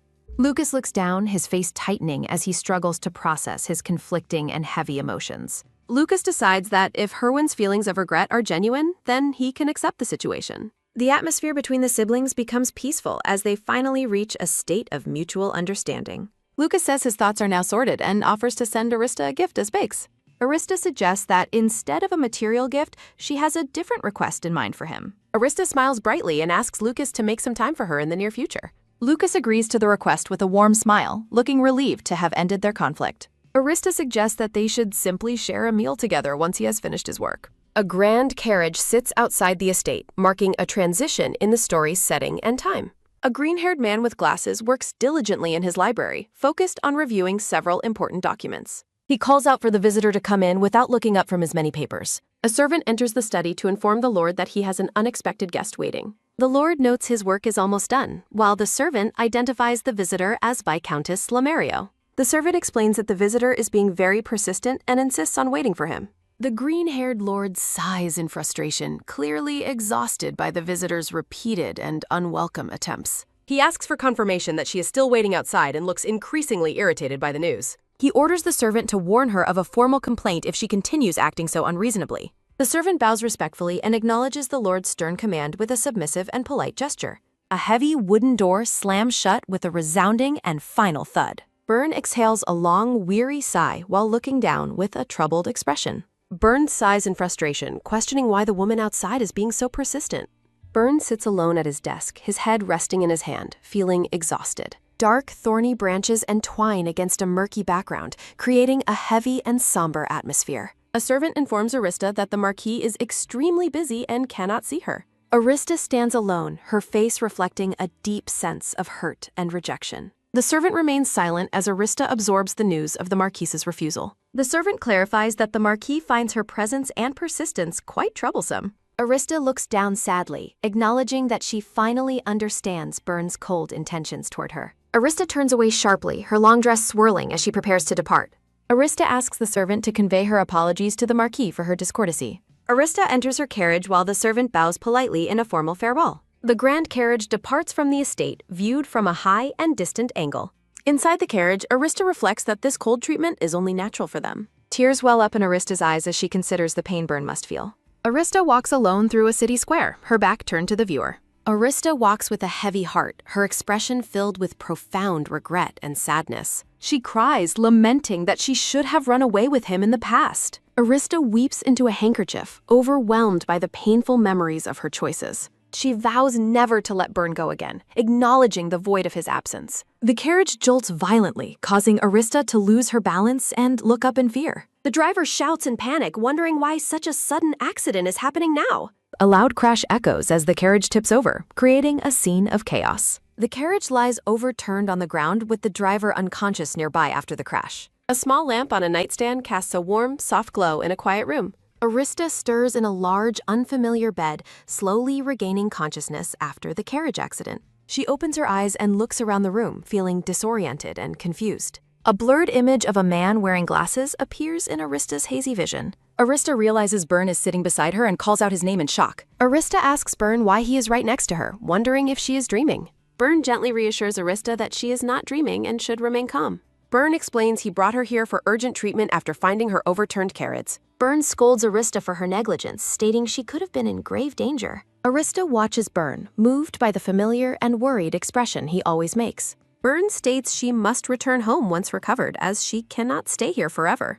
Arista sadly agrees to his conditions, her face reflecting a mix of deep emotions. Byrne turns and begins to walk away, leaving Arista alone in the large room. Arista hesitates, her mouth slightly open as she watches Byrne prepare to depart. Byrne pauses at the door and asks Arista if she needs anything else.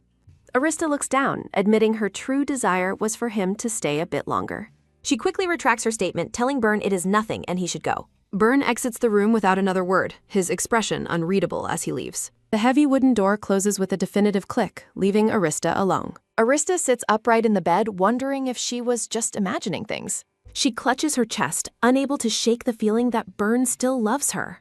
Arista hides under the blankets, sobbing quietly as she processes the emotional encounter. Her muffled hiccups fill the silent room as she remains alone in the bed. A carriage arrives at a grand mansion under a bright and clear sky. Lucia reviews a guest list with Byrne, praising his perfect organization of the event details. Byrne stares blankly at his tea, lost in a memory while mentioning future discussions. Lucia's voice startles Byrne, pulling him back to the reality of their shared tea. Lucia asks about the guest list, prompting Byrne to apologize for his sudden distraction. Byrne tentatively suggests postponing their engagement date, his expression filled with a quiet uncertainty. Noticing Lucia's surprise, Byrne quickly retracts his suggestion and asks her to disregard it.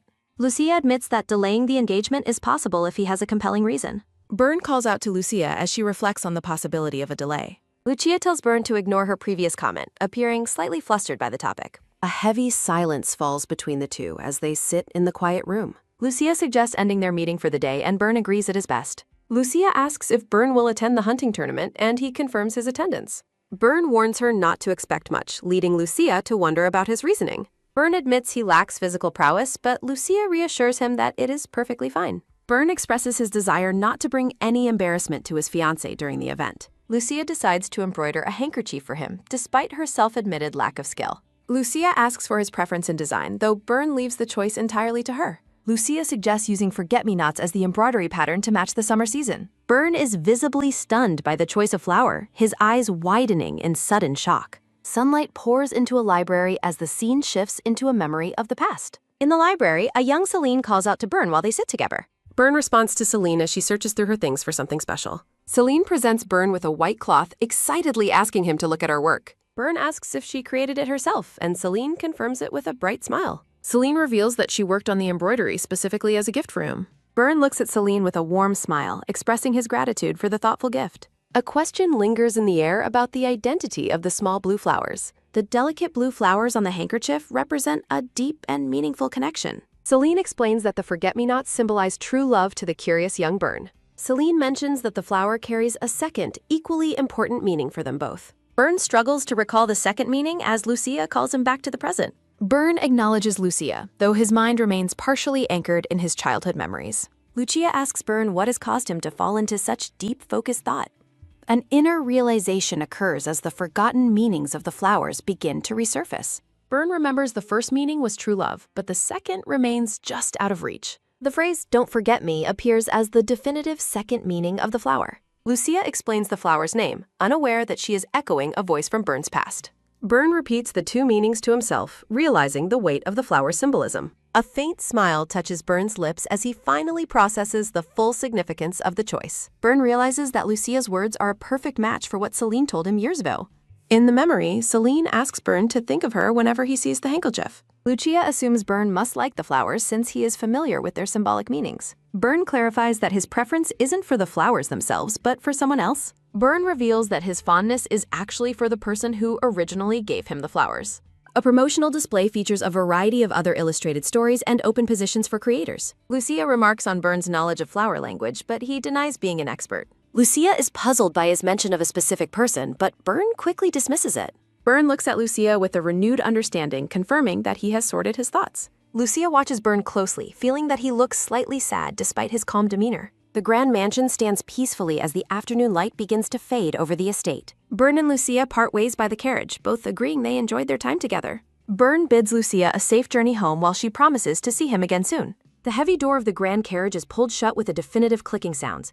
Byrne stands before his estate and waves a polite farewell as the carriage begins munning. The Marquis watches in silence as the vehicle carries his fiancée away down the path. Byrne looks down with a shadowed gaze, silently apologizing to Lucia for his inner turmoil. The carriage travels through the lush greenery of the estate toward the distant city gates. Inside the carriage, Sane gushes about how the Marquis always personally escorts Lucia to her seat. Sane expresses her relief that Lucia is with the Marquis now compared to her past experiences. The maid continues her excited chatter, praising the Marquis's character and his devotion to Lucia. Lucia listens with a forced smile, wondering if Sane's comparison refers to her ex-husband, Herwin. Sane asks if Lucia has been intentionally leaving her behind during her recent visits to Byrne. Lucia quickly dismisses the accusation, claiming she only wanted to spare Sane from excessive travel. Changing the subject, Lucia excitedly suggests visiting the shopping district to buy materials for Byrne's gift. Lucia asks Sine if they have white silk at home or if they need to purchase more. The carriage enters the bustling city as Sine happily agrees to the shopping detour.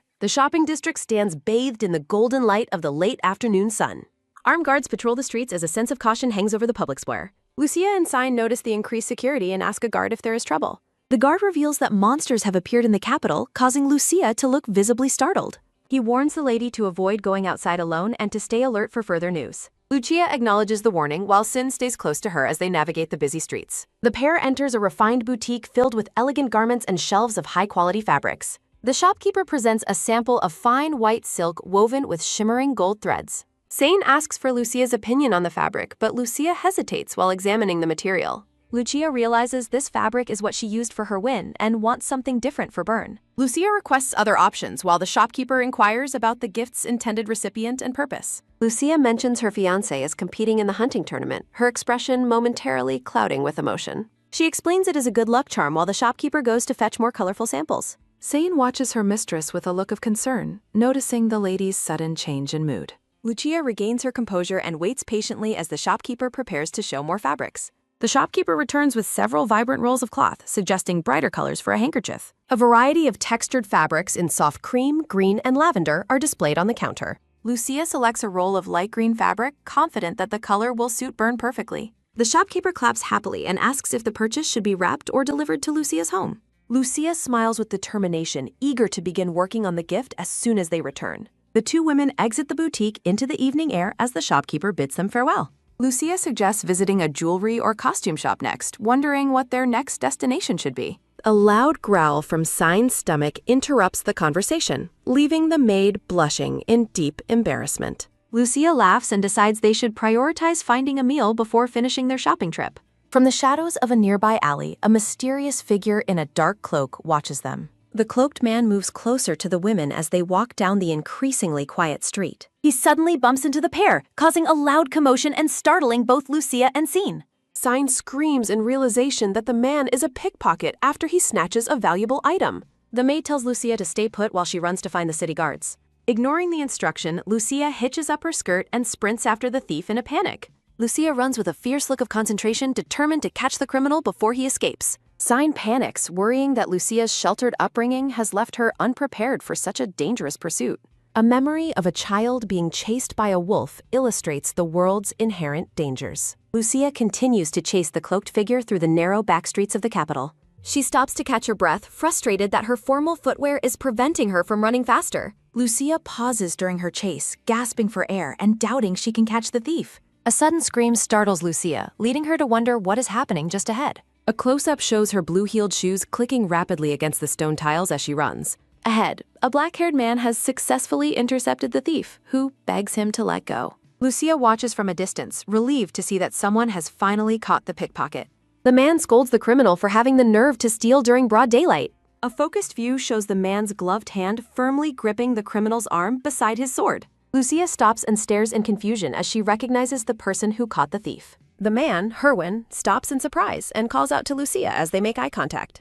The thief cries out in pain as he is held securely by his captor's strong grip. Onomatopoeia indicates the quick movement of footsteps as the tense encounter continues in the narrow street. The thief flees into the distance as Herwin stands before Lucia in the quiet alleyway. Herwin holds out a blue shopping bag and asks Lucia if the recovered item is hers. Lucia confirms it is her bag as the pair stands together in a soft floral-patterned atmosphere. City guards arrive on the scene and announce they will be taking the thief into custody. The captured thief whimpers a pathetic excuse, claiming he only stole a simple piece of liver. Lucia angrily shouts at the man, declaring that there is absolutely no excuse for stealing. Herwin looks down at Lucia in silence as she finishes her stern lecture to the thief. Herwin checks on Lucia with a gentle look, asking her if she is feeling all right now. Lucia thanks him, admitting she wouldn't have recovered her things if he hadn't intervened. Lucia smiles brightly as she explains the bag contains materials for a gift for Burn. Herwin's expression turns somber as he quietly acknowledges her mention of the gift for her fiancé. Lucia notices his reaction and asks Herwin if his cold has finally gotten any better.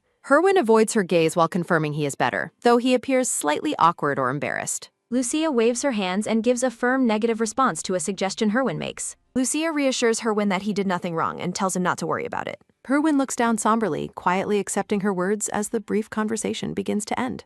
Herwin reflects on his past behavior and concludes that Lucia must truly have no feelings left. Lucia announces that she must be going now, bidding Herwin a polite farewell.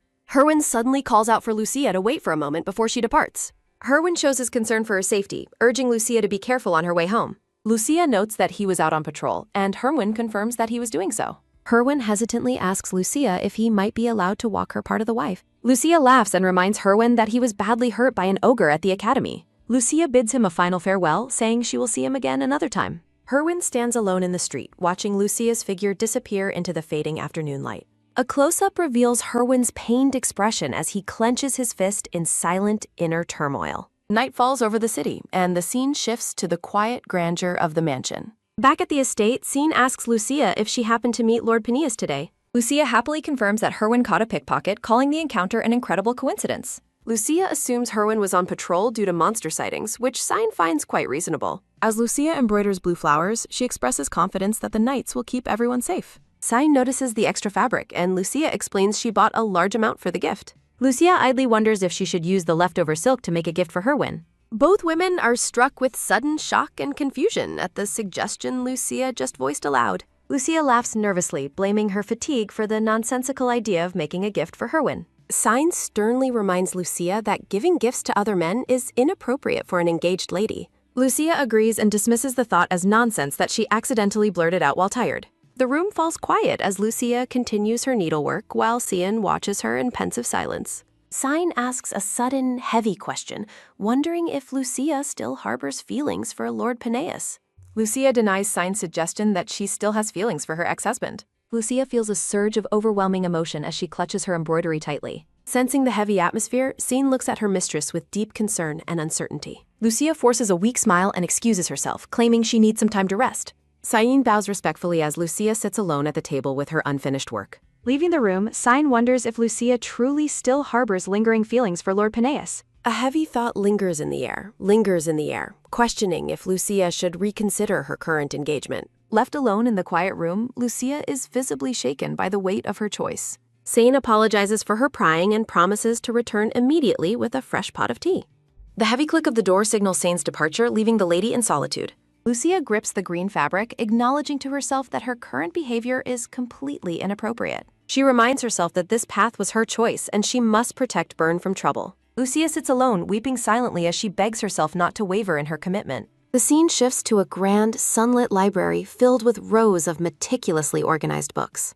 Arista reads on the sofa while Marquise Casper works diligently at his desk across the room. Byrne pauses his writing as a sudden, ominous feeling of impending trouble washes over him. Arista agrees that something bothersome is about to happen just as a visitor approaches. Lucas bursts into the room with high energy, loudly calling out for Ares and Arista.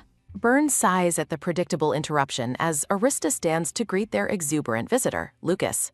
Byrne dryly declines whatever excitement Lucas has brought while Lucas begins unpacking a box of treats. Lucas silently laments Byrne's grumpy attitude as he continues setting up his surprise in the library. Lucas gleefully suggests that he and Arista should simply enjoy the food themselves since Byrne refused. Arista questions why he's visiting on his day off, and Lucas explains he wanted to see her. Lucas winks playfully, emphasizing that his only goal for the day was to meet with her. Arista is touched by his thoughtfulness, realizing he brought food specifically because he was thinking of her. A newcomer interrupts, teasing Arista about being the one who originally requested a meeting today. Lucas and Arista turn in surprise to find another lady has joined their gathering in the library. Becky arrives in a flourish of flowers, glad that her date wasn't postponed after all. Becky points out that Arista was actually the one who initiated the request for this meeting. Arista looks bewildered, questioning the mention of a postponement she seemingly knows nothing about. Becky leans affectionately on Lucas and calls him honey, which he happily confirms with a life. Arista finds their constant monitoring of each other's schedules a bit excessive for a couple. Becky is impressed by the spread of snacks, while Lucas explains he bought enough for everyone. Lucas continues his animated explanation while Becky listens intently to his plans for the afternoon. Byrne finally joins the group on the sofa, his presence adding a more serious tone to the gathering. Always the eager host, Lucas cheerfully announces that he will take charge of pouring the tea. Byrne walks with measured steps toward the center of the room to join the social gathering. The four companions settle in for a tea break surrounded by the quiet comfort of the library. Becky offers Byrne a choice between cookies and cake, trying to include him in the refreshment. Byrne bluntly states his dislike for sweets, prompting Becky to acknowledge his well-known preferences. Becky smiles knowingly, admitting that she fully expected him to reject the offer of dessert. When Becky asks Arista about her tastes, Arista suspiciously wonders if she's being toyed with. Arista warns Becky that such flirtatious behavior is inappropriate for a woman who is already spoken for. Becky is taken aback by the stern lecture, her expression shifting to one of hurt and shock.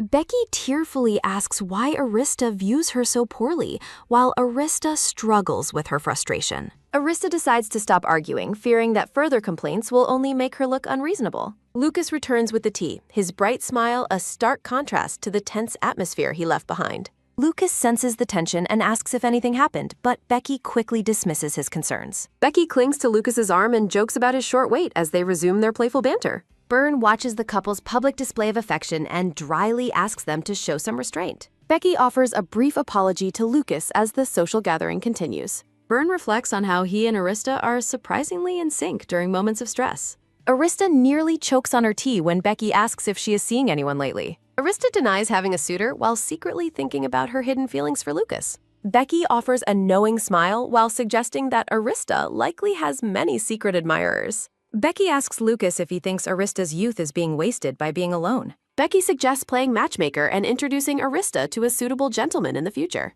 Arista attempts to object, but Becky insists that her matchmaking idea is excellent. Lucas warns Becky to be more cautious when making such blunt suggestions to Arista. Lucas adopts a serious tone while advising Becky to watch her words more carefully. Becky is visibly stunned by the bluntness of the sudden reprimand from her honey. Becky snaps back, assuming Lucas believes no man is worthy of Arista's attention. Lucas frantically clarifies that he did not mean to imply Arista is too good. Lucas offers a sincere apology, and Becky warns him to be more careful next time. Arista firmly interjects, stating she has absolutely no need for any romantic introductions. Arista explains that she isn't interested in romance, making any bother completely unnecessary. Becky finds Arista's lack of interest in romance strange and expresses her confusion. Becky recalls Arista mentioning someone she liked during their previous conversation together. Lucas turns to Arista, asking for clarification about the person Becky just mentioned.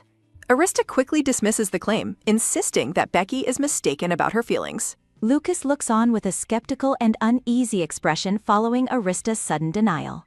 A heavy silence falls between the two women as the atmosphere remains tense. Byrne observes the awkward group dynamic while quietly sipping his tea in silence. Byrne claims he understands the situation while Lucas asks if he knows Arista's secret love. A close-up shows a hand reaching into the cookie box to select a treat. Byrne shoves a cookie into Lucas's mouth to keep him from prying, one way to end a conversation. The afternoon sun shines through the window, marking a wonderful end to the visit. Becky pulls Arista aside, mentioning a private matter that the ladies must discuss. Becky winks at Lucas while asking for a private moment with her friend.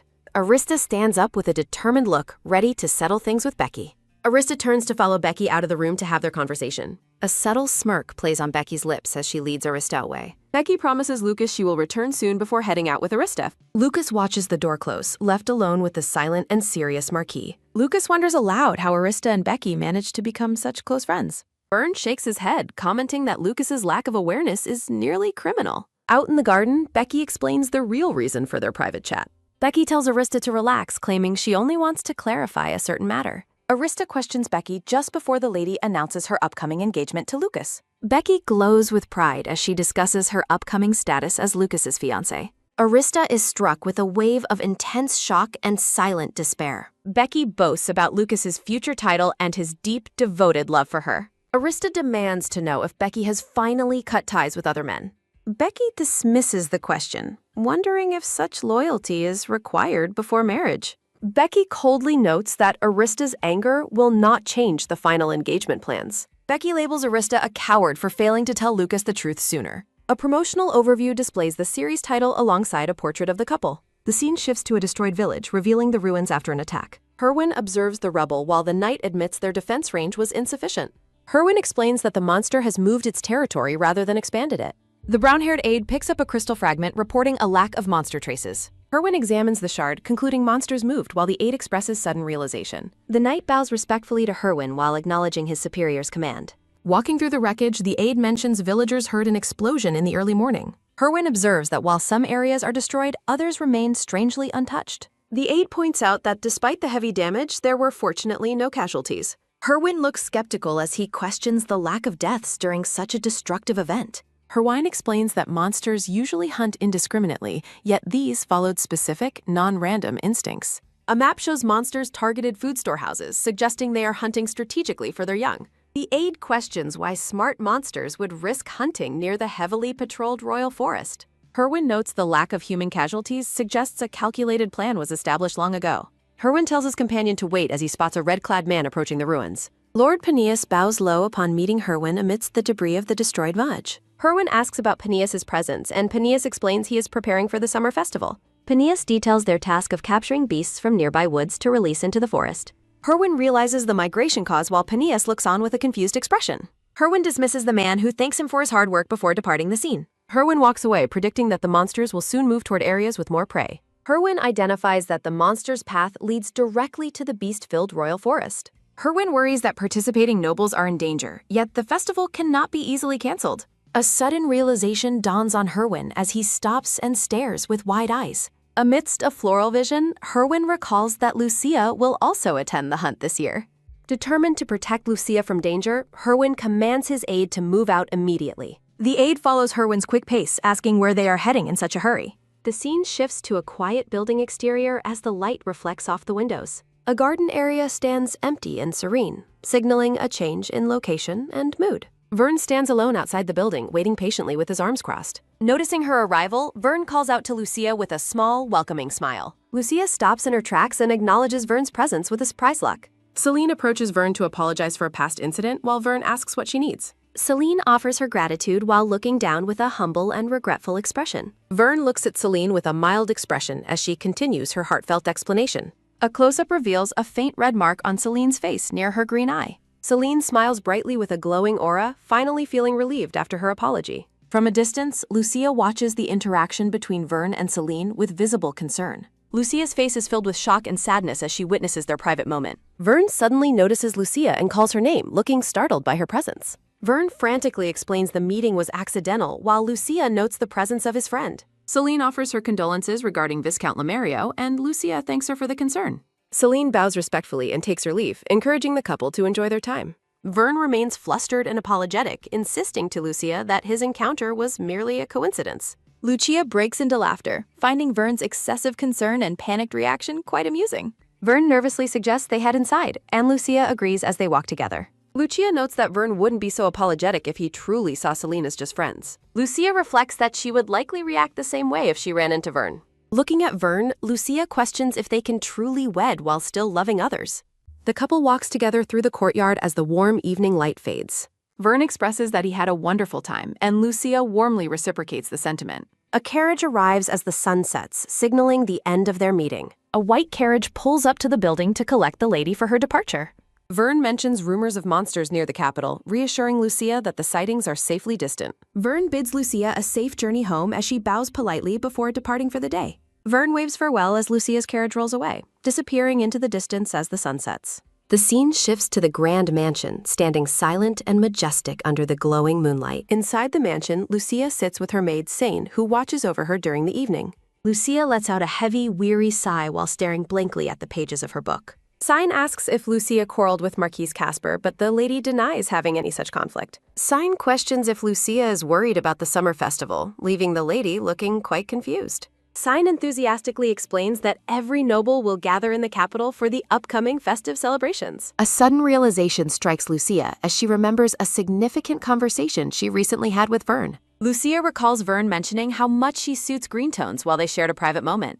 During the memory, Lucia happily promises Vern that she will wear a green dress for the festival. A visual burst of energy signifies the sudden rush of memory flooding back into Lucia's mind. Lucia panics as she realizes the extreme urgency of acquiring a green dress for the summer festival. Lucia frantically asks Scene if there is anywhere they can quickly book a last-minute dress fitting. The scene shifts to the bustling city street where the prestigious dress boutique Russian is located. Agnes expresses her happiness that Lucia managed to find some time to meet with them today. Christine explains she secured the meeting because Lucia happened to have a dress fitting scheduled today. Agnes finds the timing strange, noting that Lucia usually has her dresses prepared much earlier than this. Lucia's carriage arrives at the shop, signaling the start of their hurried and important fitting session. Lucia rushes toward her friends while apologizing for the delay caused by her accessory fitting appointment. Christine and Agnes tell Lucia they didn't wait long and warn her to watch her step.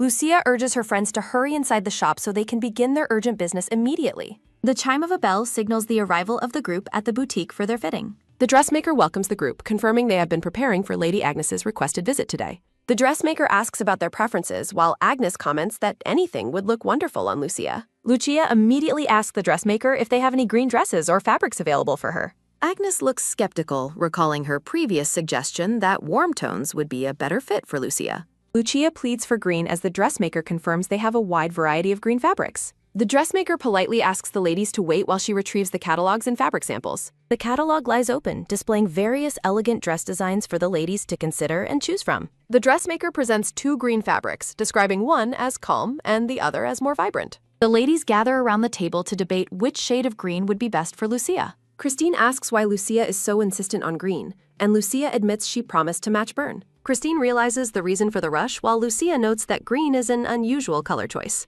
Agnes suggests being honest with him, noting he doesn't seem like the type to get upset. Lucia rejects the idea, insisting that failing to keep her promise would simply not be fair. The dressmaker asks for Lucia's attention as she prepares to offer her professional opinion on the color. The dressmaker notes that this specific green fabric makes Lucia's skin tone look much brighter and healthier. Lucia is delighted by the professional advice and decides to proceed with the promised green color. Christine and Agnes agree with the choice, deciding that the green fabric will suit their friend well. Lucia happily settles on the fabric and prepares to pick out the design for her new dress. The 3 friends browse through the design catalog together, enjoying their time at the boutique. The scene shifts to a sunlit cafe where the friends gather to relax together after shopping. Lucia thanks her friends for their help, while Agnes confirms she made an excellent choice today. Lucia turns the conversation to Christine, asking about the important matter she mentioned earlier. Christine blushes as she explains that she wanted her friends to be the first to know her news. Christine happily announces that she might be getting engaged soon, catching her friends completely off guard.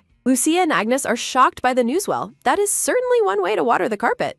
Her friends express surprise because Christine previously stated she had absolutely no intention of getting married. Christine explains that she requested her parents find a suitable marriage match for her. Seeing Lucia's relationship has prompted Christine to deeply reflect on her own future. Christine admits that watching Lucia and Marquise Casper get along so well inspired her. Feeling hopeful and romantic, Christine blushes while dreaming of finding her own happiness. Christine expresses a sincere desire to experience a loving relationship just like Lucius. Lucia looks troubled as she questions why everyone perceives her relationship as ideal. Despite public appearances of perfection, Lucia remains deeply conflicted about her engagement to Vern. Lucia reflects on the painful truth that both she and Vern love other people. Lucia urges Christine to be extremely cautious when making a life-altering decision like engagement. Marriage is a lifelong commitment to one person, a reality Lucia weighs very heavily. Lucia suggests exploring more options first, a sentiment Agnes firmly supports with a nod. Agnes proposes looking for potential suitors at the upcoming summer festival's grand social gathering. While Christine is eager to help, her friend declines the offer to find the match. A new scene opens as a narrator admires the stunning beauty of the festival decorations. Guests at the celebration are overwhelmed by the impressive scale and beautiful floral arrangements. Bystanders notice Marquis Casper but mistakenly identify his companion as the young lady Agnes. Observing the lady's striking appearance, the guests remark on how different she looks today. Vern and Lucia arrive together, looking elegant as they step into the bustling festival hall. Vern compliments Lucia's radiant beauty, and she expresses relief that her green dress suits him. The couple enjoys a quiet moment together amid the busy, bustling atmosphere of the festival. Vern calls out to a distracted Lucia, who apologizes for being so lost in her thoughts. A nobleman approaches the pair, requesting an urgent business discussion with the Marquis. Vern politely asks for a brief delay, and Lucia encourages him to attend to his duty. Nearby, Herwin issues stern commands for reinforcements to be sent into the forest immediately. Standing with crossed arms, the dark-haired prince focuses intently on the serious tasks at hand. Vern turns back to Lucia and offers his hand, asking her for a dance. Lucia accepts with a beaming smile, looking genuinely delighted to join her fiancé on the floor. From across the hall, Herwin watches the happy couple depart, feeling a twinge of envy. Herwin stands alone in the shadows, his somber gaze fixed on Lucia and Vern.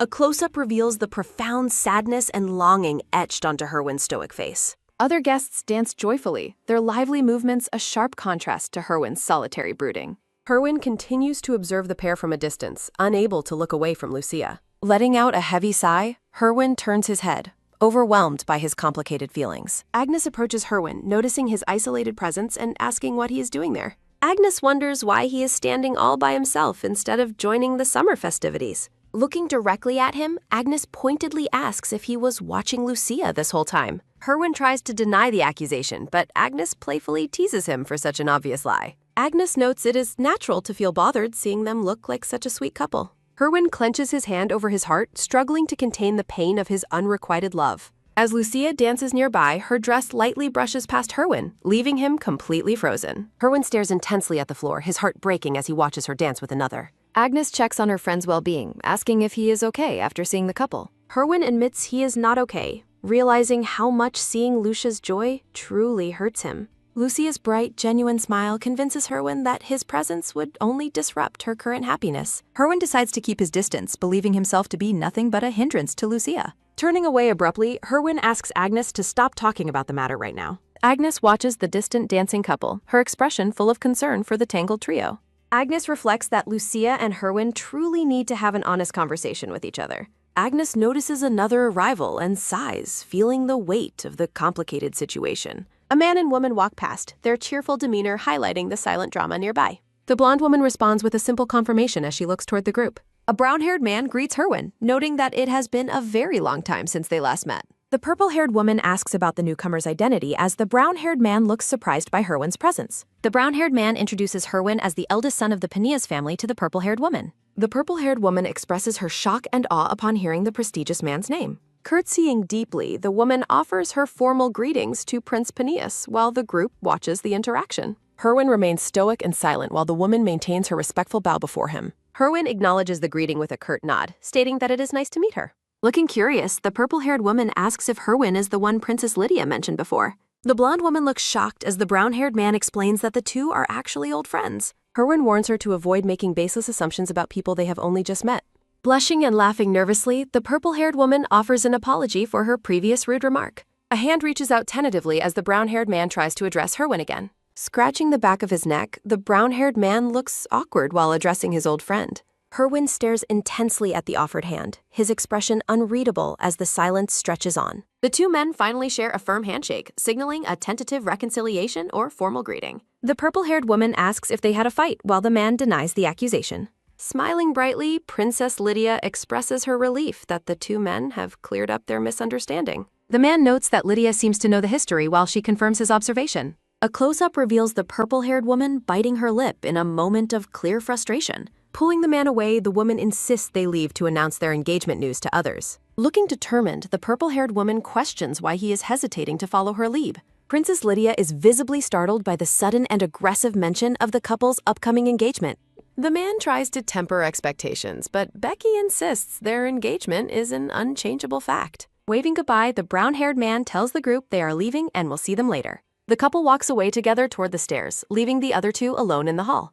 Lydia mumbles to herself, expressing surprise that the couple is actually planning to get engaged. Herwin abruptly tells Lydia he just remembered something urgent and needs to depart immediately. Watching her, Herwin reflects on the likelihood that Arista is also feeling deeply conflicted right now. A servant calls out to the young master, finally locating him within the vast sunlit hall. The man reports that the Imperial Palace refuses to change the schedule for tomorrow's hunting competition. Herwin's eyes narrow as he questions the dangerous reasoning behind the palace's stubborn refusal to adapt. Letting out a heavy sigh, Herwin worries that a major accident is inevitable at tomorrow's hunt. Herwin's concern deepens as he realizes that Lucia will also be attending the dangerous event tomorrow. Clenching his fist, Herwin wonders if he is merely overreacting or if a disaster truly looms. The scene shifts to a sunny day at the forest camp where a transition occurs. A narration warns that bad premonitions are often accurate as a panicked scream pierces the air. Chaos erupts at the camp as people shout for everyone to run away from an unseen danger. A woman lets out a cry as she falls to the ground during the frantic escape attempt.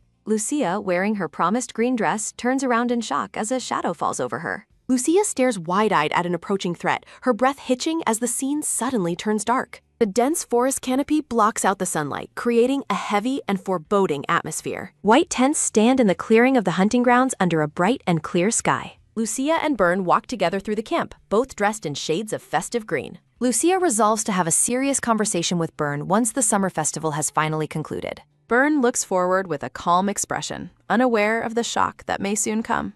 Noticing her distress, Byrne asks Lucia if she is particularly troubled by something on her mind. Lucia blames her lack of sleep while Byrne smiles, noting that he also stayed awake late. Lucia remains silent, her expression pensive as she navigates her complicated feelings during their walk together. Byrne observes the growing crowd at the festival grounds while Lucia agrees that it is busy. Lucia notices a large crowd gathering nearby and wonders what is happening over there. Byrne asks if they should investigate, and Lucia readily agrees to go with him. A brown-haired man expresses disgust at something unseen while a girl nearby looks horrified. Byrne approaches the brown-haired man, politely inquiring about the cause of the commotion. Someone explains that the recently captured young orc belongs to the young Lord Peneus. Lucia clutches her chest in distress, questioning why anyone would keep an orc here. The brown-haired man begins to whisper a secret explanation to Byrne and Lucia. Byrne reveals that monsters have been officially included as prey for this year's hunt. The brown-haired man confirms that the caged orc is intended for the hunting competition. Lucia feels a cold sweat, realizing why the competition drew such a massive crowd. Byrne explains that hunters joined not just for rewards, but to prove their prowess. Lucia asks if honor is truly worth more than life, and Byrne admits something so.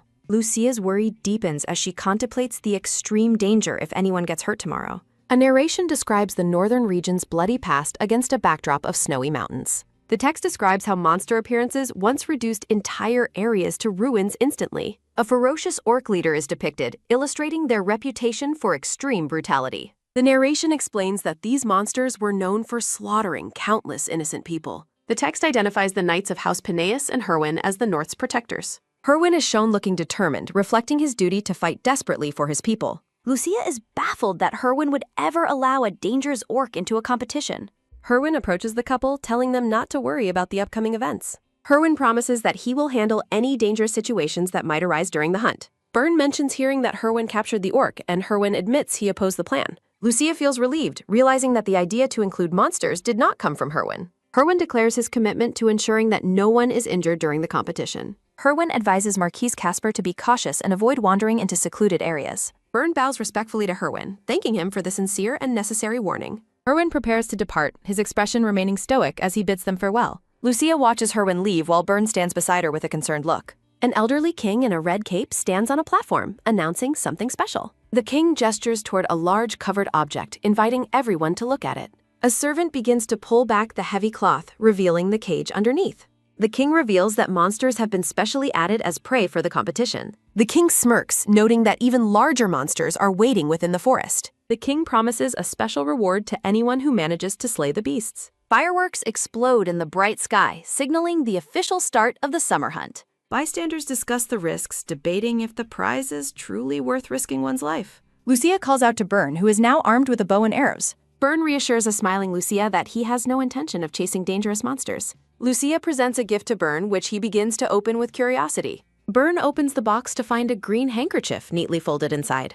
Lucia asks Byrne not to get hurt while he examines the embroidered gift. Lucia explains that she chose forget-me-nots because they suited the fabric better. Byrne stares at the gift, his eyes reflecting a deep and unspoken emotion. A flashback shows a younger, smiling Agnes in a bright white dress. Byrne tells Lucia that he has something important to say once the hunt concludes. Byrne offers a gentle smile to Lucia before heading toward the competition grounds. Lucia watches him leave, wondering what important thing Byrne needs to tell her. Lucia wonders if Byrne is sharing the same complicated thoughts that she is. A tranquil view of the forest path shows the serene setting before the hunt. Arista rides through the forest, questioning the sanity of using monsters as hunting prey. The blonde woman reflects on her academy days when she successfully took down an ogre. Arista laughs to herself as she continues her ride through the sun-drenched forest path. Hearing a sudden rustle in the nearby bushes, Arista pauses to investigate the sound. Feeling a large presence, Arista dismounts and draws her sword to face the potential threat. A voice screams from the bushes for her to stop, leaving Arista looking completely bewildered.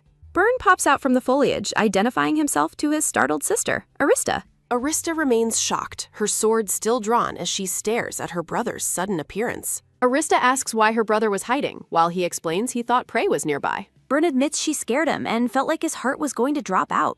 Reaching out toward him, Arista mentions that he has something stuck in his hair. Byrne offers a bright and cheerful smile after being helped by his sister. Blushing and looking away, Arista dismisses the moment and says it was nothing at all. Arista asks if he caught anything. Byrne admits he did not catch much and asks her. Arista reveals that she just caught a deer while counting on her fingers.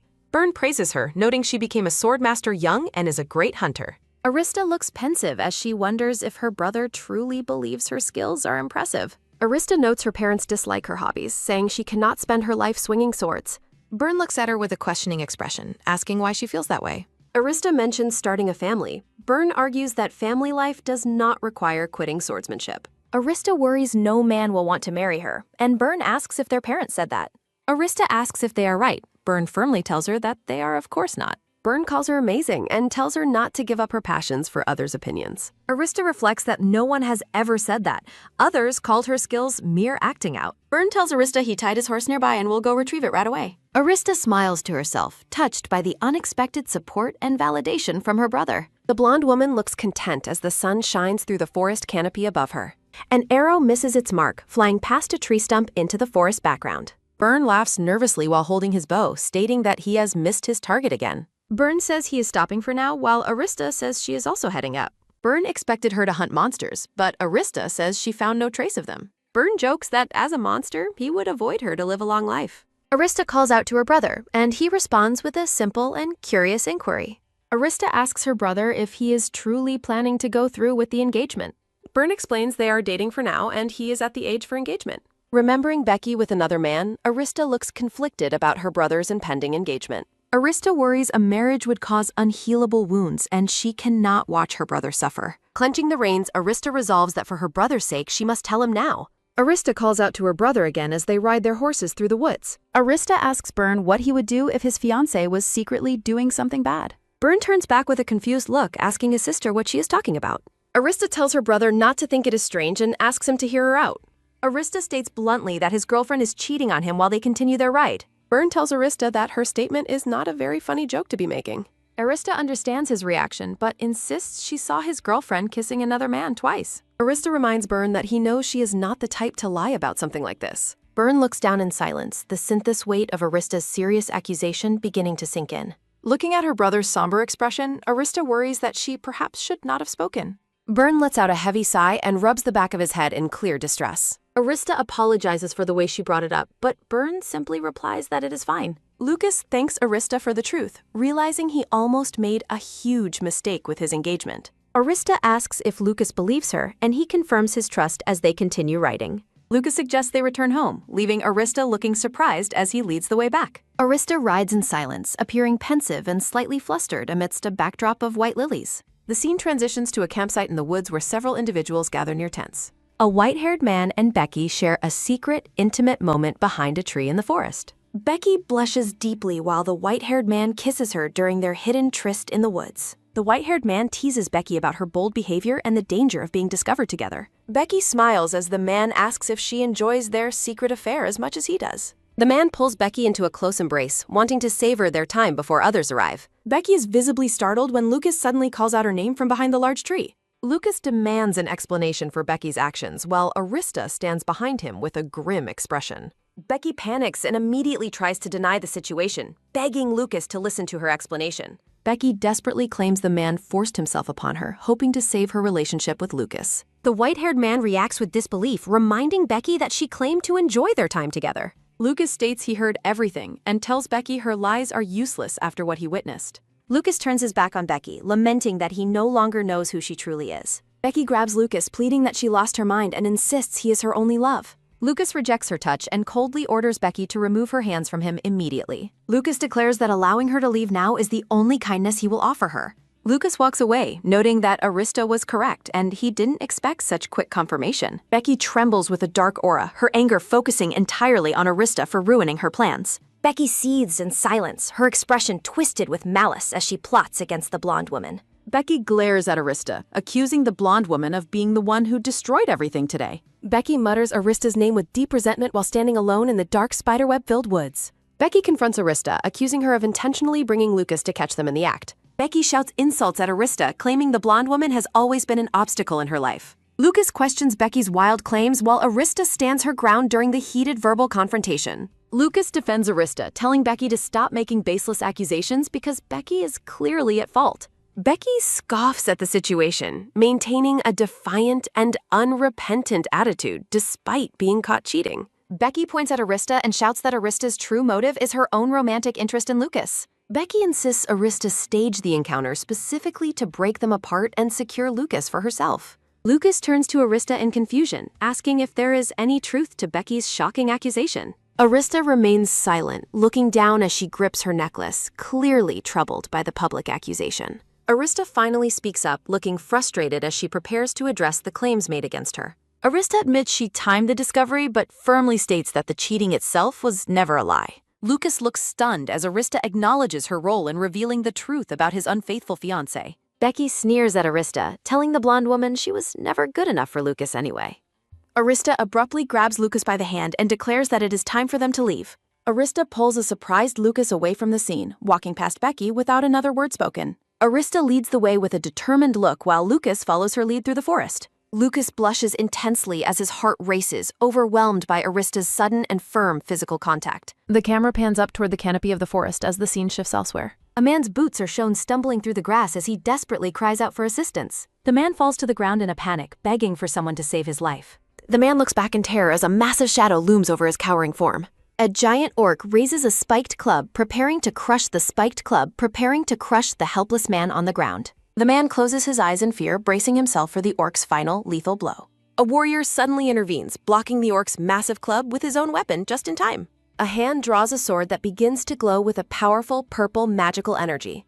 The giant orc lets out a surprised and angry roar as it is suddenly targeted. A powerful wave of purple magical energy cleaves through the massive monster's thick gray hide. The beast collapses face first into the forest grabs, defeated by the force of the magical strike. The cowering man gasps in shock and relief as his life is spared at the last second. Lucas stands over the fallen orc, his red eyes glowing as he holds his dark-handled blade. Lucas expresses relief at arriving in time while the rescued man gratefully addresses him as his lord. Looking around the woods, Lucas asks about the location of the other monster, noting there should be one more. Looking terrified, the man frantically explains that there was only one monster present when he arrived. Lucas reaches for his gear, preparing a signal flare from a pouch on his belt. Handing over a flare, Lucas instructs the man that firing it will summon the Peneus Knights for end. Lucas grows pensive, noting the difficulty of tracking monsters through the vast forest if neither he nor his knights can find them. A vision of a previous attack flashes through his mind as people at a camp scream for help. A woman with braided hair is shown in a state of pure terror as screams echo through the camp. Determined to prevent further tragedy, Lucas realizes that he must hurry back to the others. Lucas rides his horse through the woods, his mind consumed by the fear that Lucia will soon be in danger. The dark-haired warrior urges his horse forward, racing quickly past the dense forest trees. The sun begins to set, casting a deep orange and pink glow over the forest canopy. Thundering hooves kick up dust as the horse speeds along the wooded path in the fading light. Lucas suddenly pulls back on the reins, bringing his mount to a sharp halt in a clearing. Stopping amidst the trees, Lucas scans the area with his sword drawn, alert for any sign of his quarry. Examining the area, Lucas notes that a clean wound suggests an orc recently passed through this location. Letting out a frustrated sigh, Lucas laments that he has searched all day, but the last monster remains missing. Lucas realizes that while orcs are usually clever enough to avoid crowds, the current situation has changed their behavior. He considers the possibility that a monster is risking its own life specifically to save a caged baby orc. Deciding on a new plan, Lucas resolves to return to the location where the baby orc is being held. From high above, Lucas appears as a small figure riding through the sun-drenched autumn woods. Arriving back at the camp, Lucas is disappointed to find that the monster is not there either. Byrne approaches with a friendly greeting, acknowledging Lord Peneus as he walks through the camp. Byrne inquires if Lucas caught much prey, but the dark-haired man simply responds that he did not. Lucas clarifies that he was not hunting for sport, as his job was to keep everyone safe from monsters. Byrne acknowledges this with a simple, "I see," and Lucas confirms the statement as they stand together. Offering a polite farewell, Byrne informs the Lord that he will be heading out from the camp first. Lucas watches in silence as the green-haired man walks away toward the large white tents. A sudden, sharp noise catches Lucas's attention, causing him to turn his head with a startled expression. Distant, blood-curdling screams of terror erupt through the woods, shattering the relative peace of the sunset. Reacting instantly to the screams, Lucas begins to draw his sword with a look of intense focus. A man in the distance shouts a panicked warning as a monster suddenly appears near the campsite. A massive orc looms over the camp, raising its arms as terrified people flee in all directions. The forest echoes with more cries of distress as the monster's arrival causes total chaos among the tents. A dark, clawed hand emerges from the dense foliage, reaching out toward the sunlight from within the bushes. The giant orc roars with primal fury, towering over the clearing as it begins its violent rampage. Terrified individuals run for their lives, shouting for others to escape and wondering where the beast came from. Byrne urgently grabs Lucia by the shoulders, shouting for her to run away as the monster approaches. Lucia remains frozen in place, her eyes wide with overwhelming shock as someone screams her name in the distance. The orc charges forward with immense speed, its presence looming over the fragile tents of the temporary camp. A gloved hand firmly takes hold of Lucia's wrist, desperate to pull her away from the impending danger. Startled by the sudden contact, Lucia gasps as she is led away from the site of the attack. In her haste to flee, Lucia's foot catches on the ground, causing her to lose her footing completely. Lucia cries out in pain as she twists her ankle and collapses toward the forest floor. Byrne quickly kneels to check on the fallen woman, while Lucia tearfully apologizes to him for the mishap. Lucia looks at Byrne with guilt, saying he is in danger because of her actions. Byrne hears a low growl nearby and turns his head sharply with an alert, concerned expression. A giant orc roars with glowing eyes as it looms over the cowering Byrne and Lucia. Byrne pulls Lucia into a protective embrace, closing his eyes as he prepares for the blow. The monster roars again, its massive shadow falling over the pair as Byrne shields Lucia. A sudden, powerful strike of magical energy hits the orc, causing it to reel back. The defeated beast falls to the ground while Byrne and Lucia look up at their savior. Lucas exhales in relief, wiping blood from his face while sheathing his sword after the strike. Lucas approaches the pair and asks Lucia if she is okay while walking past the monster. Lucia addresses Lucas as Herwin while he apologizes for not catching the orc sitter. Lucas gently pats Lucia on the shoulder to comfort her while Byrne watches from the background. The three stand together under a purple sunset, the immediate threat of the monster having passed. As night falls, members of the camp discuss the aftermath of the attack near the tents. One man reports 13 injuries and 2 deaths, while another wonders about the royal response. They note the royal family will take responsibility and oversee recovery, but remain skeptical. Narrative text mentions that since Count Agnes's daughter was injured, the family will not remain quiet. Inside a dimly lit room, a doctor kneels to examine Lucia's leg as she sits. Lucia offers a small smile, reassuring the doctor she only twisted her ankle a little bit. The doctor mentions that Prince Peneus personally requested that special care be taken for her recovery. Preparing to leave, the doctor instructs Lucia to call him if she feels any discomfort. The white-clad doctor turns and walks out of the bedroom, leaving Lucia to rest. Byrne waits outside the door and offers a polite bow as the doctor exits the room. Byrne enters the room and asks Lucia if she is feeling better as she sits up. Lucia smiles at Byrne and confirms that her injury is just a minor sprain.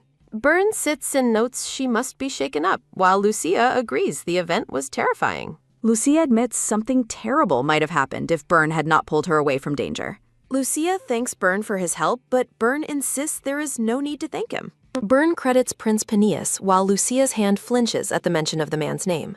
A quiet moment passes between them as they sit side by side in the dimly lit guest room. Lucia turns toward Byrne and says his name, preparing to address a serious and lingering topic. Lucia asks to pick up their earlier conversation, and Byrne asks if she means right now. Lucia looks at Byrne with a gentle but firm gaze, stating she is finally ready. Byrne hesitates, looking down with a troubled expression as he prepares to speak his inner feelings. Byrne sighs and looks down, beginning his honest explanation by stating the truth about his heart. Byrne confesses that he still cannot seem to forget Celine, his eyes filled with lingering sadness. He explains that he has tried to forget her, but the process has not been easy. A question is posed about whether she understands how difficult it is to forget a love. Byrne looks at Lucia with a sorrowful expression, his heart still heavy with another woman's memory. Lucia lets out a small, sad laugh as she processes the reality of Byrne's honest confession. Lucia smiles weakly and notes that his feelings for Celine were obvious after all this time. Lucia acknowledges that it is natural to find it difficult to forget someone who was truly loved. Lucia looks up with a bright and clear expression, her eyes reflecting newfound peace and clarity. Lucia declares that it would be best for both of them to end their engagement immediately. Lucia admits she believed their marriage could be beautiful, but not while harboring feelings for others. An image of their wedding shatters as Lucia explains that such a marriage could never be beautiful. Lucia smiles radiantly, looking relieved after making her decision to move on from their relationship. Lucia suggests that they finally face their true feelings and end their commitment to one another. Byrne takes her hand and thanks Lucia for her understanding and honesty in ending their engagement. Byrne hopes Lucia's future path is always beautiful, and Lucia shares the same sentiment for him. Byrne stands alone in the room after the finality of their conversation brings their relationship to close. Lucas looks back with a startled expression as someone catches his attention. Lucas addresses the green-haired man as Marquis Casper, while Byrne calls him Prince Peneus. Lucas asks about Lucia's condition, and Byrne explains it is only a minor sprain. Byrne begins to walk away, but stops when Lucas asks him a question. Byrne turns back toward the dark-haired prince with a serious and focused look. Lucas asks Byrne what he wants to say before he departs the area. Byrne tells Lucas that from now on, he should be the one staying by Lucia. Byrne asks Lucas to take good care of the woman, leaving him completely stunned. Byrne repeats that the prince should be the one to stay by Lucia's side. He asks Lucas once more to ensure that she is well cared for. The two men stand together in the hallway after the surprising and heavy request. Lucas asks Byrne why he broke up with Lucia, and Byrne says they reached an agreement. Byrne offers a knowing smile as he explains the end of their formal commitment. Lucas is left confused by the implication that Lucia loves someone else. Byrne confirms the situation with a simple nod before continuing the conversation. Lucas looks surprised as Byrne brings up Lucia's true feelings for another person. Byrne suggests that Lucas should hear the explanation directly from Lucia herself. Byrne bows politely and takes his leave, leaving Lucas alone to process the news. Lucas reflects on the claim that Lucia loves someone other than her former fiancé. He wonders who the mysterious person she loves could possibly be. Resolving to find out, Lucas reaches for the door to enter Lucia's room. Lucia looks up in surprise and addresses the dark-haired man as Herwin. Lucas enters the bedroom and asks Lucia if she is feeling any better now. Lucia smiles brightly and confirms that she is fine thanks to his help. Lucas walks closer, expressing his relief that her injury is not more serious. He stands before her with a hesitant look, unsure of how to start. Lucia mentions that he spoke with Byrne outside and asks for the details. Lucas asks for confirmation about their breakup, and Lucia tells him it is true. He notes he heard she loves someone else, wondering if she will tell him. Lucia laughs gently and tells him that he should already know who it is. She beams with joy while declaring there is only one person she likes. Lucas stands in shocked silence as the realization of her words begins to sink in. Lucia addresses Lucas by name while he calls out to her in return. A stylized, simplified moment shows the pair looking at each other with wide eyes. Lucas prepares to speak while Lucia watches him with a look of quiet anticipation. Lucas clenches his fist as he gathers his courage for a major declaration. Lucas looks at her with intense focus, ready to finally share his true feelings. Lucia gazes back at him, her eyes reflecting the gravity of the silent moment. Lucas acknowledges he was shameless for rejecting her before, but continues his confession. Lucas finally confesses his love for Lucia and insists that he truly means it. A quiet moment follows his confession as the two sit together in the room. Lucia blushes deeply, admitting that she has been waiting to hear those specific words. Overwhelmed with happiness, Lucia begins to cry while smiling radiantly at him. Lucas stands up in a panic, worried that his words have caused her distress. He reaches out and takes her hand, trying to comfort her as she weeps. Lucia confirms her feelings with a tearful nod as they sit close together. She recalls how he appeared before her during her time of sickness and need. Lucas holds her face gently, admitting he only recently realized his heart's desire. He looks into her eyes with a pained but sincere expression of sudden realization. Lucas and Lucia share a tender moment as they finally acknowledge their mutual love. Lucia gazes affectionately at Lucas as she tenderly addresses him by his name. Lucas hesitates, worrying that moving too fast after his confession might be overwhelming. Surrounded by flowers, Lucas officially asks Lucia to marry him while holding her hand. Lucia lets out a joyful laugh, amused by the vulnerable expression on Lucas's face. Lucia beams with happiness as she wholeheartedly accepts Lucas's proposal, promising her life. Lucas stares in disbelief, questioning if the long-awaited acceptance of his proposal is reality. In a lighthearted moment, Lucia playfully pinches Lucas's cheek to prove he isn't dreaming. Lucia continues to laugh, affectionately calling him a fool for doubting her true love.